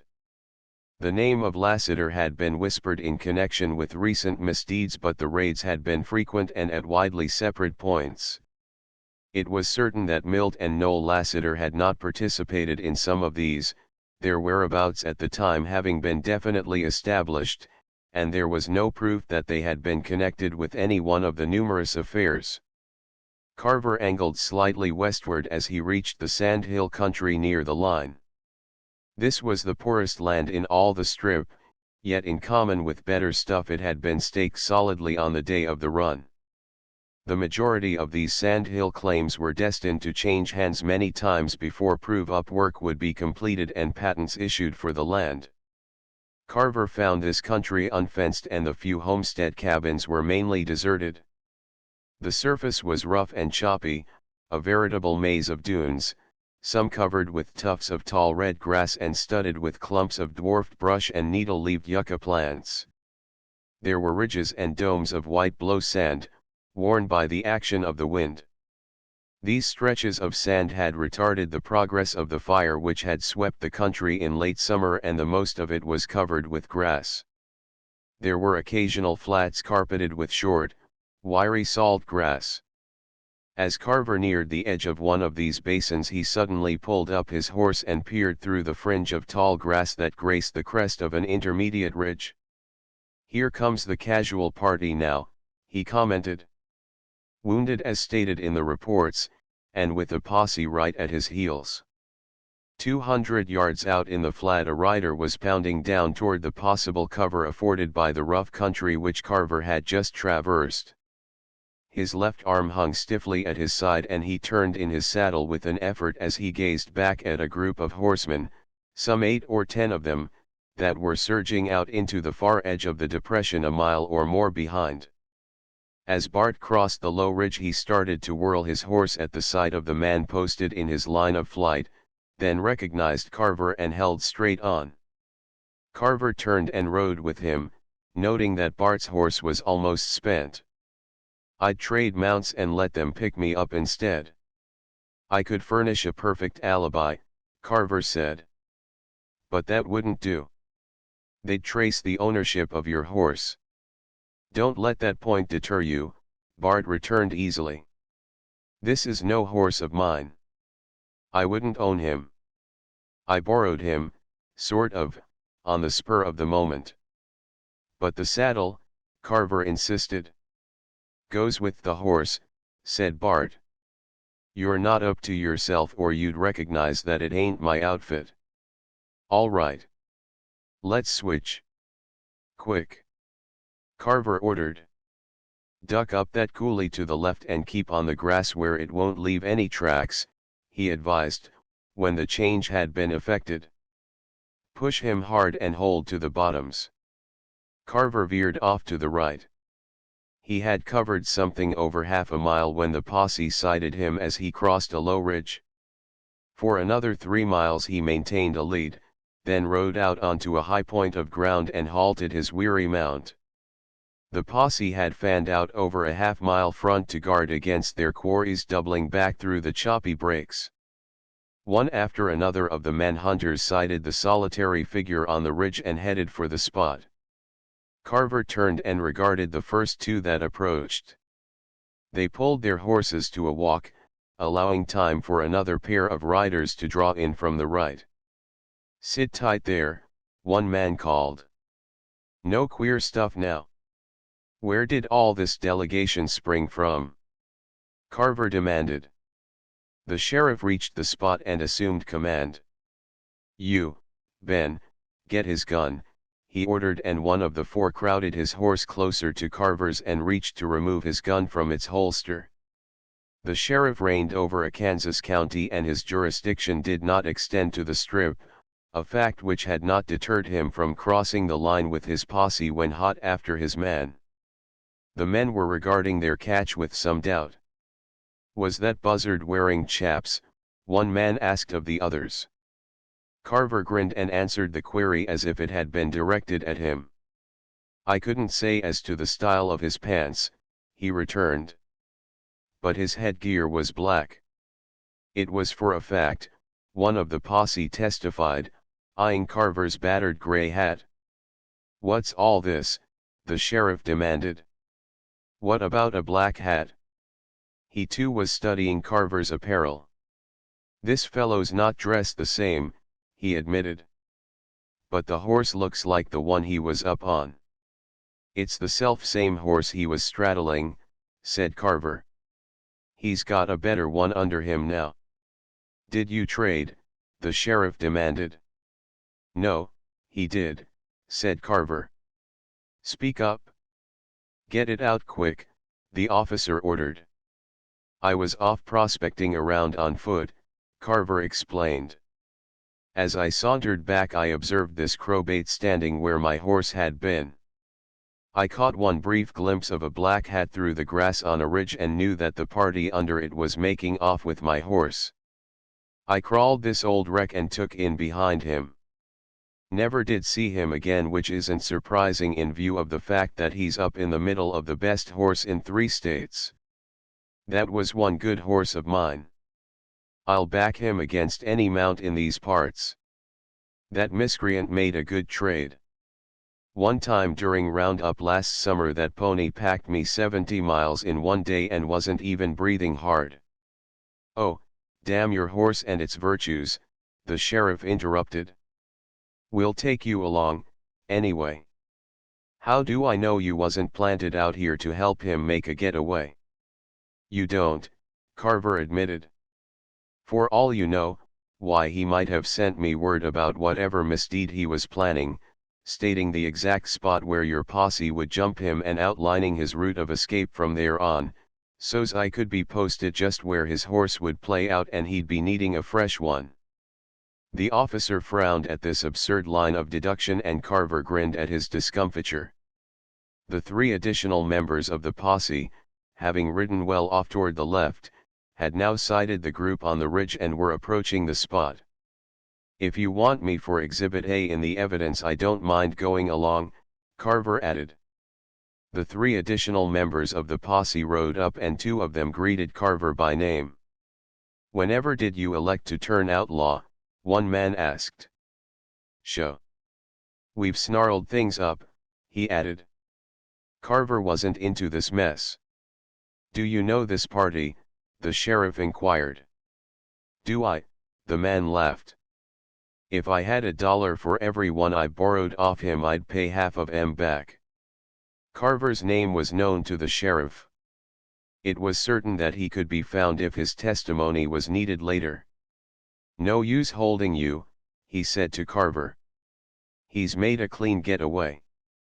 I'm a little off my range, no authority here in the Strip, but I wasn't going to let the line stop me when we was right on his heels. Why were you wanting him? Carver asked. He raised his eyebrows in evident surprise as the officer gave the details of the Wharton hold-up and announced that the man they had hunted was the wounded one of the quartet. They holed up somewheres till dark, but we got word they'd headed down this way in the night, the officer explained. Likely this fellow was feeling sick and had to hide out. He'd spotted us riding into the sandhills and was just climbing his horse to make a run for it when we sighted him over a mile ahead. He'd posted himself on a ridge so's he could watch all ways. He's up on your fresh horse and miles off by now. No use for us to go on. I'll send word to Oval Springs to the sheriff there that he's down in this country. Any idea who he might be? Carver inquired. Anyone along the line get a look at him? Not one, the sheriff denied. He's in the clear as far as identity is concerned. Nobody's set eyes on him from the time they rode out of Wharton till we jumped him this morning, excepting the man who reported that he'd seen 4 men ride this way after night. That crippled shoulder may give him away. We'll be riding on back. I'll want that horse you're on so we can trace its ownership. May get it on him that way. I'll nurse him along over to Engel's place on Slate Creek, Carver offered. Engel will lend me a horse to ride home. When Carver reached the home ranch, a man waited there to inform him that Carl Madison desired his presence in Oval Springs. Tell him I'll be with him between now and tomorrow noon, Carver instructed the messenger. Bart Lassiter rode up to the house an hour before dark. Carver had expected him to wait until after nightfall before riding in and had planned to intercept him before he reached the house. "Why didn't you lay out somewhere under cover till it was dark?" he demanded. "Any of the neighbors see you straddling my horse?" "A few of 'em, likely," Bart returned. "What if they did? I was half-starved and got dead sick of waiting out there in the creek bottoms." Carver took him into the house and dressed the wounded shoulder. It proved to be a clean hole, the ball having passed through the fleshy parts without touching a bone. Bart spoke but seldom while the wound was being dressed. He seemed gloomy and morose, his usual carefree outlook entirely lacking for the time. "It was the devil's own luck, getting jumped just when I did," he stated at last. "Your bad luck set in prior to that," Carver returned. "It started when you met Noel and Milt." Bart nodded, then suddenly gazed at Carver in surprise. "But how did you know I'd met them?" he asked. "I didn't have time to tell you back there where we changed mounts." "It wasn't hard to guess," Carver said. "Then you must know Noel better than I do, if you guessed that," said Bart. "I didn't think the poison hound would shoot me down without a word." "What?" Carver asked. "Noel, you say? Do you mean he shot you?" "No other," Bart affirmed. "The four of them rode up on me before I knew they were anywheres within 50 miles. "What for?" Carver inquired. "Milt, Noel, and Friel," Bart informed. "I don't know who the fourth was. Didn't hear his voice. I was afoot and looking for my horse when they came riding along. I couldn't see who they were, but Noel was talking to Friel and I knew their voices. They were riding in front. I asked them to raise another horse and save me a 20-mile walk and they halted without a word at the sound of my voice. Then Noel shot. He cut down on me twice more after I hit the ground. One shot was close enough to fill my right ear full of sand. Milt jumped his horse against Noel's, cussing him meanwhile, and they was off at a run before I could pick myself up." Carver was conscious of a vague sense of relief coupled with knowledge of previous deductions gone astray. "Where were you yesterday?" he asked. "Sleeping in the house you once owned in Caldwell, with my horse in the shed out behind," Bart informed. "It's untenanted now, so I entered by the simple process of breaking a window. I recall that it had been a wild night in Caldwell and was near daylight when I went to bed. It was equally near dark when I waked. The festivities had palled on me and I was ready to go home, so I rode out of town." "But how did you happen to be way off to the south?" Carver asked. Bart's moroseness was dissipated by a grin, the scowl which had stamped his face vanishing before the advent of some happy recollection. "I had 2 pints in the saddle pockets for medicinal uses. After taking one of them it occurred to me what a nice thing it would be to surprise you by bringing down those yearlings of yours, so I headed for Hinman's West Place. After taking the other I evidently dismounted thereabouts for a nap, and after napping I couldn't locate my horse. I'd left the reins looped on the horn, likely, and he headed for home. While I was hunting round for him I heard folks riding toward me and angled to cut their trail and get help, like I told you. Instead I got shot. Then I rambled on afoot for a couple of miles and arrived at a house. Someone is making a late evening call and has left his horse tied outside, so I borrowed the old wreck and headed toward home. I was feeling faint-like and weak, so I tied him up to a plum bush and slept. I made another start about daylight and then got off for a rest. It was then I see a dozen or so riders surging down on me. With half the county out on the hunt that away it come to me that maybe my motives in borrowing the critter had been misunderstood, so I made a break to escape." Carver leaned back in his chair and laughed, swayed by a mixture of irritation and relief. "Could you, by any off chance, prove that you were asleep in Caldwell yesterday and didn't ride out till dark?" he asked. "Positively not," Bart stated. "No one will ever know who entered that house of yours by way of the window. My tracks are well covered." "Which is unfortunate in this particular instance," Carver remarked. "You've stepped into it up to the armpits.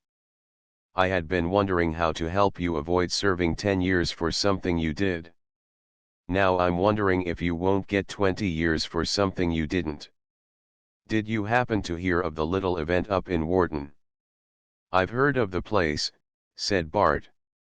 "But I thought it was against the rules for anything to ever happen there."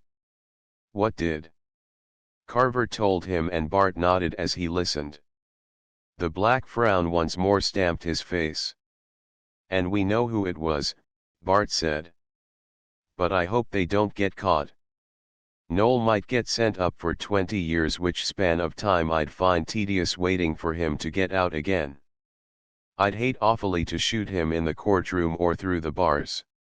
My fancy runs toward killing him somewheres outdoors, so I better get started before he's apprehended." Carver knew that Bart meant exactly what his statement intimated.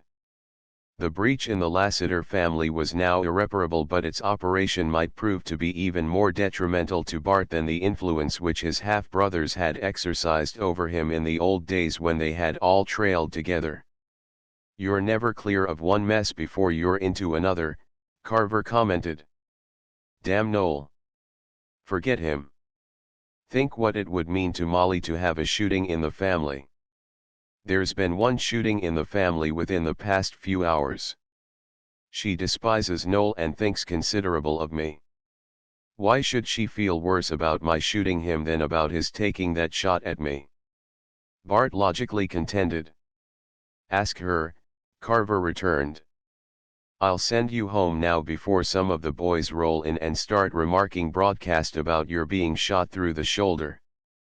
I have to ride over to Oval Springs sometime soon, and if you don't keep that crippled shoulder under cover meantime, so's the neighbors won't get to speculating about your case, why I'll up and jail you myself just to keep you out of trouble." Bart faced him gravely. "There's not much in this life I wouldn't do for you," he said. "I'd ride on into Washington and loot the mint if you was needing pin money. If you had an enemy I'd assassinate him just to save you the trouble. You've used me, White. But there's some things that just have to be done. This here is one. I'm out to get Noel. He's had it coming all his life. The day Noel passes out I'll put myself under your orders and never stray outside my homestead fence for a solid year except when you say the word. I'll give you a guarantee to that effect." An hour after Bart's departure, Carver was saddling a fresh horse in the corral when a voice called to him from the edge of it. "What's the trouble, honey?" he inquired, resting his arms on the top bar of the corral gate and facing Molly Lassiter across it. "Don. Don't let Bart go out after Noel," she said. "Before I have time to thank you for helping him out this morning, I'm asking you to do something else." She essayed a laugh which ended in a sob. "But don't let him do this. Can't you think of some way? I never knew him to be in this mood before. He's so quiet about it that I know he means to do it." "Likely it will wear off before morning," Carver encouraged, but he knew that morning would find Bart in the self-same mood. Only years would suffice to alter the determination he had read in Bart's face an hour past. "He'll forget it in a day or two." He spoke unconcernedly to reassure the girl, for she was nearer the breaking point than he had ever seen her. Her habitual self-control had broken down. "You know he'll never forget," she said. "But I can't have that a shooting between brothers, don't you see? Not that Noel really is a brother, but people will always think of it that way. I wish something had happened to Noel before I ever saw him, just for what he's done to Dad and Bart. I'm wicked enough to wish him dead. He should be, he's not fit to live. But Bart mustn't do it. He'd never live it down." She spoke disjointedly, her voice high-pitched and unnatural. Carver vaulted the corral bars and laid an arm about her shoulders. "Sho. That'll all pass off," he said easily. Bart wouldn't not after he'd thought it over. He's excited about it now. She knew that he spoke only to quiet her fears, that he himself lacked the convictions which he expressed. "He's not excited," she insisted. "He's thought it all over now and made his decision." "Oh, anything but that. It's the one worst thing I can think of. There must be some way. Honestly, Don, I couldn't stand that after all the other things the name of Lassiter has been linked with." "Then we'll put a stop to it," he said. "We'll just fix it so he can't." She noted the change in his voice. He was no longer speaking merely to reassure her. This knowledge exerted a quieting effect. She someway had vast confidence that Carver would find a way out. Bart's quiet insistence had terrified her, but Carver had thought of some means to dissuade him. "I'll be riding on into Oval Springs now," he said. "Meantime you put your mind at ease." He drew her to him, and when she made a motion of dissent he gave her shoulders a little shake. "Right now," he insisted a trifle roughly, and she lifted her face to him. "You promise you won't let him?" she implored. He stood looking down at her with a queer little smile. "Rest easy," he said. "I'll take a contract to that effect." He dropped the corral bars, and a moment later she watched him ride off through the night toward Oval Springs. 11 The atmosphere of Oval Springs reeked of new lumber and fresh paint. A dozen business buildings were being hastily constructed and new houses were started daily in the residence district of the town. Carver strolled down the main street. Shafts of light, emanating from storefronts, splashed across the board sidewalk and relieved the gloom of the street. Scores of horses stood at the hitch rails. The blare of a mechanical piano sounded from an open doorway, accompanied by the scrape of boots and clank of spurs.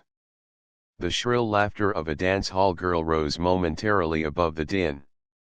From another door there issued the clinking of glassware at the bar and drunken voices raised in song, the smooth purr of the roulette wheel and the professional drone of lookout and croupier. The new county seat was a wide-open town.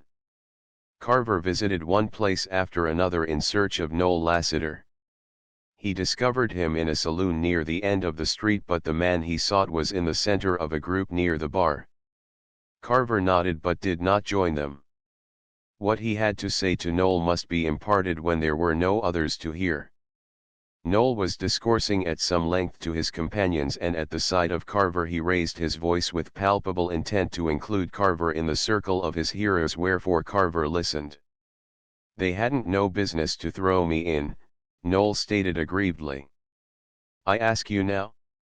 Of course Crowfoot and Alf Wellman never was any special friends of mine, but they had no call to lock me up. This may prove worthwhile. He's anxious to have me get it," Carver decided, and as the case was restated he gathered the cause of Noel's grievance.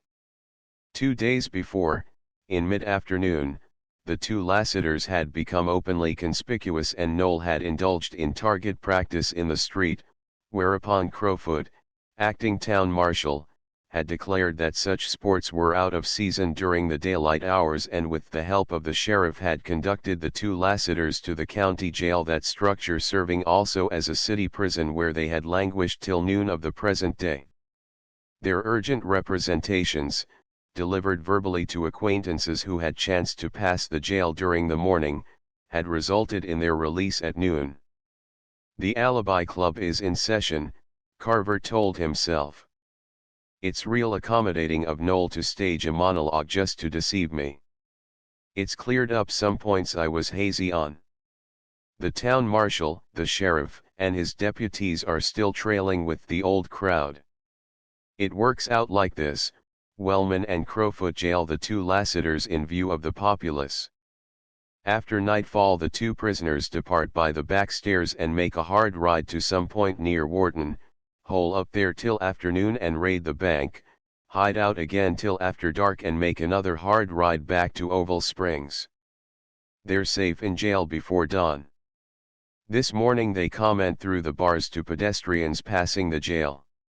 A perfect alibi unless Noel overacts his part and talks himself into trouble. He mused further on the subject as he waited for Noel to detach himself from the group. This deal signifies that every man round the sheriff's office is cutting in with the boys, he reflected. Wellman has appointed the two Ralston brothers deputies in addition to Friel. The fourth party in that Wharton hold-up was likely one of the Ralston boys. Noel eventually moved toward the door but the others accompanied him. Carver followed them out and called to Noel. "Just a minute," he said. "I have a bit of news to impart." Noel turned back and stood facing him while the others halted a few feet away. Carver lowered his voice so his words would not reach them. "You've tried for me twice," he said. "From now on it's reversed." "What do you mean?" Noel demanded. "That I'm going into action the next time you loom up anywhere within range," Carver stated. "I'm just telling you so that you'll know how to act the next time we meet. Right soon after we next sight each other there'll be one of us absent from human affairs." The group on the sidewalk saw nothing unusual in this interview, merely a low-voiced conversation between two acquaintances. "Absent?" Noel repeated. "That one will be you." "Maybe," Carver assented and turned off up the street.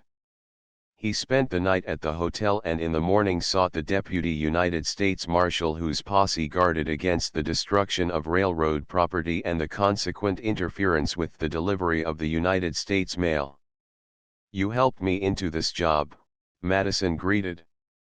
"Now it's up to you to help me hold it. You're to be my right-hand assistant until this mess is cleared up." "Did you know it?" "Not for sure," Carver said. "But I suspected it somewhat when you sent over for me. I'll make a deal with you. You can deputize me now till we iron out this fuss, provided that some future time you agree to let me deputize myself on some occasion when I may have to go into action right rapid and you not at hand, when it's a case where county officers wouldn't fit in and a deputy marshal would. I'd proclaim that I was acting under orders from you, meantime having dispatched word for you to make haste toward the spot. You arrive and assume command. What VE you got in mind?" Madison inquired a bit doubtfully. "Not anything special," Carver returned. "I may never avail myself of my end of the bargain. If ever I do, I'll guarantee that the parties I move on will be eligible to arrest for shattering some federal law and I'll be able to prove it." "That will let you out?" "Yes. Likely it will let me out of my job," Madison said.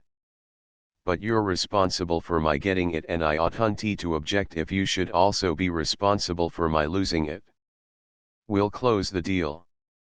"One more small favor before you put me to work," Carver requested. "I wish you'd pass out the word, quiet-like, among the boys that the first time Bart Lassiter shows up here he's to be arrested and sent up to Caldwell." "What have you got against Bart?" Madison asked. "I thought you was friends. That's why I want him tossed into jail and kept out of trouble till I give the word to free him again." "All right. We'll toss him if he shows up in town," Madison agreed. "Let's head for the tracks and I'll explain your job as we travel." For the next 3 nights Carver patrolled the railroad tracks for a distance of over a mile north of town, visiting the 6 men stationed in couples at intervals throughout that stretch. Madison conducted a similar patrol to the south. Throughout that period no move had been made to tear up the tracks. Trains rolled through without a halt and no incident transpired which would furnish the least surface indication of the existence of a bitter feud. But both Carver and Madison knew that the undercurrent of lawlessness had not subsided, that it merely smoldered, waiting an opportunity to break forth. During the past month there had been 5 men killed and as many wounded in the progress of the county seat war. 3 of the slain had been members of the marshal's posse, for Madison's operations were handicapped by red tape, his instructions prohibiting the firing of a shot except in case his own men were attacked. The participants on the reverse side of the question were burdened by no such restrictions. The marshal was unable to gather a single shred of information as to the identity of the men concerned in any one of the wrecking parties. The population of Oval Springs was solidly in favor of any move whatsoever, if only it should result in the stopping of trains at that point. In mid-afternoon of the 4th day Carver sat cross-legged on the ground in the marshal's camp beside the tracks a few hundred yards north of town. He leaned back against a bedroll and inspected the general surroundings through half-closed eyes. There was the usual congestion round the 3 town wells which furnished the only supply of water for the county seat. Tank wagons plied between these wells and the surrounding country, supplying settlers with moisture at 50 cents a barrel. Carver straightened, suddenly alert, as a rider dropped from his horse at the end of the street. His left arm was bound stiffly at his side. Bart couldn't wait for that shoulder to cure before he started hunting for Noel, Carver said. He noted that 2 men had stepped in behind Bart. They were Madison's men and Bart had not progressed a distance of 50 yards from his horse before he was under arrest. That much accomplished, Carver said. Bart's safe out of the way as soon as they get him to Caldwell. Now it's narrowed down to Noel and myself. I don't care over much for my job, but she'd rather it would be me than Bart to go through with it someone outside the family, and this will rule me outside for all time. Bradshaw rode into camp and joined Carver, leaving his mount with several other saddled horses that grazed close at hand. Madison's posse, down to the last man, was composed of old friends of Carver's, former riders of the Strip. Their old calling gone, they now gravitated to any point which promised to afford a touch of excitement. They've let us alone for quite a spell now, Bradshaw said. Time something was breaking. A stiff wind screeched across the country and the 2 men sought shelter behind a pile of baled hay, sprawling comfortably in the sun until Madison located them there and reported a bit of news. Headquarters has thrown off the bridle and issued orders to shoot down every man that tampers with the tracks, he informed. I just got the word. Now that we've got free rein, we'll clean up this mess. These instructions were passed out to all of the marshal's men. 2 hours after midnight Carver stood on the tracks with Madison. Both men turned to view a vague light that seemed to flicker up from near a string of buildings at one end of the main street. The high wind which had prevailed throughout the day had died down within the past hour, and in the resulting hush sounds could be heard at a considerable distance. The light increased and shed a pinkish glow over a portion of the sleeping town. A similar light, smaller and less evident, as if but a reflection of the other, appeared near the courthouse at the far end of the town. From somewhere there sounded the muffled thud of many hoofs. I wonder now, Carver said, as he caught this sound. An hour ago, before the wind went down, a fire would have wiped Oval Springs off the map. No water. He listened again to the rumble of hoofs. It's come, he announced. Casa has been in a ferment for weeks, threatening to ride over and sack Oval Springs. Now they're at it. Black smoke rolled above the pink glow which was rapidly swelling into a lurid glare. Tongues of scarlet flame now leaped above the buildings as the fire, started in the rear of them, licked hungrily up the back of the frame structures. There was a sudden clamor of voices as sleeping citizens were roused by the glare of the fire, then a roar of hoofs as 40 horsemen thundered the length of the main street and emptied their guns at the storefronts. They wheeled and rode back through the street, shooting as they came, this last demonstration for the purpose of keeping citizens within doors until the flames had attained sufficient headway to spread beyond control. The rumble of hoofs died out as the raiders pounded away toward the north and the population of Oval Springs boiled out to check the spread of the fire. "It's no affair of ours," Madison said. "Dog eat dog. Let 'em go. Wellman, our good sheriff, hasn't exerted himself to help find out who's been shooting my boys at night. Let him handle this deal himself." The Casa raiders had planned well, and if the wind had held, Oval Springs would have been reduced to ashes in an hour. But the fates had intervened. The wind had slacked off, then died, and now a reverse wind blew up and piled the flames back upon themselves. The fire at the courthouse had not attained sufficient headway, and a determined body of citizens checked the spread of the flames. The blaze at the north end of town was confined to the one section in which it started, the strong wind from the south beating back the flames which leaped high above the buildings. Men on adjacent structures stamped out the sparks which were belched far and wide as each burning roof sagged and fell with a hissing roar. The conflagration lasted till dawn, was still smoldering when Carver retired to the bed tent where he slumbered till high noon. An hour after rising he sauntered along the tracks to the north for the purpose of chatting for an hour with Bradshaw, who was stationed within a short distance of camp. His friend was nowhere in sight.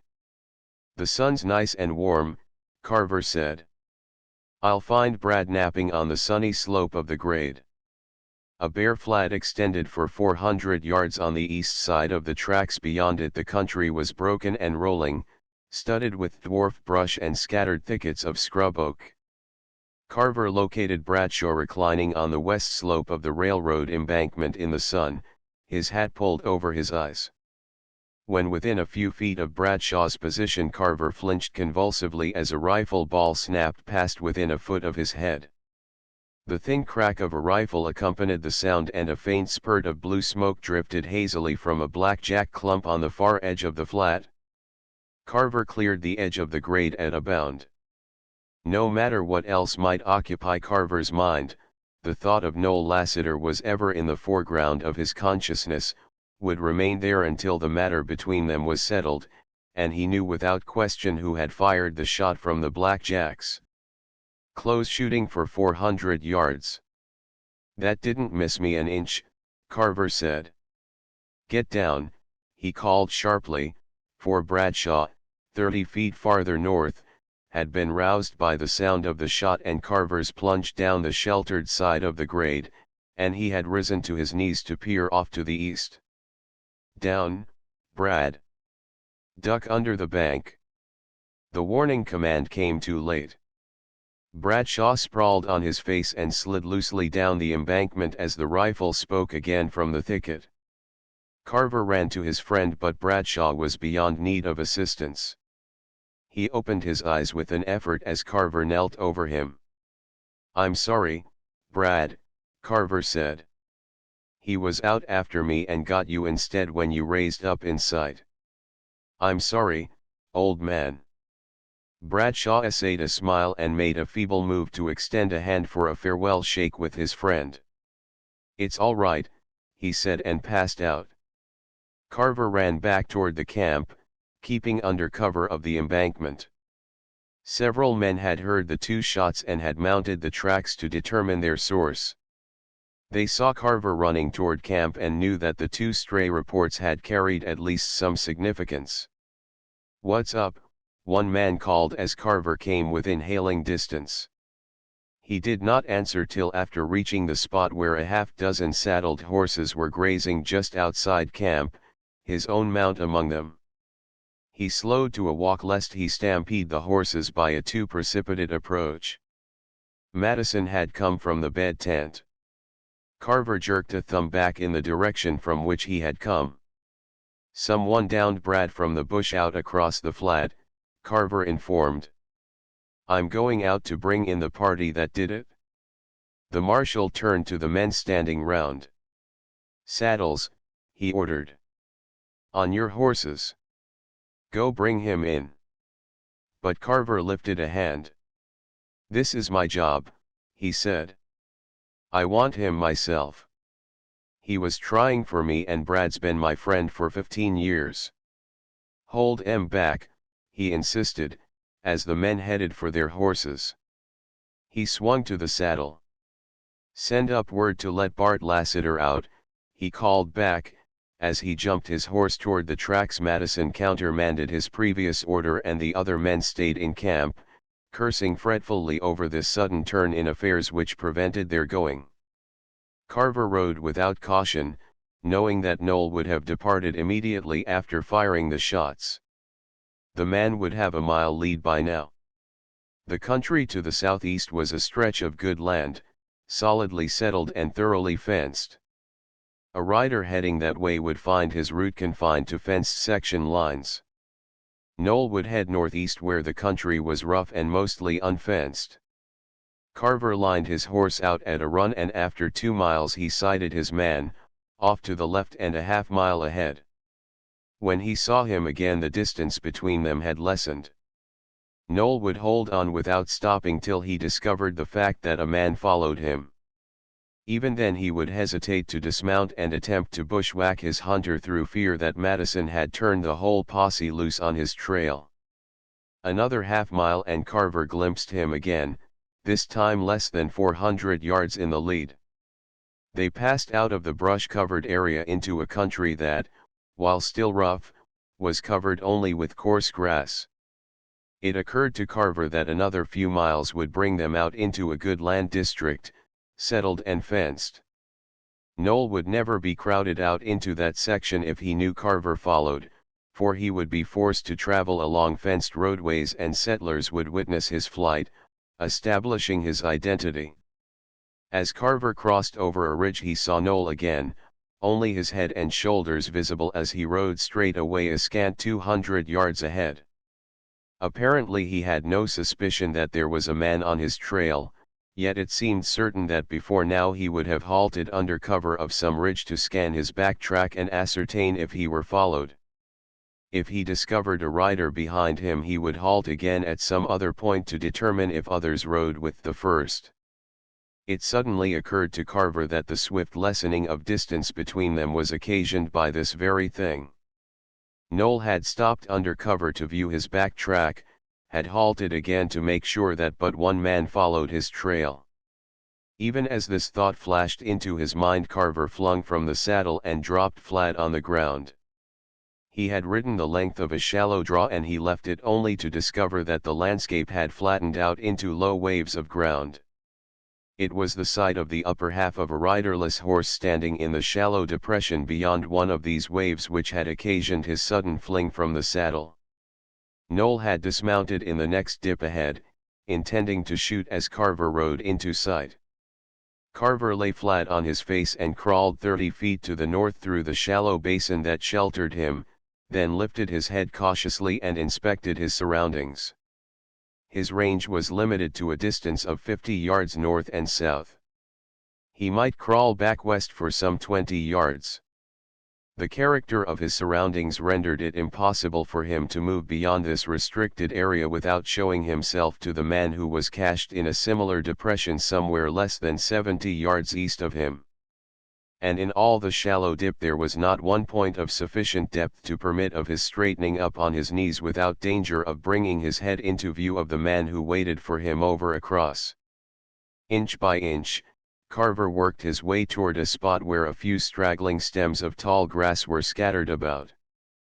Poor cover this, yet even a few spears of grass break up the view to a surprising extent when one is prone on the ground. In 30 minutes he had covered as many feet. He removed his hat and elevated his head.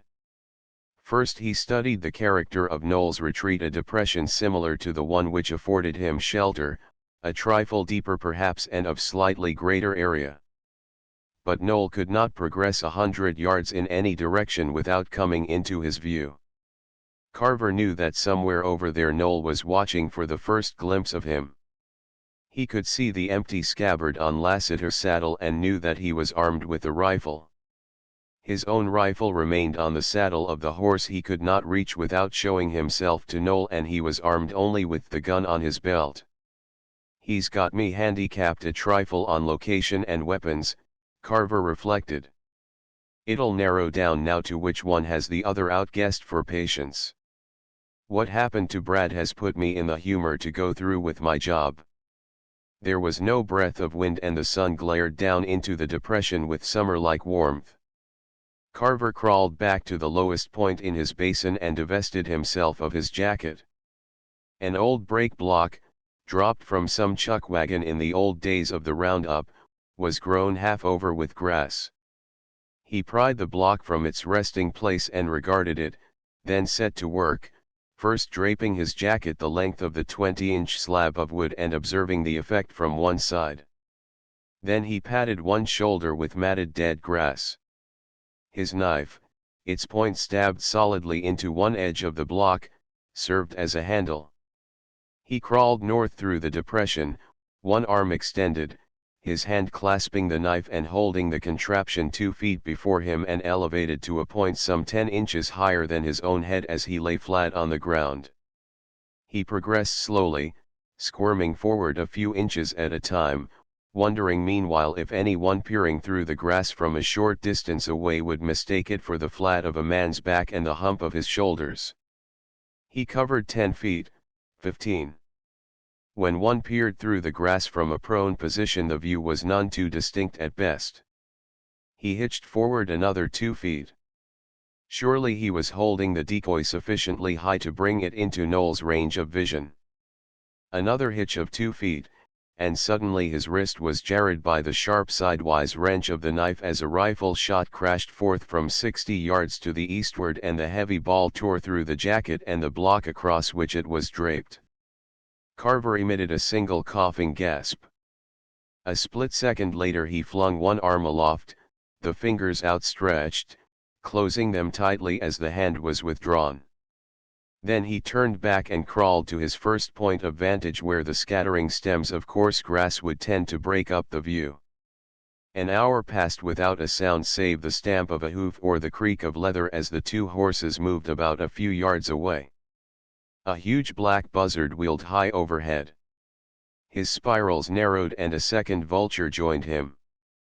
The two great birds soared on motionless wings a half-mile above the two quiet figures sprawled in the grass a stone's throw apart, each invisible to the other but quite visible to the carrion birds that hovered over the spot. Carver longed for a smoke. The craving for a cigarette became almost irresistible, and in order to combat this urge he forced himself to speculate as to the sensations of the man in the opposite dip in the ground. He concentrated on this line of thought until the study assumed actual interest. Noel, being uncertain on several points, would soon become restless, Carver reflected. He was half convinced that Carver was dead. His thoughts would constantly revert to that coughing gasp that had followed his shot, that upflung arm with the fingers clutching spasmodically at nothing. Carver had no such uncertainty to disturb him and congratulated himself upon this fact. Point by point he compared his own plight with that of the enemy. Time was passing, time which meant nothing to him and meant much to Lassiter. Noel must be wondering if any others of Madison's men had set forth on his trail. Perhaps they were working it out bit by bit and were even now nearing the spot. A dozen other contingencies might arise.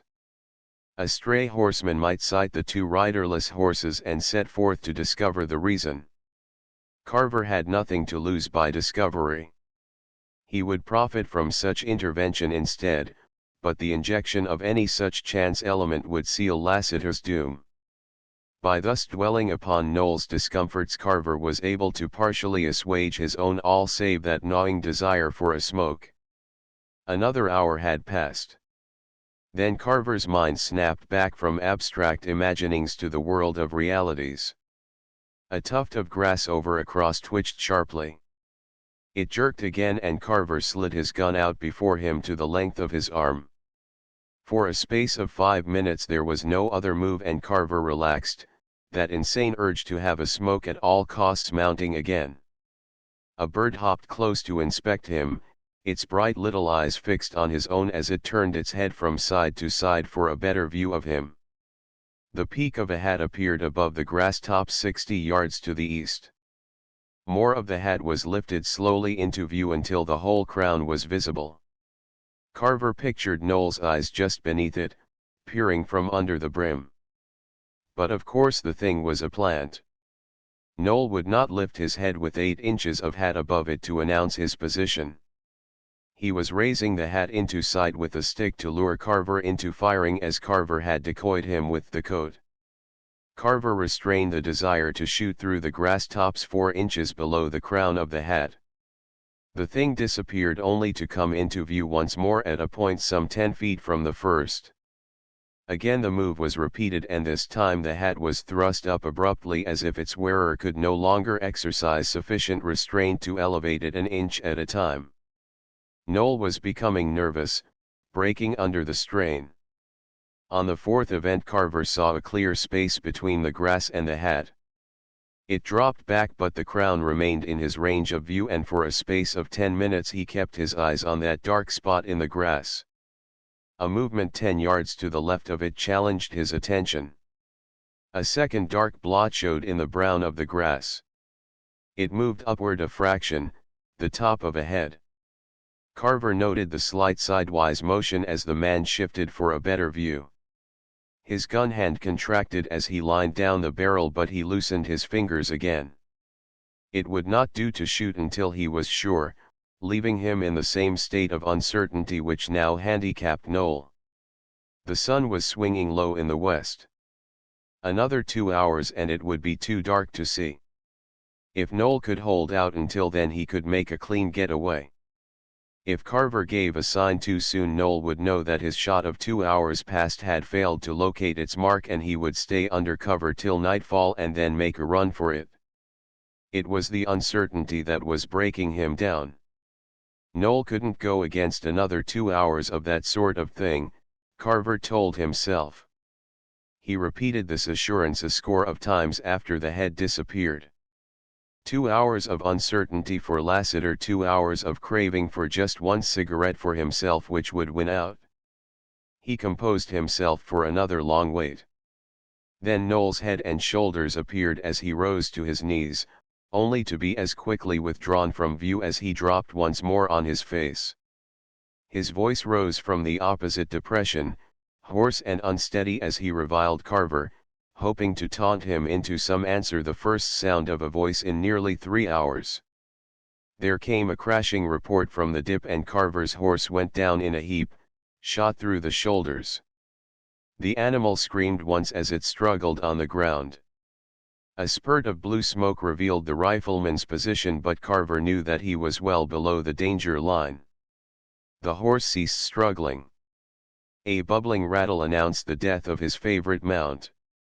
The voice of the man who had fired the wanton shot rose with the sound. "How do you like the sound of that?" he demanded. "That's what will happen to you between now and dark." He leaped to his feet and stood facing Carver, then dropped back out of sight. "He's going to pieces," Carver told himself. "He'll make a break now most any time."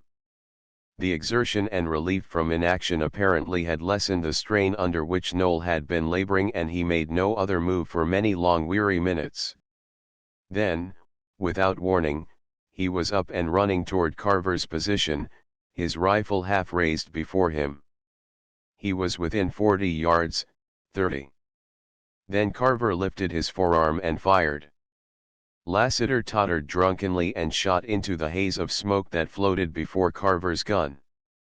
The ball plowed a furrow 3 inches from Carver's ear and spattered fresh earth in his face. Carver shot twice again. For a space of 20 seconds he held his place in the grass, then sat up on his heels and twisted a cigarette. 12 Molly Lassiter followed her usual daily routine, visiting back and forth with the Cranstons, Lees, and other neighbors, yet beneath it all she was conscious of a certain uneasy expectancy, a sense of waiting for something to transpire. There had been no word from Bart, and his whereabouts were unknown to her. Somewhere Bart was making a relentless hunt for Noel, and she expected hourly to hear news of their meeting. She knew of Carver's having joined the Marshals' posse at Oval Springs, and there was ever the possibility that she would get word that he had fallen in the county seat war.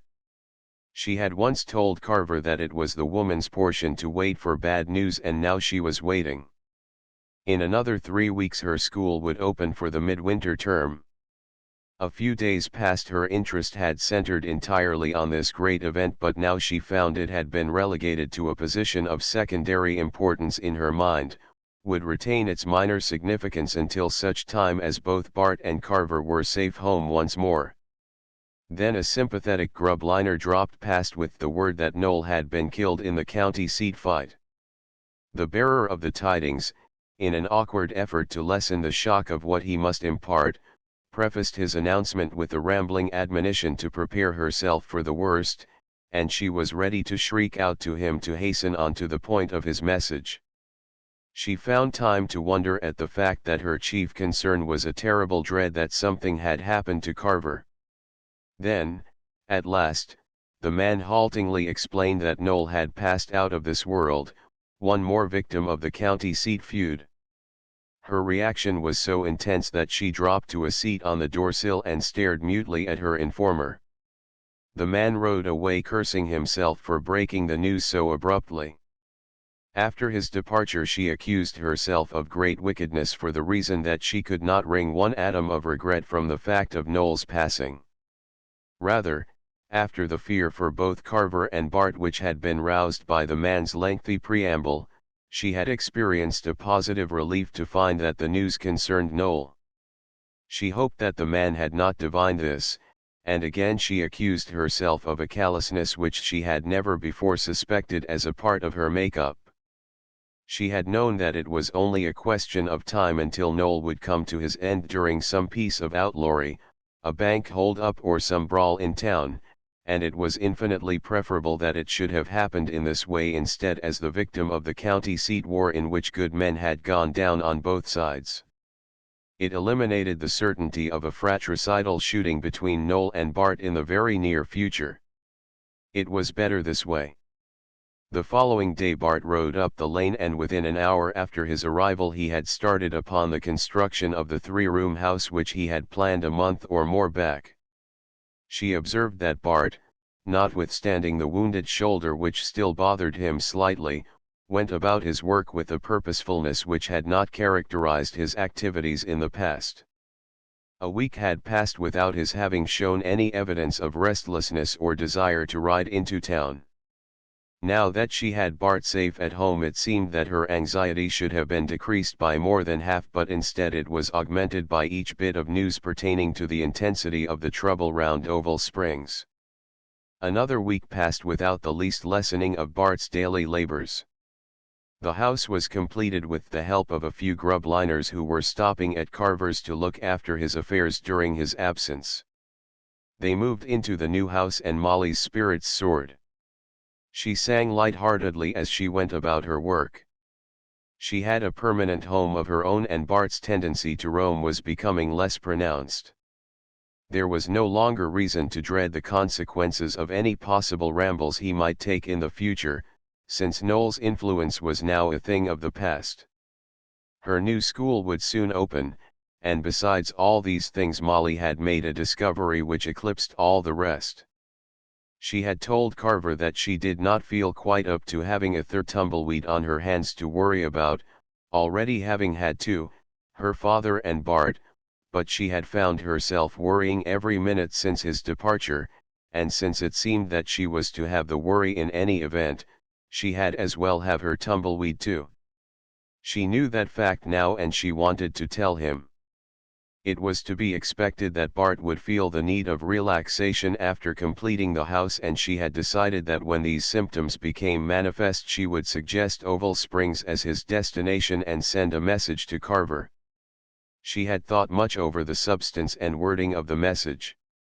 She would send merely the word that she was worrying over his connection with the Marshals' posse. Carver would divine what lay behind the words and return to the ranch, she reflected. He understood her so thoroughly.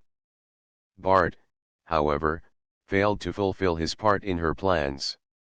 "You needn't worry about my prowling off somewheres," he informed her one morning at breakfast. "I'm one tumbleweed that's quit roaming. There's been a windbreak erected on all four sides of me that'll restrain me from drifting for one solid year.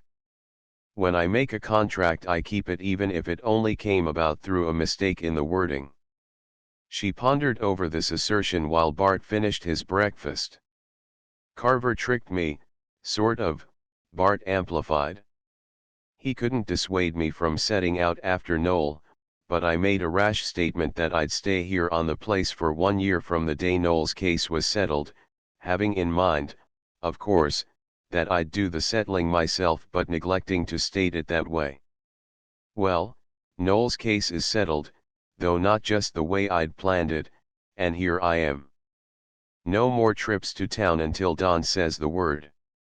"I'm glad, Bart," Molly said. "It's so much better this way instead of your being mixed up with it yourself. Don't you see?" He pushed back his chair and regarded her. "I'll never be convinced but what I'd ought to have done it myself," Bart insisted. "I would have too, if you hadn't talked Don into beating me to it. He knew you'd rather it would be him than me." Bart rose and moved about the room, commenting upon certain angles of the case, and from these fragments she was able to piece out the whole picture. Bart spoke casually, believing that she had already become acquainted with every phase of the affair. The girl sat very still, her hands clenched in her lap. So it had been Carver. She had never given that a thought until now, had not entertained even a suspicion of the truth, and Bart was assuming that she knew every detail, that she was responsible for having sent Carver. An hour past she had told herself that Don understood her so well, while in reality he understood her so little that he had imagined she was sending him forth on such a mission as that. But why in God's name didn't he let the posse go out instead of going alone, she asked at last. "That's just what he couldn't do," Bart dissented. He knew that it was on account of his own personal disagreement with Noel that Bradshaw had been shot down, that it didn't have any relation to the county seat squabble whatever. If the marshal's boys had gone boiling across into the brush after Noel, there was a good chance that some other good men would go the same route that Brad had.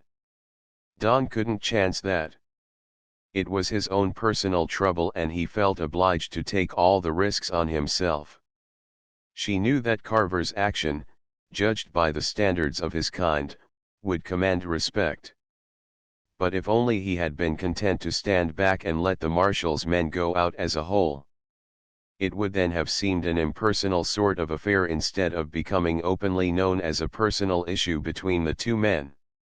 Even though she herself had always refused to look upon Noel as a relative, the world at large would not hold that view. Centuries of custom decreed that such an occurrence as this should operate as an insurmountable barrier between Don and herself. There would always be that between them. Tongues would wag until the end of time if they should violate that age-old tradition by permitting any relationship deeper than mere acquaintance between them. She must see Don and explain it all to him. He had made such an unalterable mistake, had understood her so little. But she could not see him till after the trouble at Oval Springs had been settled and he returned to the ranch. Even at that moment the county seat war was nearing an abrupt termination. Oval Springs had grown with amazing rapidity and there was no longer an object in the refusal of the railroad company to halt its trains at that point, the reverse now being true. Carver watched the southbound passenger train come to a halt for the first time in weeks. The assembled population of Oval Springs cheered this unexpected event. A group of officials descended to look over the ground and one man announced to the crowd that they had come to select a site for the new station, construction of which was to begin on the morrow. Surveyors were unloading equipment. A work train crawled into town and 100 men swarmed off the cars to begin work on a switch track. The feud was ended and Oval Springs had won out in the fight. Years later it would break out again and again until Casa should eventually come into her own. Crowds of cheering citizens swarmed the streets of Oval Springs throughout the rest of the day, and there was every symptom that it would be a wild night in town. Carver considered plunging into the festivities. Some way the thought of returning to the ranch held forth no appeal. This strange lack of interest was equally true when he contemplated joining the celebration over the victory of Oval Springs. He didn't care a hang which town had won out. "There don't seem to be much of anything that I do want to indulge in right now," he remarked. "So I guess I'll ride home." "You won't be needing me any longer," he said to Madison. "If you don't mind, I'll resign and be on my way." He rode out of town in mid-afternoon, and he failed to stop by the Lassiter's place as was his usual custom, but held straight on to the half-diamond. Molly heard through Bart that he had returned. She expected to see him waiting for her in the little saddle in the ridge where formerly they had met of evenings, but she watched the shadows fall on 3 successive nights and failed to see him skylined there. Her school opened with 20 pupils of assorted sizes, ages, and degrees of intelligence, and she threw herself into this new work. As she rode home on the second night after the opening, she saw Carver in the field. He waved his hat but made no move to cross over. The next evening she motioned to him and he joined her in the road. "They tell me you've got a family of youngsters ranging all the way from Mexicans to Bostons," he greeted. "How's the new school?" "Perfect," she said. "I love it." "Now me, I'd lose my mind after the first day," he said. "Has Johnny begun to shed his milk teeth yet? It's a downright shame the boy has to lose 'em again after all the trouble he had cutting his first ones." The girl remained silent while he made inquiries concerning a number of her charges, recalling incidents from their past lives which she had heard from fond parents and passed on to him at various times. He had dropped into his old casual vein as easily as if nothing of an unusual nature had occurred since their last meeting. But Molly found it difficult to meet his mood and chat on trivial topics. She was conscious of a certain restraint. It was fully to be expected that he would mention the one thing which was uppermost in his mind and hers, attempting to explain it by the code of his kind, but it became increasingly evident that he did not intend to refer to it. She cast about for something to say but could discover no topic. Her mind was too exclusively occupied with that other. "That's a good-looking new shirt you have on," she stated at last, and was angrily conscious of the inanity of the observation in view of all that was left unsaid between them. But she forced herself to go on. "I like gray. You never affect red shirts like the most of the Tumbleweeds wear." She could have screamed at the idiocy of it all and found herself unable to proceed, but Carver inspected the sleeve of the shirt in question and took the conversation away from her, dwelling upon the topic as if her observation had been the most natural one in the world. "Gray's not a bad color for everyday wear," he admitted. "I don't run much to red. Reason is this, there's 11 or 12 of us children at home, I forget without counting, but plenty, and the old man sometimes buys assorted job lots of clothing that has gone maybe a bit out of style. One day he turns up with an assortment of shoes. There's gray, black, bay and buckskin shades in that lot, and one pair of red button shoes." He paused to chuckle softly at some recollection. "The old man takes a squint at those red ones and begins to size up my feet. I stage one frenzied protest. After they choked me into submission and crowded my feet into those red button shoes, they start me off to school and my worst fears are realized. Right down to this day I can't sit round in company without wanting to shove my feet somewhere out of sight. Well, that same night I steal the old man's pistol and drop out the window. I ain't ever been back. That seems to have soured me on red for all time. I wouldn't even put red paint on my barn. That's why I don't run to loud colors, a quiet lavender shirt, maybe, for Sundays, or a soft black and orange check if I want to dress up, but no red for me. It was quite evident that he intended to hold the conversation to purely casual channels. She knew now that he had not misunderstood her, that he had assumed full responsibility for the affair, realizing that it would react against him but believing that it would be easier for her in the end if he were the one to go through with it instead of Bart. He had known that he was locking himself outside and that explanations would be of no avail, so he was deliberately avoiding the topic. "That's how I came to leave home," he resumed. "If ever you note any symptoms of madness in one of your pupils, why, instead of chastising him regardless, I'd suggest that you institute a search for the red-buttoned shoes in the background. Big events hinge on such trifles. Now if I'd have stepped on a bee like Ella Cranston did, I forgot to mention that I left those shoes behind in exchange for the pistol and set out barefooted, it's likely I'd have turned back and developed into a first-rate barber or a banker in place of winding up as a bronc fighter. Does Ella still persist in wearing shoes even in bright balmy weather?" "Oh, Don. Why did you?" Molly interrupted suddenly. "It was due to come sometime. He'd already tried for me twice," Carver said, instantly altering his vein of speech to accord with her own. "So I might as well have it out right then, I figured, and keep Bart out of it all. Then he got Brad. Brad was my friend." "I'm sorry, Don, terribly sorry," she said. "Don't you?" he admonished. "It just had to come up the way it did, seems like. You'd rather it was me than Bart." "I wouldn't," she denied fiercely. "Oh. I wouldn't. I'd 1,000 times rather it was Bart." She hung her spurs up into her pony's flanks and the little horse darted off up the road. Carver stood looking after her. "And I didn't know," he said. "I didn't find out till it was just too late. Don't that beat hell?" 13 Both Wellman and Friel had prospered.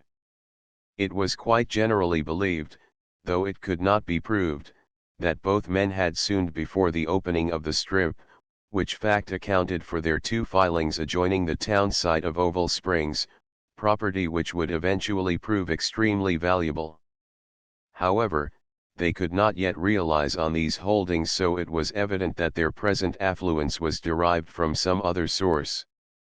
Crowfoot, even before the run, had acquired moderate wealth, but neither Friel nor Wellman had been possessed of any considerable means. Friel now owned the largest and most remunerative saloon in Oval Springs. He had occupied the sheriff's office since the first election in the county, Wellman, the original appointee, having endorsed his candidacy instead of running for the office himself. Wellman was proprietor of the hotel, had been elected mayor of Oval Springs and was a stockholder and director in the bank, of which Crowfoot was president. It was generally conceded that the money of the ex-cowman was responsible for the rise of the other 2, but there were some who, knowing Crowfoot, doubted that he would use his own means for the advancement of another. The 3 men were closely associated nevertheless, a power to be reckoned with in business and political circles, rated as influential and public-spirited citizens. There was no longer necessity for Friel to associate himself closely with the Wild Bunch, many of whose operations he had formerly planned. The years he had served as marshal had fitted him for this work. He could visualize a scene in advance, discount its dangerous features and perfect an alibi that would stand the test. His was the mind that planned, but he had seldom been present to witness the execution of those plans. His actual participation in the Wharton hold-up, the one misdeed of its kind where he had been present in person, had been occasioned by a desire to impress upon his associates that he was of the same fiber as themselves.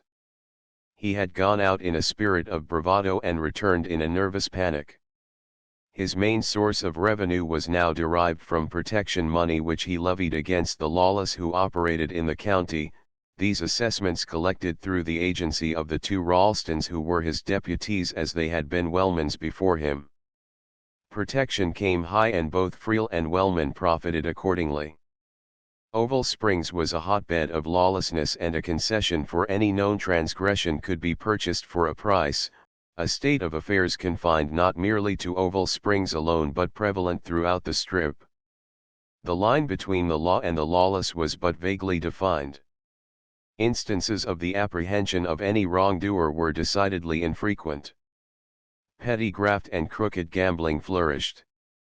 As a carcass attracts scavenger birds, so conditions in the Strip drew the vicious of the whole Southwest. Express messengers conveyed word of valuable consignments to friends who would make sure that the shipments failed to reach their destination. There were bankers who handled securities at stiff discounts without inquiry as to their source, jewelers who were equally incurious about the previous ownership of gems or gold, judges and county attorneys who were open to reason, and sheriffs who followed false trails. But all this was merely a passing phase coincident to the transition period of a new and untried territory during its transformation into an old and proven one. The background was one of enduring solidity. More than 30,000 families had found homes in a single day, and these toiled steadily on, unmindful of the wave of deviltry and corruption that swept the Strip, such circumstances having no particular bearing on their daily lives. Later, when they had more time to devote to affairs outside of the immediate problem of shaping their homesteads up into producing farms, they would rise up and cast out the parasites without apparent effort, for after all the solid citizens were many and the parasites comparatively few. Friel rode out of Oval Springs and he traveled past occasional fields that were green with waving wheat. Spring had brought fresh evidence that the Strip, now a part of Oklahoma, would eventually prove to be the most productive portion of the state. Spring crops of all sorts were coming up in riotous profusion. Young orchards had been planted round many a homestead cabin, rows of slender saplings marked the site of future stately groves.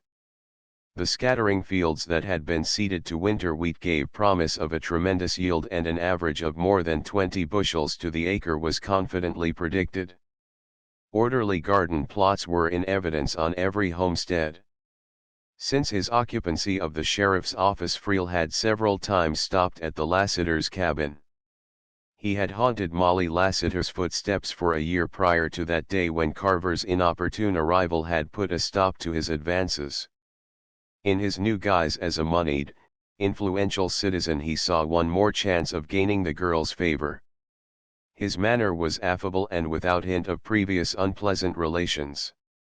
Rather, his attitude was one of friendly interest which any prosperous person might take in the affairs of a less fortunate acquaintance. Molly, believing that the past had best be left undisturbed, received him as she would any other casual acquaintance. On the occasion of this last visit, Friel found Bart at home.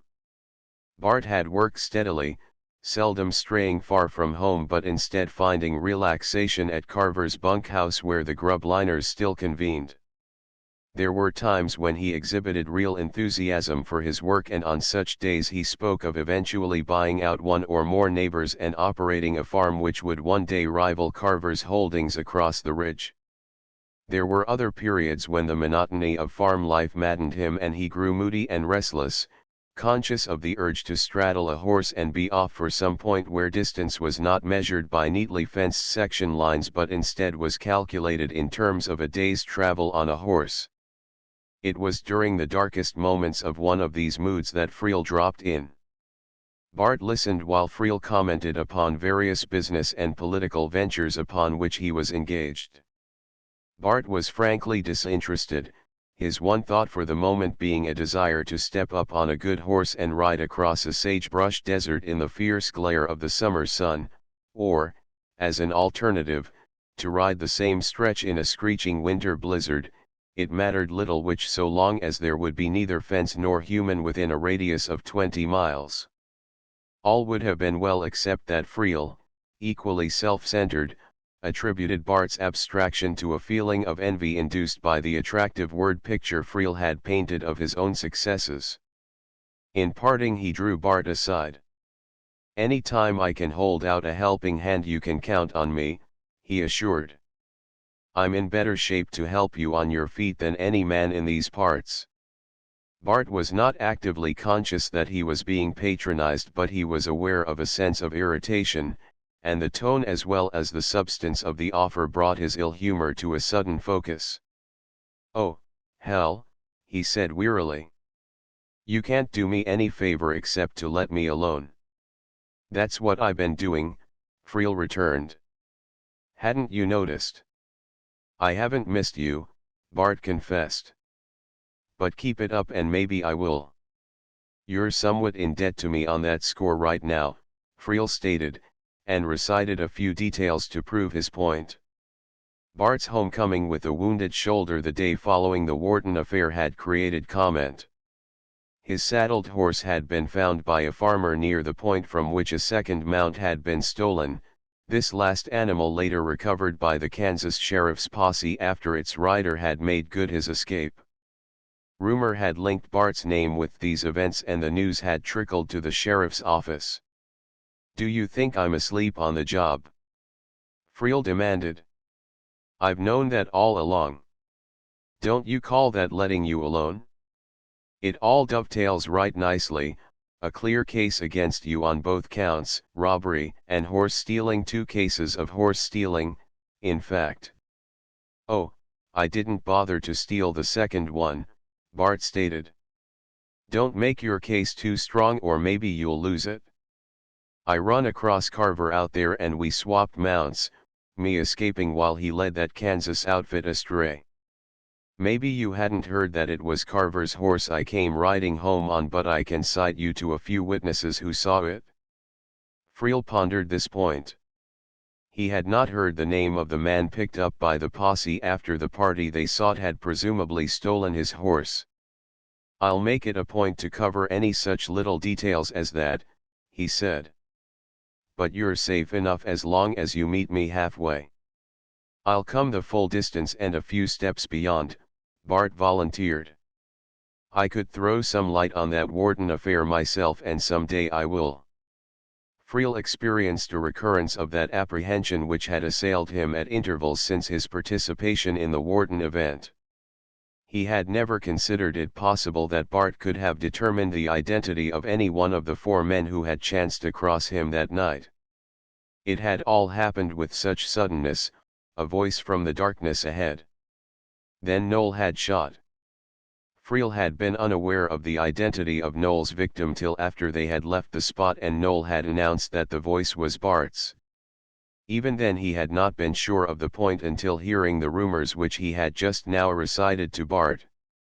It had seemed equally certain that Bart could not have recognized him. "You'll have a chance to tell all you know to a jury," Friel predicted. "And right after I speak my piece they'll cast a ballot to stretch your neck a foot long," Bart announced. "Mine," Friel said. "What fool notion are you working on now?" "I'm not working, just resting," said Bart. "Here you come with all this patter about how you've befriended me by not having me jailed for something you did yourself. That's real generosity. Maybe it's never occurred to you that I recognized the 4 of you when you came riding up on me that night when Noel tried his damnedest to kill me." Friel's apprehension increased, but he remained silent until Bart had finished. "If I start remarking broadcast about that little event, just how long do you imagine it would take folks to divine where the 4 of you had come from?" Bart inquired. "A few minutes back you was reciting about what a high place you'd attained in human affairs. Keep right on mounting, only keep it in mind that someday when time hangs heavy and I'm craving entertainment I'll pull out your props and let you down hard." He turned his back on Friel and retired to the house. Friel returned to Oval Springs and sought a hasty conference with the mayor and the president of the bank. He was palpably nervous as he recounted the details of this complication. "Get hold of yourself," Wellman ordered. "You're jumpy.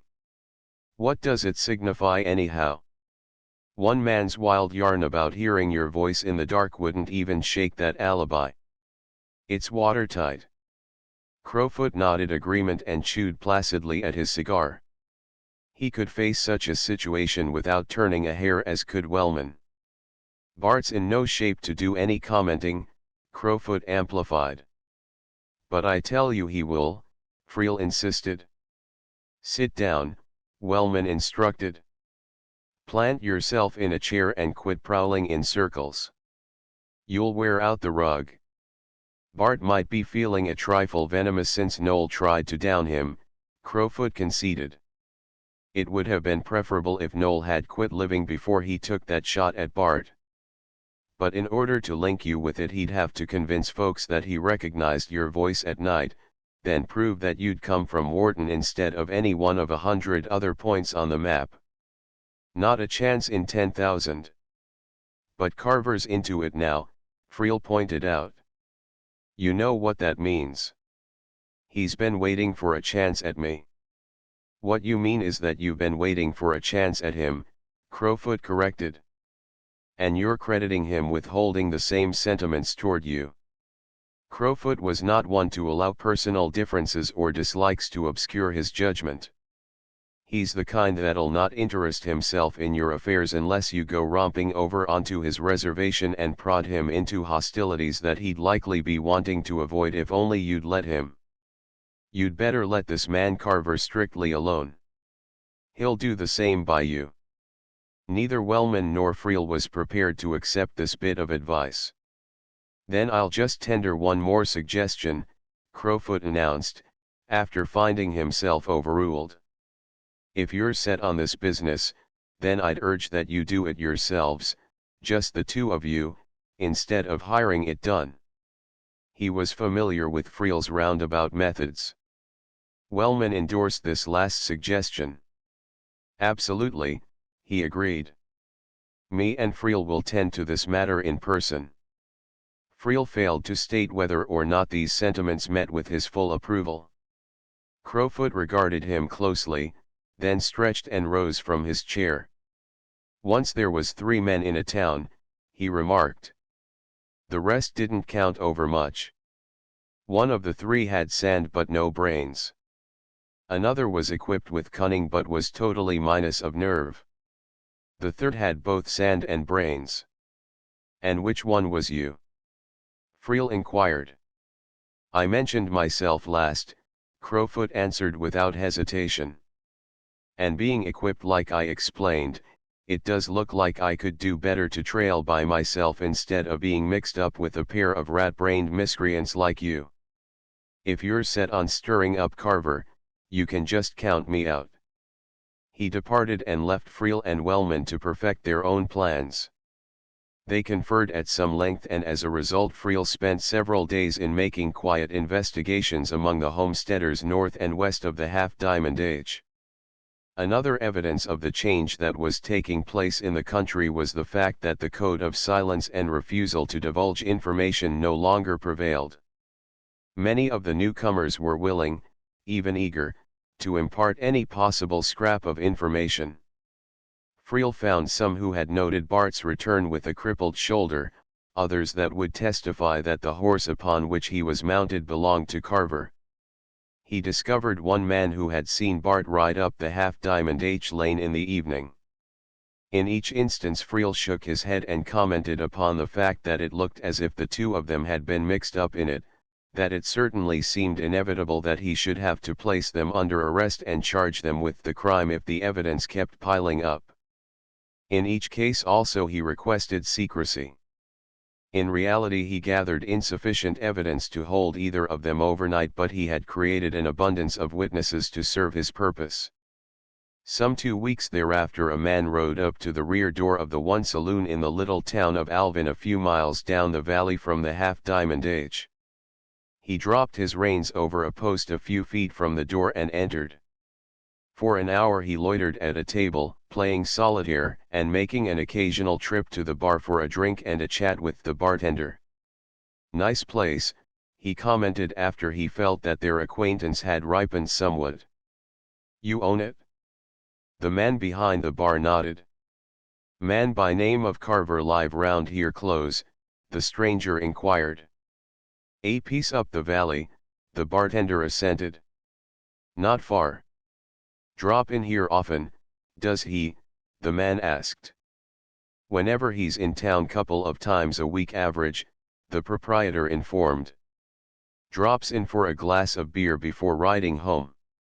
Mostly he's in of afternoons, once in a while of nights when some of the boys gather here." "You wanting to see him?" "Yes," the other man admitted. "You can ride out to his place in half an hour." "Rather see him first and size him up," the stranger stated. "Harvest is coming on and he might use a hand. But I always like to look a man over before I hire out to him." The saloon keeper nodded without comment. This was no harvest hand. The stranger's face was stamped with ruthlessness, straight thin lips, and above them a pair of wide-set cold black eyes. "Point him out to me when he comes in, will you?" he requested. "So's I can sort of size him up." Again the barman nodded. He noted the convenient arrangement, the open back door with the saddled horse just outside. "Sure," he laconically assented. "I'll tip you." Carver failed to appear, and when the usual evening crowd began to assemble, the stranger departed. The following afternoon he reappeared, leaving his horse at the same convenient post just outside the rear entrance. "You'd never recognize me if you was to see me again, now would you?" he asked the proprietor. "You couldn't accurately describe me right now, and for all you can remember, that bay horse of mine is a sorrel." He shoved 2 gold coins across the bar and fixed the other man with his black eyes. The saloon man pocketed the money. "Correct on all counts," he agreed. The stranger returned to his table, and the bartender, under pretense of arranging glassware and bottles, placed a long-barreled .45 on a shelf just under the bar. One never could tell. He had been old-time rider of the unowned lands and could rightly read his signs. A few stray customers dropped in and departed. The liveryman lingered over 2 glasses of beer. The banker stepped in for his afternoon nip the moment the bank was closed for the day, and the keeper of the general store came in with the proprietor of the lumber yard. 3 neighboring farmers entered together and shook the dice to determine who should pay for the round. The stranger surveyed each new arrival, peering from beneath the brim of his hat while apparently absorbed in his game. Each time the man behind the bar shook his head. When the last of these patrons had departed, Carver came in alone. "A pint bottle of your best beer for me, Jimmy," he greeted. "And another one for you." As Carver crossed to the bar, the proprietor noted that he was not wearing his gun. He had discarded the weapon the day of his return from Oval Springs the preceding fall and had never worn it since. The bartender gazed fixedly at the man at the table, then slowly shook his head again, a signal which Carver could not fail to observe. Carver accorded the stranger one casual glance. He could see the rump of the horse that stood outside the open rear door. Jimmy spoke to the stranger. "That fellow Carver you was wanting to see just rode up the street," he said. "He'll likely be in any time now." The man at the table nodded, frowning slightly at this reference before a third party. Carver turned, apparently noting his presence for the first time. "Step up," he invited. "I've only time for one, have to be dangling along toward home, but you can linger over yours." "Name it." The stranger was anxious to be rid of him before the man he expected came in, so he moved to the bar in order to hasten proceedings. Jimmy set his drink before him. The man nodded his thanks and remained silent, not desiring to open a conversation lest it should cause his host to alter his decision to depart at once. Jimmy was slouching against the rear of the bar directly across from him, one hand resting on the shelf beneath it as if to support his weight. Carver picked up the pint of beer as if to drink from the bottle, then, as the stranger reached for his drink, Carver swung the heavy bottle by the neck. The man went down as the weapon struck him behind the ear. After your opening remarks, it looked like the wise thing was to lay him out first and make inquiries later, Carver said as he retrieved the fallen man's gun. He was out for you, Jimmy informed. I don't know why, but maybe you do. Not an idea, never laid an eye on him before, Carver asserted. He's been waiting 2 days, Jimmy said. He removed his hand from beneath the bar and exhibited the long-barreled gun. I had this shoved against the front side of the bar within a foot of his vitals so I could touch it off through the wood in case of a slip. Them's only half-inch boards there in front. You and me has been friends a long time and I was half-minded to down him before you showed up, only you can't put a man across just because he's inquiring about a friend, no matter what you suspect about his intentions, not without getting 30 years or else take to the hills. But I was here to see that things came out all right.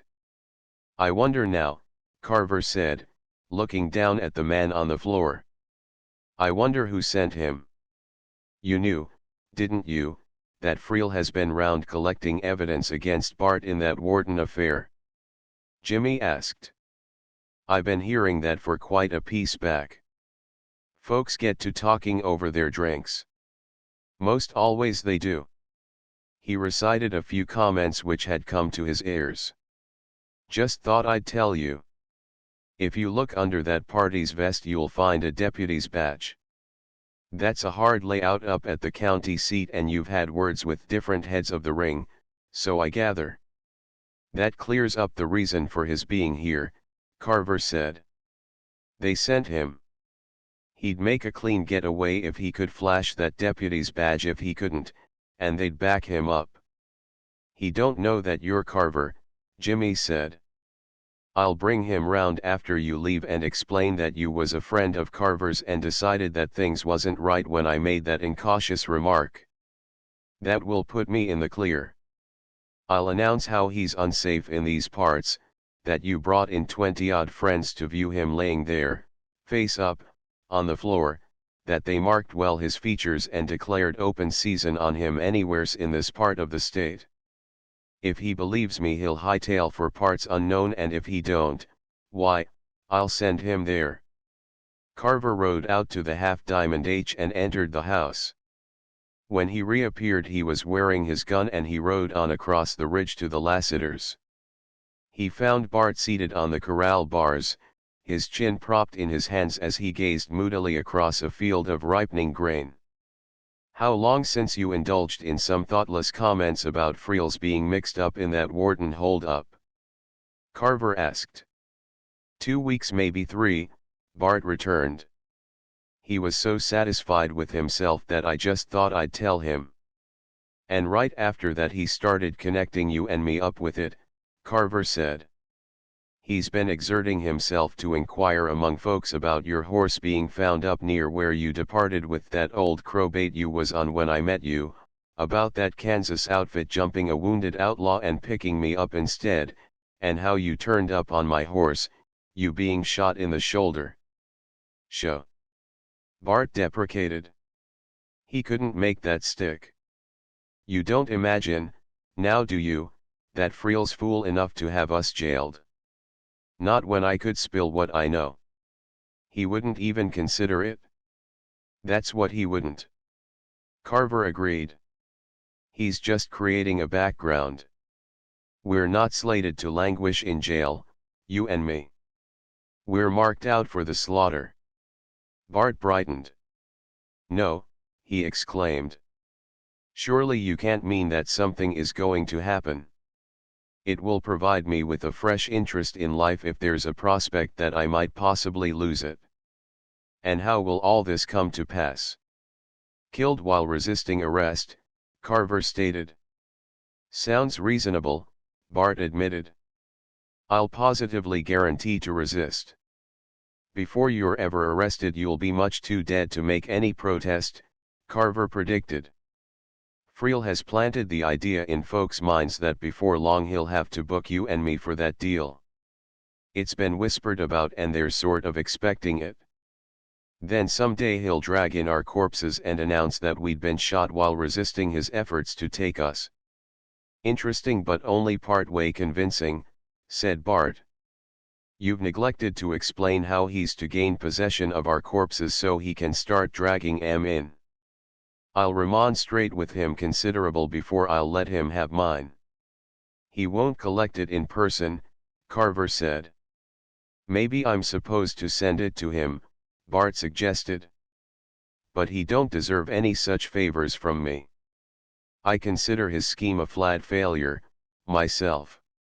That county seat aggregation is a hard bunch to go up against, the way they're sitting right now, Carver said. They've got influence and power behind 'em.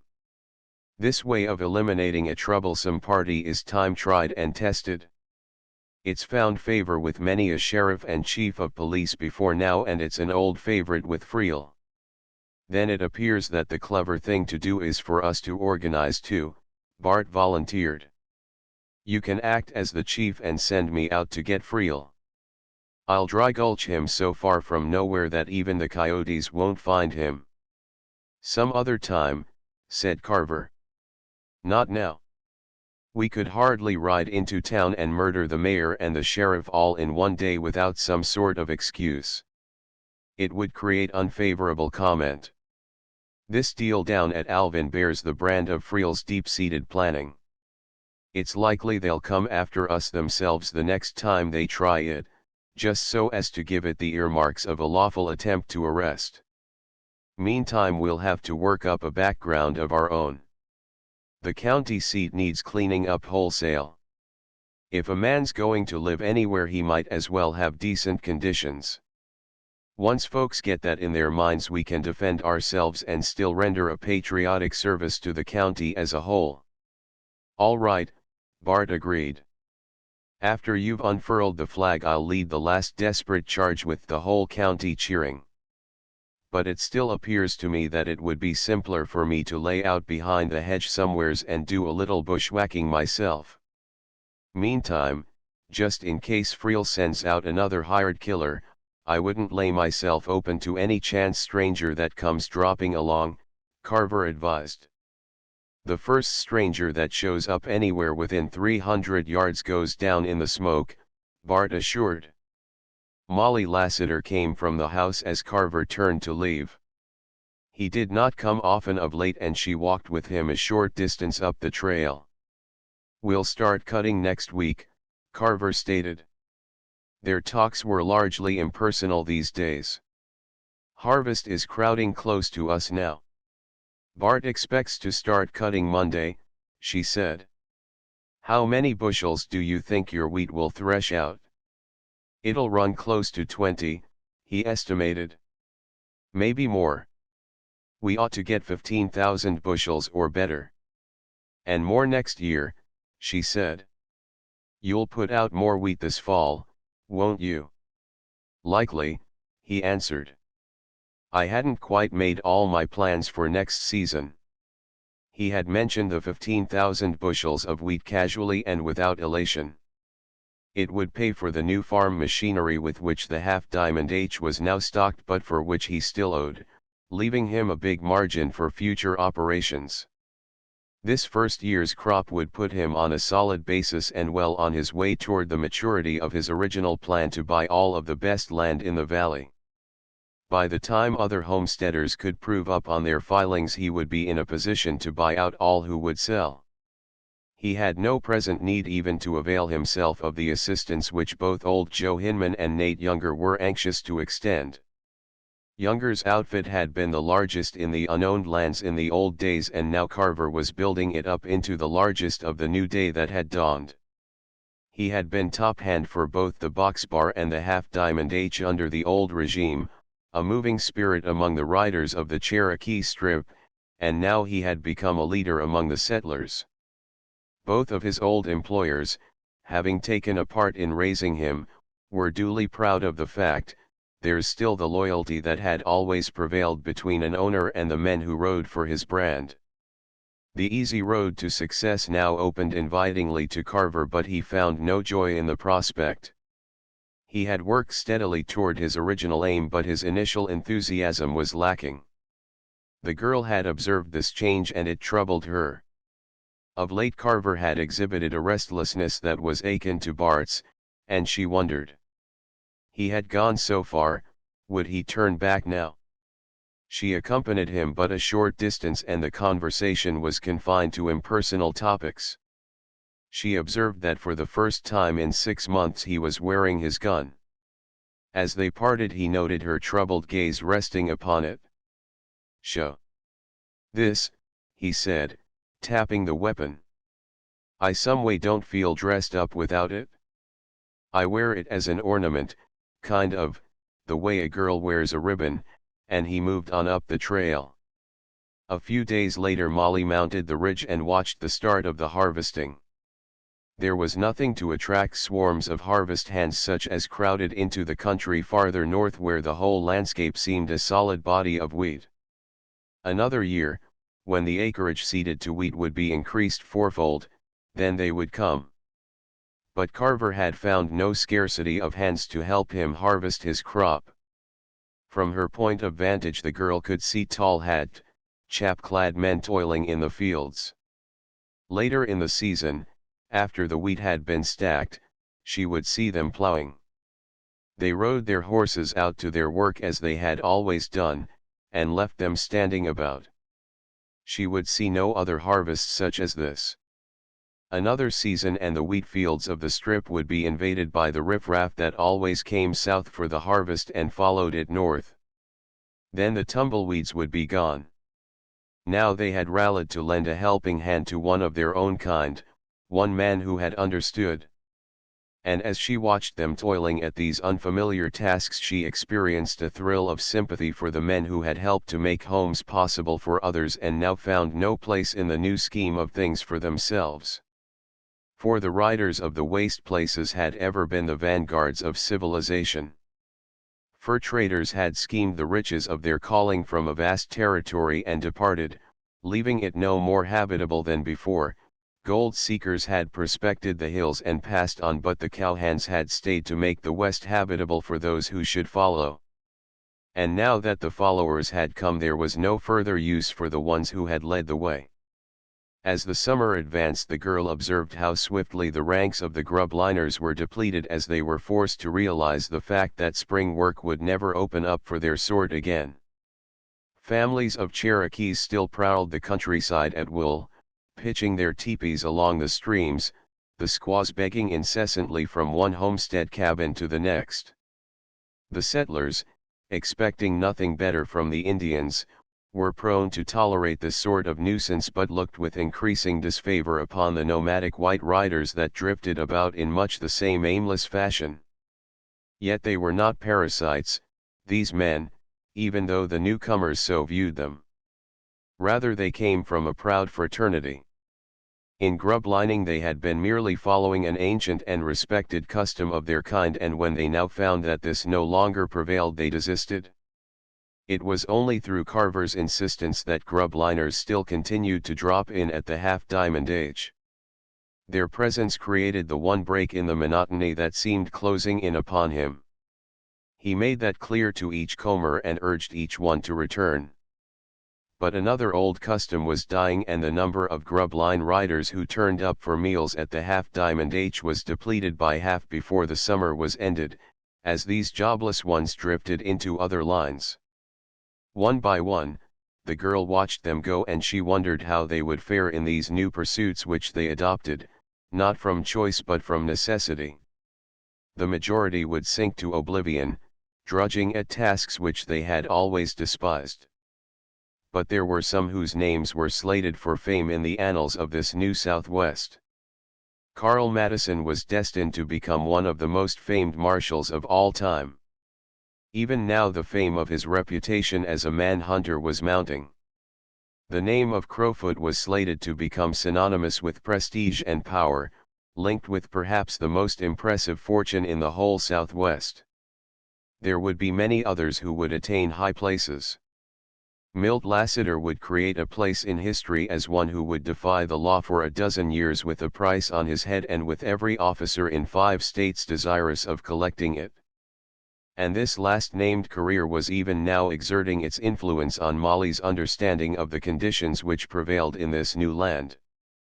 In the main the old conventions were respected, old traditions upheld, but modified to fit conditions as they were, not as other communities decreed that they should be. Here actualities were everything, appearances nothing, and there was not yet that rigid adherence to minor banalities that were accepted as eternal verities in older communities where such details were considered the bulwark of smug respectability.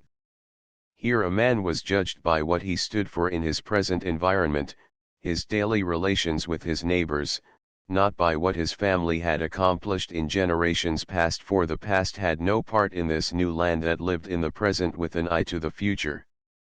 Ex-convicts were making a new start with their families, former wildlings were making good, and the rising above past transgressions was considered a cause for congratulation, not one for reproach. Milt Lassiter's ill fame did not react to the detriment of either Bart or the girl, their neighbors valuing the two for themselves alone. This knowledge brought in a new doubt to Molly, a doubt which fostered a certain content. After all, in a land of new standards, was it right that her adherence to a moth-eaten tradition should keep Carver and herself apart? This thought, gradually crystallizing into a conviction, brought with it a measure of comfort, but Carver, not knowing, experienced a daily increase of restlessness and discontent. Few times when the bunkhouse held more than 3 grub-liners, and all too frequently it was unoccupied. Carver found time dragging slowly, and days and nights were equally monotonous. He knew that he could sell his holdings for a considerable sum. Should he sell out and migrate to some point where there was still some open range available and buy out a small cow outfit? He debated this problem but lacked his usual gift of quick decision. There came a night when several old friends rode up to the bunkhouse. Joe Hinman and Nate Younger dropped in for one of their frequent overnight visits, and Bart Lassiter came across the ridge. A stud game was in order, and Carver rose and went to the house, brought forth a silver dollar and addressed it. "Little lonely dollar, you was to mount up to $1 million. You haven't mounted that high yet, but if I'd follow through it's likely you'd attain it. But is that what we're wanting after all? I'll put you to the test, fair God or false, and let you decide it for me." He returned to the bunkhouse and took out a $50 stack of chips, tossing one red chip back and replacing it with the silver dollar. Old Joe Hinman regarded the coin that crowned the stack of chips. "Seems like I've seen the self-same coin before," he commented. "Surely now, you wouldn't go and risk it? It's led you quite a piece, that dollar has." "But maybe not in just the right direction," Carver said. His thoughts reverted to the day he had acquired it. "What depends upon the outcome?" old Joe inquired. "Which way will you leap?" "Just this one stack," said Carver. "If I double it I stay. If I lose I go. It means the difference between here and somewhere else, pumpkins or tumbleweeds, cows or crops, for one more year." An hour later he cashed in a double stack, and the cards had decreed that he stay for another year. Bart Lassiter leaned back in his chair and grinned sympathetically. "My year has another 6 months to run," he said. "I'll be free before you regain your liberty. You'll find me waiting for you somewhere out yonder when your sentence has expired." 14 settlers stood in the saloon in Alvin. The proprietor lowered his voice and leaned across the bar. "Look you, now there's going to be a killing," he predicted. He jerked a thumb toward the rear door. "Right out there is where he left his horse, and for 2 days he sat there at that table waiting for Carver to come in." Jimmy had just recited the incident of the stranger's attempt to take Carver unawares, and was now merely adding a few conclusions of his own to lend an air of spice and mystery to the tale. "He knows too much about folks that are running things in the county seat, Carver does, him and Bart Lassiter," Jimmy stated. "A bartender hears things. Folks get to talking over their drinks. Most always they do. I've heard it said for a positive fact that Bart saw Wellman blow up the bridge out of Oval Springs the night the up passenger was ditched and 2 men killed. Wellman was sheriff at the time. It seemed that the 2 homesteaders had also been hearing things.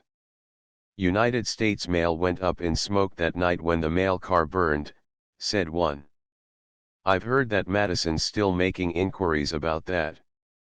He never quits, Madison don't.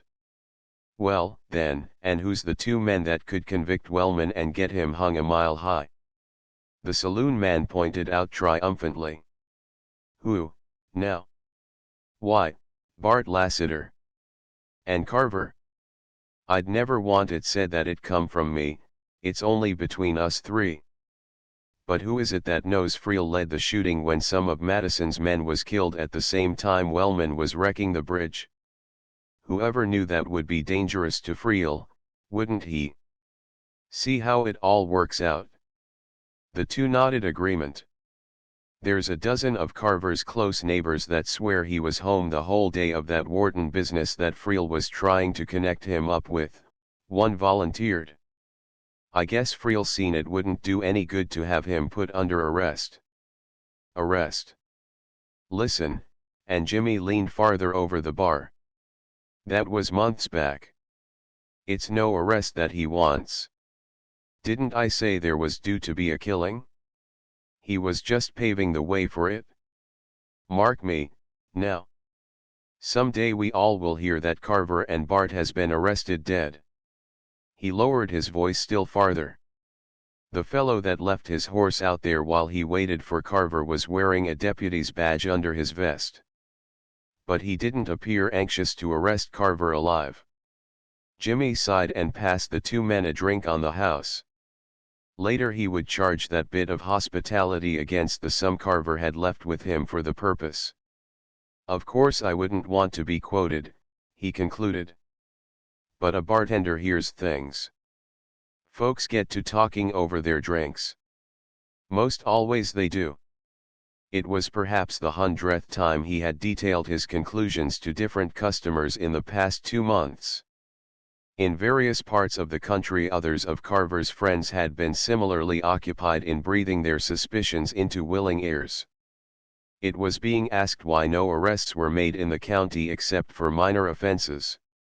The settlers, since their first crop was harvested and they had more leisure time to devote to affairs outside their own personal labors, were giving thought as to the manner in which the county seat was managed, and their opinions were being furnished ready-made.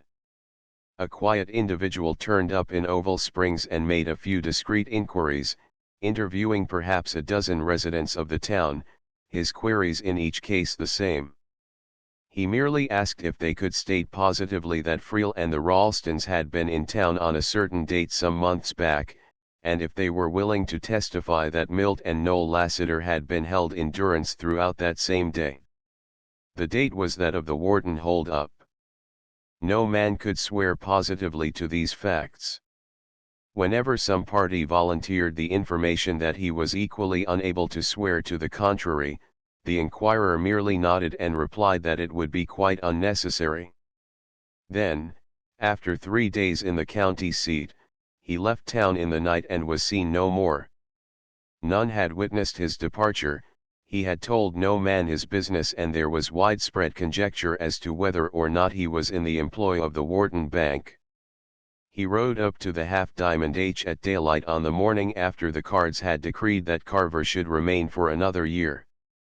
He declined the money which Carver would have given him to cover expenses. Just for old time's sake, he said, and rode south to catch a train out of Enid for his home ranch in Texas. And just across the ridge Bart Lassiter was recounting the outcome of the previous night's poker session to his sister. The girl experienced a queer little pang when she heard that Carver had risked the silver dollar which he had treasured for so long a time. She knew its associations, also that it rested within her power, and hers alone, to reinstate them, vested with all their former meaning. A small thing perhaps, but relatively unimportant events are frequently more significant than the large and obvious, and this incident in some way served to fix the conviction that had been growing upon her for weeks past. After all, what did anything matter but her own viewpoint and Carver's? But Hinman and Nate Younger were waiting to ride with her to Oval Springs for the first county fair, from which point she would accompany them to Caldwell for a few days before the opening of her school for the fall term. The two old cowmen had planned this trip for weeks and she could not disappoint them now. She would be more sure of herself before the day of her return, would have time in which to determine whether or not the newfound conviction was permanent. And suddenly she knew that she was sure of herself now, very sure, but her two old friends were waiting. She drew Bart aside. "Tell Don not to risk it again," she said. "I want him to keep it always. Tell him that for me." And Bart, deciding that his sister's whims had already imposed far too many restrictions upon both his own activities and Carver's, carefully refrained from delivering the message. Instead, he registered a protest when he crossed the ridge to see Carver. "I'm becoming downright weary of listening to warnings," he fretfully declared. "Never a day goes by but what some friendly soul drops past to inform me that Wellman and Friel are scheming to play it low down on me. Every man in the county must know it by now." "The most of them," Carver agreed. "If anything was to happen to us now, there'd be 500 men rise up and point out to their friends that they'd been predicting that very thing that they'd been telling 'em all along, how Wellman and Friel was planning to murder us some night." "It's nice to know that we'll be vindicated after we're dead," said Bart. "But I was wondering if there maybe wasn't some method by which we could go right on living even if we don't get quite so much credit for our part in the affair. Personally, I don't approve of trifling round trying to set the whole county on their trail when one man could terminate their wickedness in 2 brief seconds." "But it's paved the way for the cleanup of the county seat," said Carver. "Let's you and me ride over and clean it up in the old wild way," Bart urged. "Only we'll let them ride out here," Carver substituted. "That background I was speaking about a while back is all arranged." "I'm glad you're satisfied with the background," Bart returned. "I still maintain that I ought to secrete myself behind a sprig of scrub oak and wait until Friel comes riding into the foreground. That way we'd take 'em front and rear. But anyway, suits me, if only it transpires soon." "Real soon now," Carver promised. He turned to a grub liner who was saddling his horse in the corral. "You'll find Madison waiting in the hotel at Casa," he informed. "He'll be expecting the message. Tell him just this, that my time has come to deputize him. He'll know what to do. Then you forget it?" He turned back to Bart. "Real soon now," he repeated. "That's the chief reason why Hinman and old Nate insisted on taking Molly over to enjoy herself at the fair." The girl was, in all truth, enjoying herself at the fair. It was as old Joe Hinman remarked to a group of friends in the lobby of Wellman's hotel. "Nate and me are giving the little girl a vacation," he said. "First time she's been away from that homestead overnight since Bart filed on it. She thinks a lot of that little place, Molly does. Even now she won't be persuaded to stay away but one night. We'll take her up to Caldwell this evening to buy a few women's fixings and show her the best time we can, but she'll come traipsing back home tomorrow. Can't keep her away." Carver had to promise to go over and stay all night with Bart so no one could steal that homestead while she's gone. Nate Younger remarked similarly in Friel's saloon within earshot of the two Ralstons who were refreshing themselves at the bar. In fact, the two old cowmen mentioned the matter to a number of acquaintances whom they chanced across in a variety of places throughout town, and it was within an hour of noon before they took Molly out to the fair. The girl found the fair a mixture of the old way and the new. The exhibits were those of the settlers, but the sports and amusements were those of an earlier day, a condition which would prevail for many a year. Every such annual event would witness an increase of agricultural exhibits, fine stock, and blooded horses as the country aged, but at fair time, too, the old-time riders of the unowned lands would come into their own again for a single day. Then would bartenders lay aside their white aprons, laborers drop their tools and officers discard their stars, donning instead the regalia of the cowboys. Gaudy shirts and Angora chaps would be resurrected from the depths of ancient war bags. Once more they would jangle boots and spurs and twirl old riatas that had seen long service. The spirit of the old days would prevail for a day and a night, and fairgoers would quit the exhibits to watch the bronc fighters ride to a standstill, bulldog Texas longhorns and rope, bust, and hogtie rangy steers, to cheer the relay and the wild horse races and all the rest of it. Then a wild night in town, ponies charging up and down the streets to the accompaniment of shrill cowboy yelps and the occasional crash of a gun fired into the air, then back to the white aprons and the laborers' tools for another year. The girl and her two old companions spent the day at the fair, and in the early evening took a train to Caldwell some 2 hours before Friel and Wellman rode out of town. The evening's festivities were in full swing and none observed their departure. Friel was nervous and excited. "We'd better have sent someone else," he said. Wellman turned on him angrily.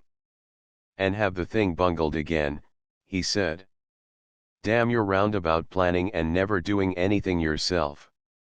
If you hadn't sent that fool over to Alvin without letting me know, we'd have had it all over by now. Crowfoot told you we'd have to do it ourselves. So did I. And if you'd only waited, we'd have found an opening months back, but that Alvin fluke made Carver take cover and he's never give us a chance at him since. We wouldn't even know there was one tonight if those two old fossils hadn't let it out accidental." "But maybe that talk of theirs was," Friel began, but his companion interrupted and cut short his complaint. "We've give Carver time to do just what we was to head him from doing, getting our names linked with every deal we wanted kept quiet. He couldn't prove a sentence of it in the next 15 years, Friel asserted. "He's started folks thinking and talking," said Wellman. "They'll talk more every day. It's right now or never with me." "But it's too late to make out that it's an arrest," Friel protested. "After all that's been said." "That's what I know," said Wellman. "So we'll hurry it up and slip back into town. With all that fair crowd milling around, there won't be one man that could testify we'd ever left town, and I can produce several that'll swear positive that we been there all along." They rode on in silence, and they had not covered a distance of 3 miles from town when Madison rode into the county seat at the head of a half-dozen men who, incidentally, knew nothing whatever of his mission except that they had been deputized to follow wherever he led. As the marshal entered the outskirts of town, a figure detached itself from the shadows. Madison joined the man, who reported in tones that did not carry to the rest of the posse. "They've gone," he informed. "I followed Friel every living minute till he and Wellman slipped out of town together a half hour ago." "Sure they didn't change their plans and come back?" Madison asked. "Dead sure," the man stated positively. "Not a chance." Madison led his men direct to the county jail and left them just outside the office while he entered alone. The two Ralstons occupied the place at the time. "Where's Friel?" the marshal demanded. "Couldn't say," one of the deputies answered. "Out around town somewheres likely." His eyes rested apprehensively on the group of men standing just outside the door. "You wanting to see him?" "Yes. I was somewhat," Madison admitted. "I surmise you all know what about." The Ralstons denied this. "We'll go out and look him up," Madison decided. "You two stay here. I might be wanting to question you later." But the Ralstons failed to tarry. Within 5 minutes after the marshal's departure they set forth from town, and the county was minus the services of 2 deputies who neglected even to hand in their resignations before quitting their posts. A similar scene was enacted at Wellman's Hotel. The crowd in the lobby turned suddenly quiet as Madison led his men in and inquired at the desk for Wellman. The proprietor was not to be found. The county attorney reclined in a chair at one side of the lobby, and Madison crossed over and addressed him. "Any idea where I could locate Wellman and Friel?" he inquired. The county attorney moistened his lips and disclaimed all knowledge of their whereabouts. A voice rose from the far end of the lobby, a voice which Madison recognized as that of the man who had accosted him in the outskirts as he rode into town. "They got out ahead of you, Colonel," the man stated. "Your birds has flown." "What's that?" Madison asked, turning to face the informer. "How do you know?" "Just by sheer accident," the man reported. "I see one party holding 2 horses just outside of town." Another man joined him afoot. "One of 'em touched off a smoke, and in the flare of the match I made out that they was Wellman and Friel. They rode west." "That's downright unfortunate," Madison said. "But it don't matter much. I was only wanting to see them to gather a little information they might be able to give. Another time will do just as well." He turned and stared absently at the county attorney, and that gentleman's florid countenance turned a shade lighter. "Don't matter," the marshal repeated, rousing from his seeming abstraction. "Nothing of any importance." He led his men from the lobby and rode west out of town. And out in the country toward which he was heading were Carver and Bart Lassiter, both prone in the grass a few yards apart and as many from Bart's homestead cabin. "This is growing real tedious," Bart stated. "Whatever leads you to suspect that they're due to pay their call on just this particular night?" "They won't if you keep on talking," Carver returned. "If you keep quiet they might." Bart lapsed into silence. He had already spent a long hour in his present location and would have preferred to be up and stirring about. Another 20 minutes dragged by and he was on the point of addressing Carver again when his intended utterance was cut short by a slight sound close at hand. 5 more interminable minutes passed and he heard a single soft footfall a few feet away. 2 dim figures approached the house and slipped silently to the door. The night was so black that they seemed but 2 wavering patches that merged with the surrounding obscurity. One tested the latch and the door opened on noiseless hinges. For a space both men stood there and listened. Then one entered while the other remained at the door. Carver spoke. "What was you expecting to locate in there?" he asked softly. The man in the door whirled and fired at the sound of his voice, the flash of his gun a crimson streak in the velvet black of the night. Carver shot back at the flash and Bart's gun chimed with the report of his own. There was a second flash from the doorway, but this time the crimson spurt leaped skyward, for the shot was fired as the man sagged and fell forward. There was a splintering crash of breaking glass as the man inside cleared a window on the far side of the house. Bart shot twice at the dim figure that moved through the night, then rose to his feet intent upon following, but Carver restrained him. "Let him go," he ordered. "One's enough." "But just why the hell should I let Friel get away?" he demanded, pulling back from the detaining hand which Carver had clamped on his shoulder. "It's Wellman." "Friel's there by the door," Carver said.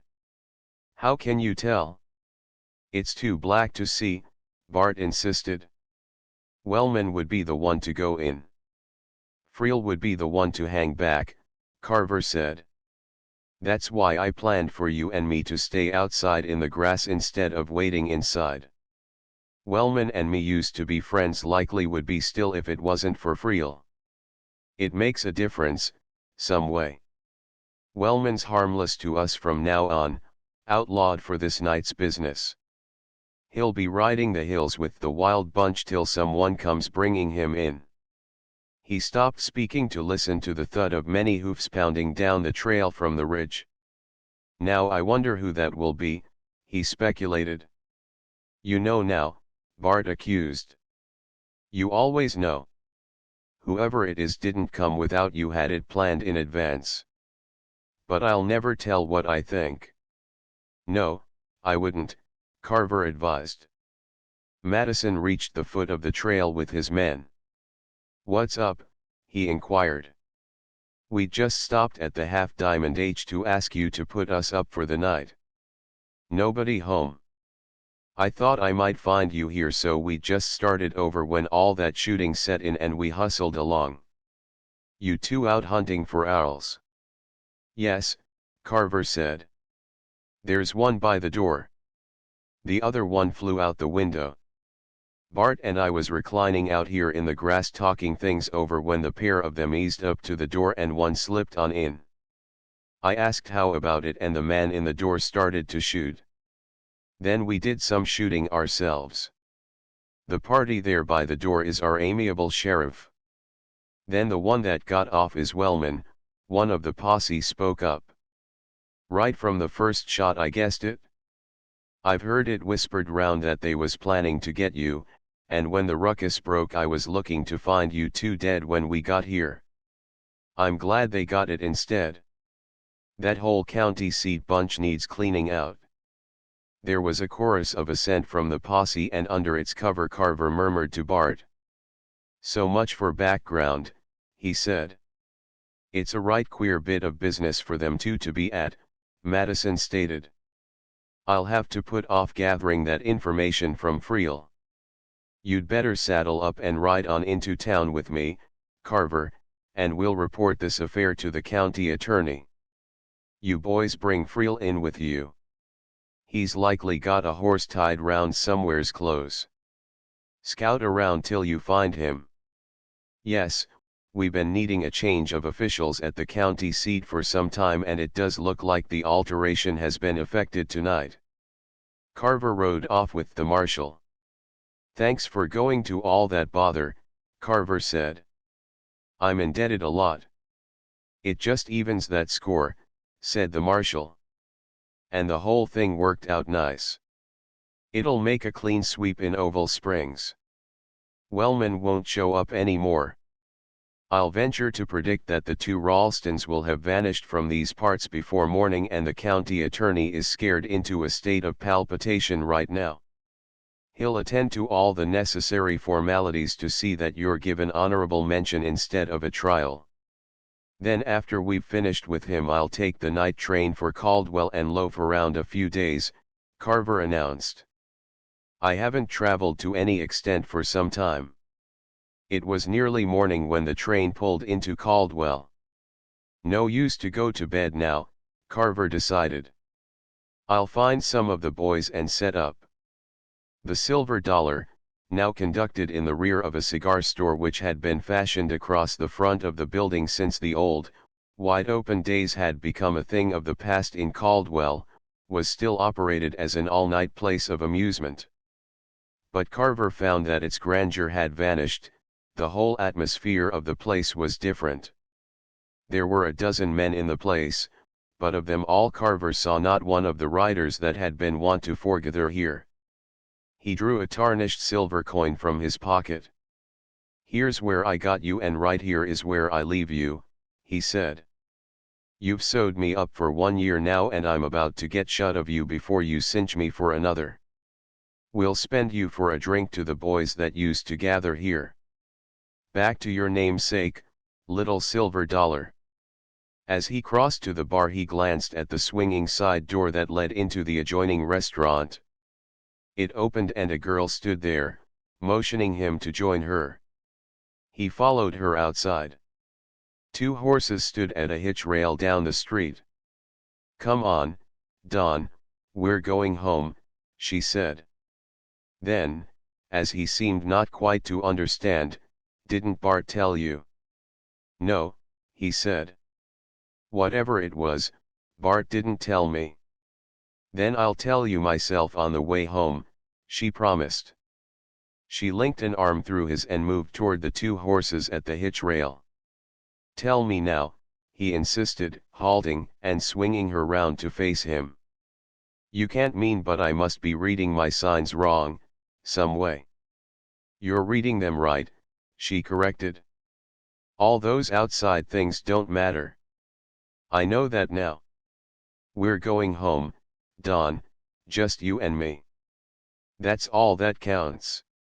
He had a swift, uneasy vision of the occurrences of the night just past. "But you haven't heard," he commenced. "Oh, yes, I've heard," she interrupted. "The news was telephoned up here and was spread all over Caldwell before you even took the train from Oval Springs. That doesn't matter either. Hinman phoned to Madison at the hotel and found that you were coming. That's how I knew and why I was waiting up. I've rented those two horses so we could ride instead of taking a train to Oval Springs. I'd rather, wouldn't you?" "We'll start in just 1 minute, honey," he said. But first she looked the length of the street and nodded, for there was no one abroad. Some miles out of Caldwell the girl pulled up her horse where the road crossed the point of a hill. "You remember?" she asked. "I won't forget," he said. For it was from this same point that they had watched the last of the herds of the big cow outfits held in the quarantine belt awaiting shipment, the riders guarding them, the trail herds moving up from the south, while over across had been that solid line of camps where the settlers were waiting to come in. "We saw the sun set on the old days here," she said. "Let's watch it rise on the new." For as far as they could see the lights were flashing from the windows of early rising settlers.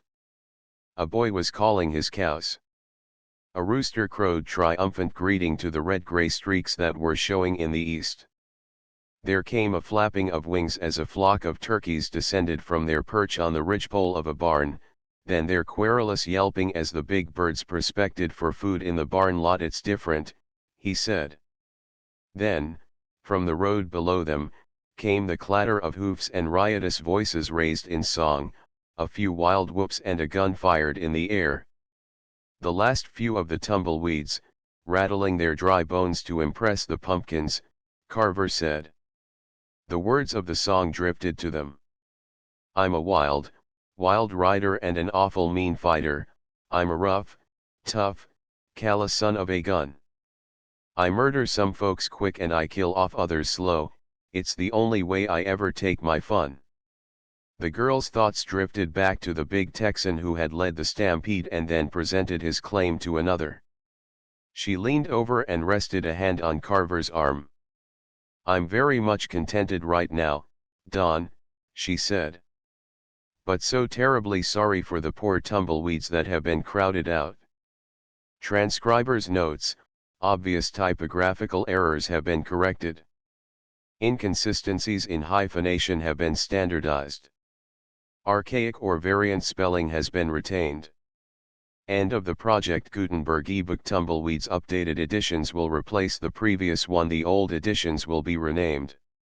Creating the works from print editions not protected by U.S. copyright law means that no one owns a United States copyright in these works, so the Foundation, and you, can copy and distribute it in the United States without permission and without paying copyright royalties.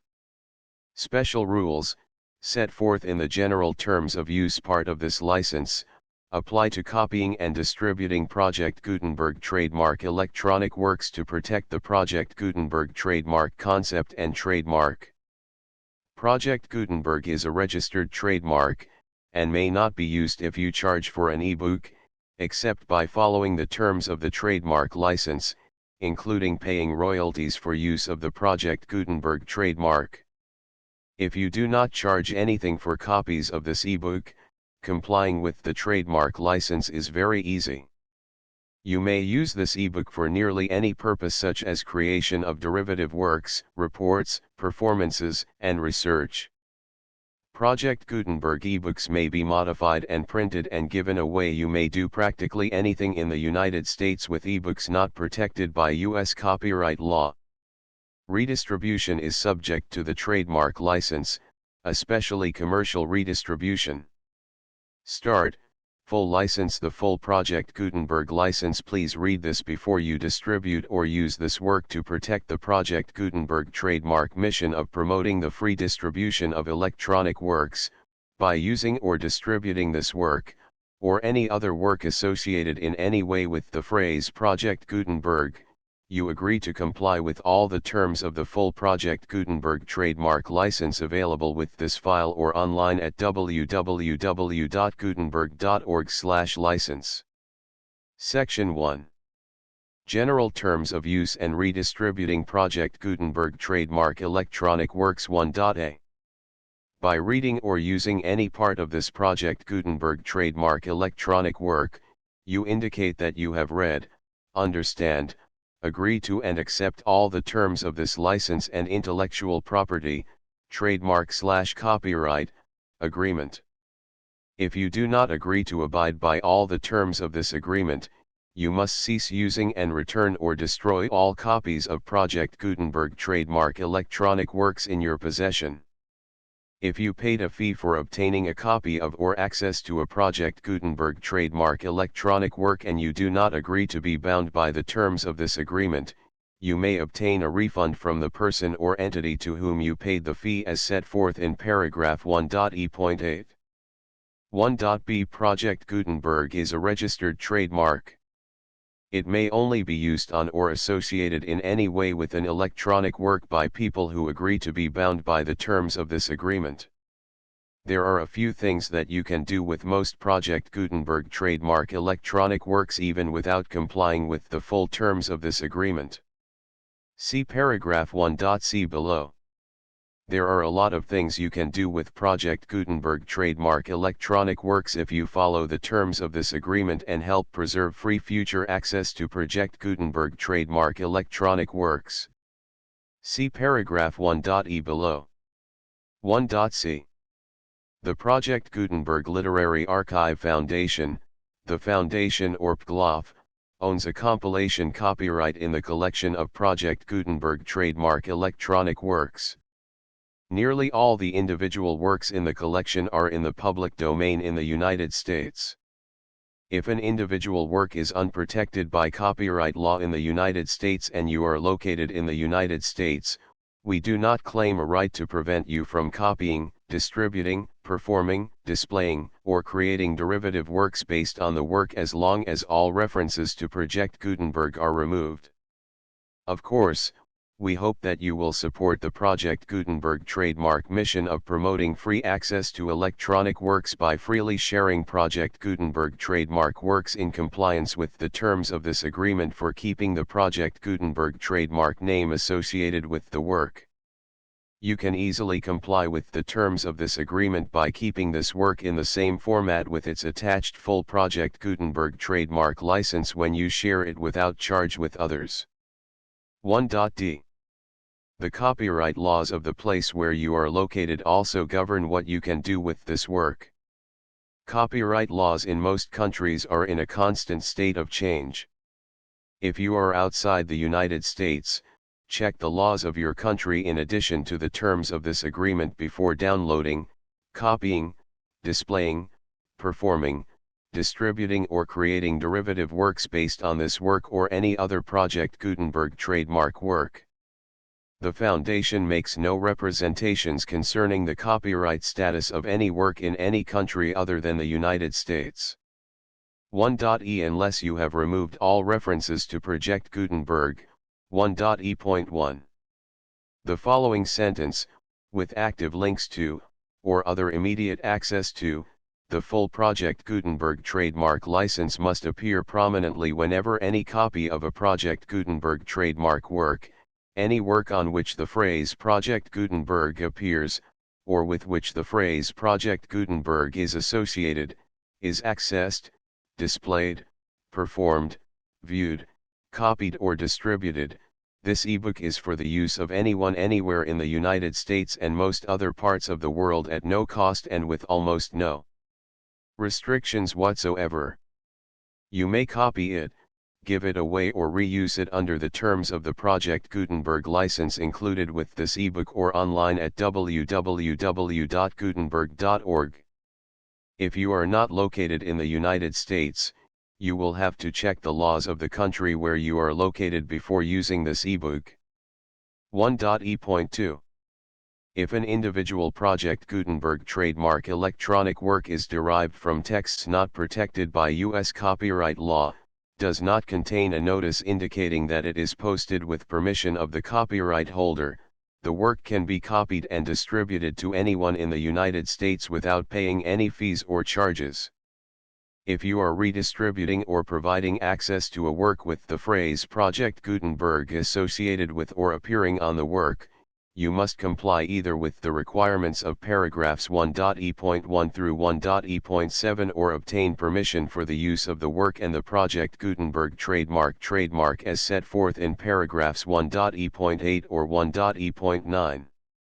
1.e.3. If an individual Project Gutenberg trademark electronic work is posted with the permission of the copyright holder, your use and distribution must comply with both paragraphs 1.e.1 through 1.e.7 and any additional terms imposed by the copyright holder.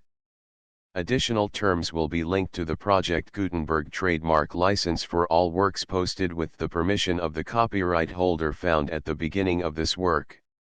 1.e.4.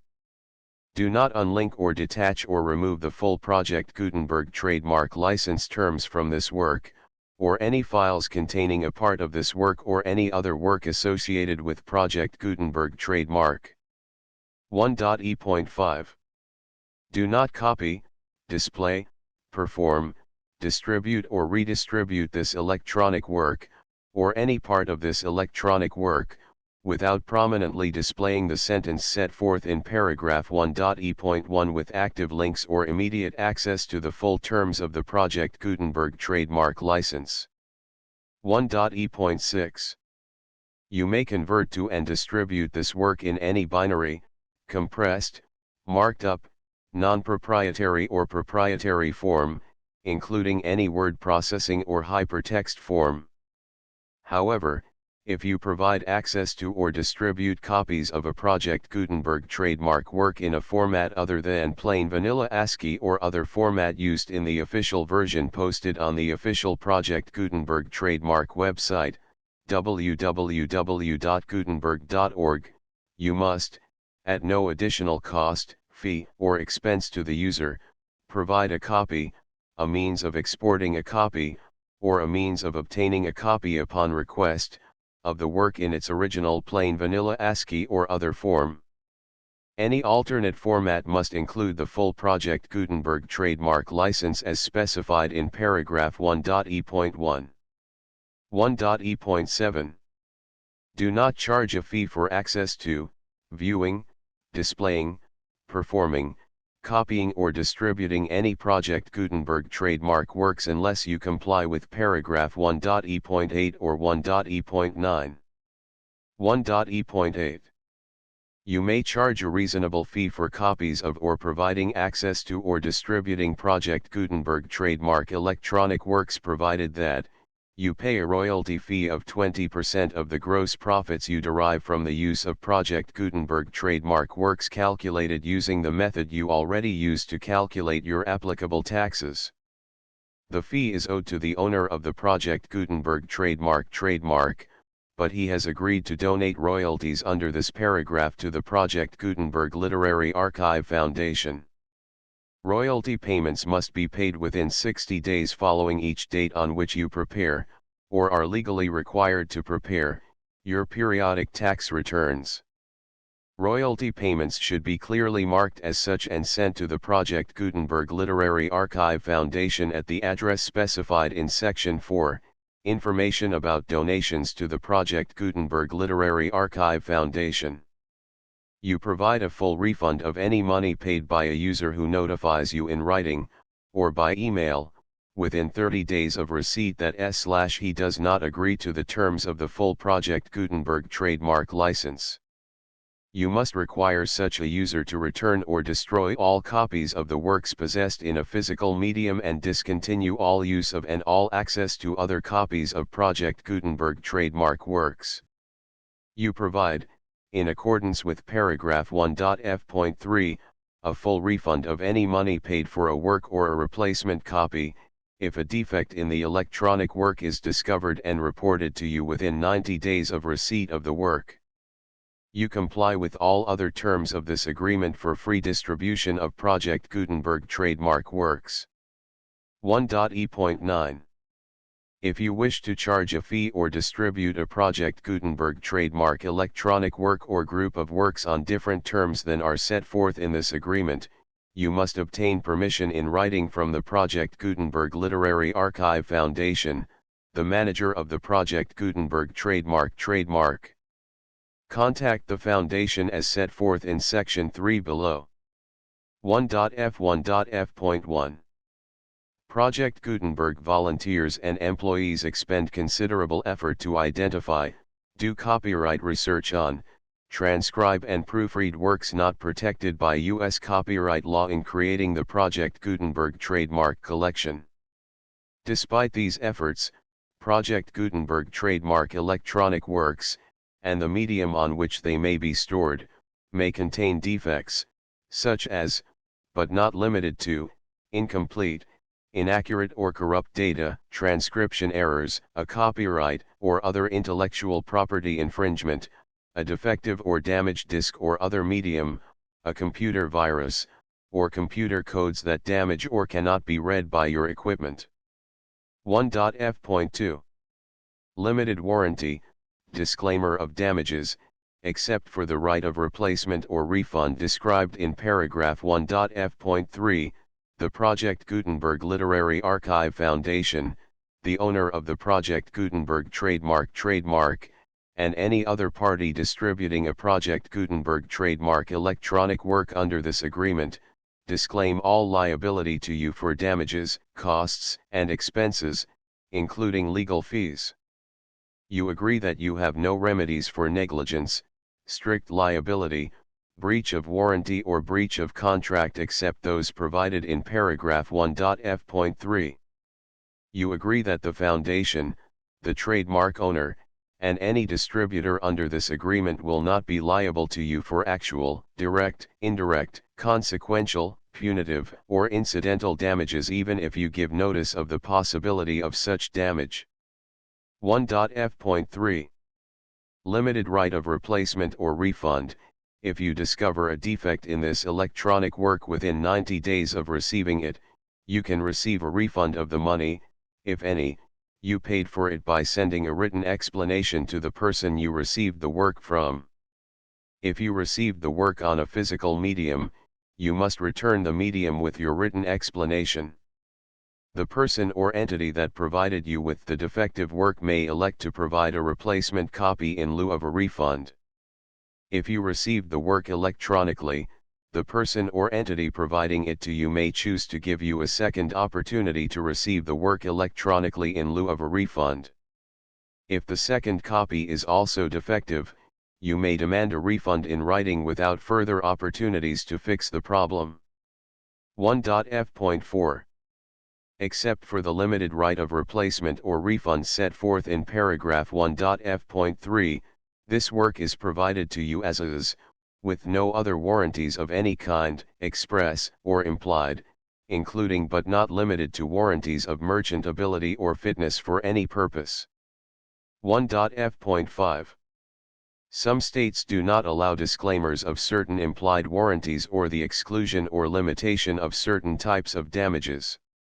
If any disclaimer or limitation set forth in this agreement violates the law of the state applicable to this agreement, the agreement shall be interpreted to make the maximum disclaimer or limitation permitted by the applicable state law. The invalidity or unenforceability of any provision of this agreement shall not void the remaining provisions. 1.f.6. Indemnity. You agree to indemnify and hold the Foundation, the trademark owner, any agent or employee of the Foundation, anyone providing copies of Project Gutenberg trademark electronic works in accordance with this agreement, and any volunteers associated with the production, promotion, and distribution of Project Gutenberg trademark electronic works, harmless from all liability, costs, and expenses, including legal fees, that arise directly or indirectly from any of the following which you do or cause to occur. A. Distribution of this or any Project Gutenberg trademark work. B. Alteration, modification, or additions or deletions to any Project Gutenberg trademark work, and C. Any defect you cause. Section 2. Information about the mission of Project Gutenberg trademark. Project Gutenberg trademark is synonymous with the free distribution of electronic works in formats readable by the widest variety of computers, including obsolete, old, middle-aged, and new computers. It exists because of the efforts of hundreds of volunteers and donations from people in all walks of life. Volunteers and financial support to provide volunteers with the assistance they need are critical to reaching Project Gutenberg trademark's goals and ensuring that the Project Gutenberg trademark collection will remain freely available for generations to come. In 2001, the Project Gutenberg Literary Archive Foundation was created to provide a secure and permanent future for Project Gutenberg trademark and future generations. To learn more about the Project Gutenberg Literary Archive Foundation and how your efforts and donations can help, see sections 3 and 4 and the Foundation information page at www.gutenberg.org. Section 3. Information about the Project Gutenberg Literary Archive Foundation. The Project Gutenberg Literary Archive Foundation is a non-profit 501(c)(3) educational corporation organized under the laws of the state of Mississippi and granted tax-exempt status by the Internal Revenue Service. The Foundation's IN or Federal Tax Identification Number is 64-6221541. Contributions to the Project Gutenberg Literary Archive Foundation are tax-deductible to the full extent permitted by U.S. federal laws and your state's laws. The Foundation's business office is located at 809 North 1500 West, Salt Lake City, Utah 841-16808-596-1887. Email contact links and up-to-date contact information can be found at the Foundation's website and official page at www.gutenberg.org/contact. Section 4. Information about donations to the Project Gutenberg Literary Archive Foundation. Project Gutenberg trademark depends upon and cannot survive without widespread public support and donations to carry out its mission of increasing the number of public domain and licensed works that can be freely distributed in machine-readable form accessible by the widest array of equipment, including outdated equipment. Many small donations, $1 to $5,000, are particularly important to maintaining tax-exempt status with the IRS. The Foundation is committed to complying with the laws regulating charities and charitable donations in all 50 states of the United States. Compliance requirements are not uniform and it takes a considerable effort, much paperwork, and many fees to meet and keep up with these requirements. We do not solicit donations in locations where we have not received written confirmation of compliance. To send donations or determine the status of compliance for any particular state, visit www.gutenberg.org/donate. While we cannot and do not solicit contributions from states where we have not met the solicitation requirements, we know of no prohibition against accepting unsolicited donations from donors in such states who approach us with offers to donate. International donations are gratefully accepted, but we cannot make any statements concerning tax treatment of donations received from outside the United States. U.S. laws alone swamp our small staff. Please check the Project Gutenberg web pages for current donation methods and addresses. Donations are accepted in a number of other ways, including checks, online payments, and credit card donations. To donate, please visit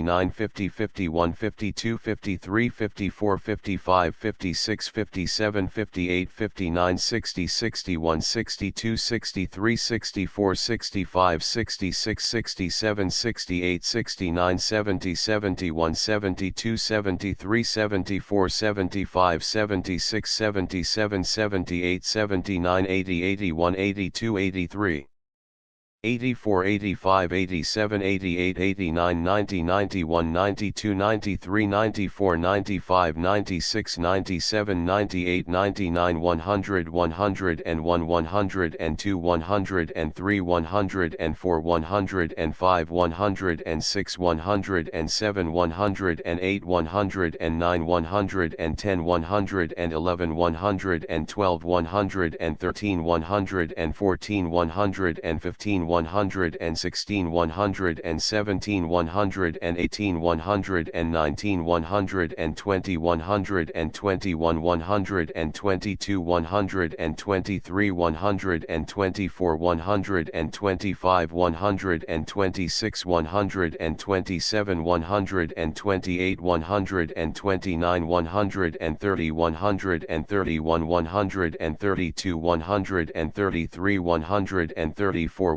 135 136 137 138 139 140 141 142 143 144 145 146 147 148 149 150 151 152 153 154 155 156 157 158 159 160 161 162 163 164 165 166 167 168 169 170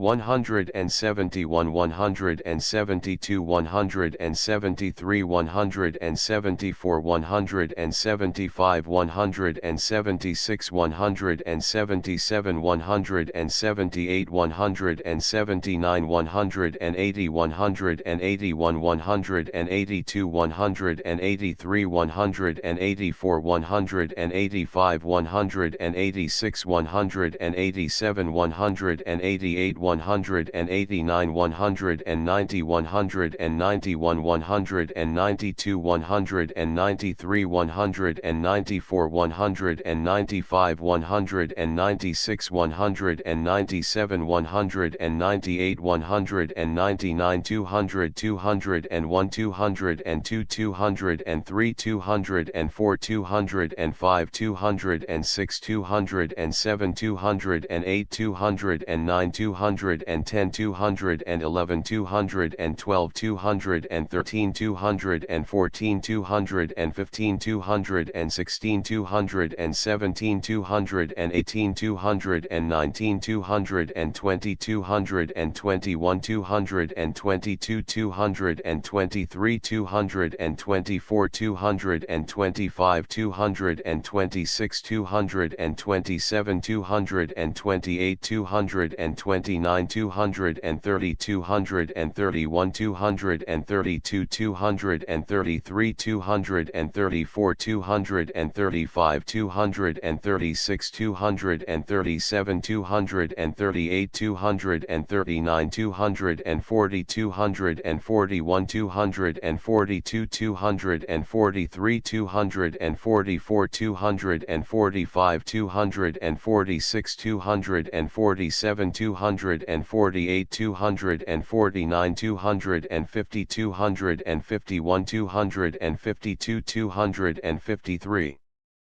254 255 256 257 258 259 260 261 262 263 264 265 266 267 268 269 270 271 272 273 274 275 276 277 278 279 280 281 282 283 284 285 286 287 288 289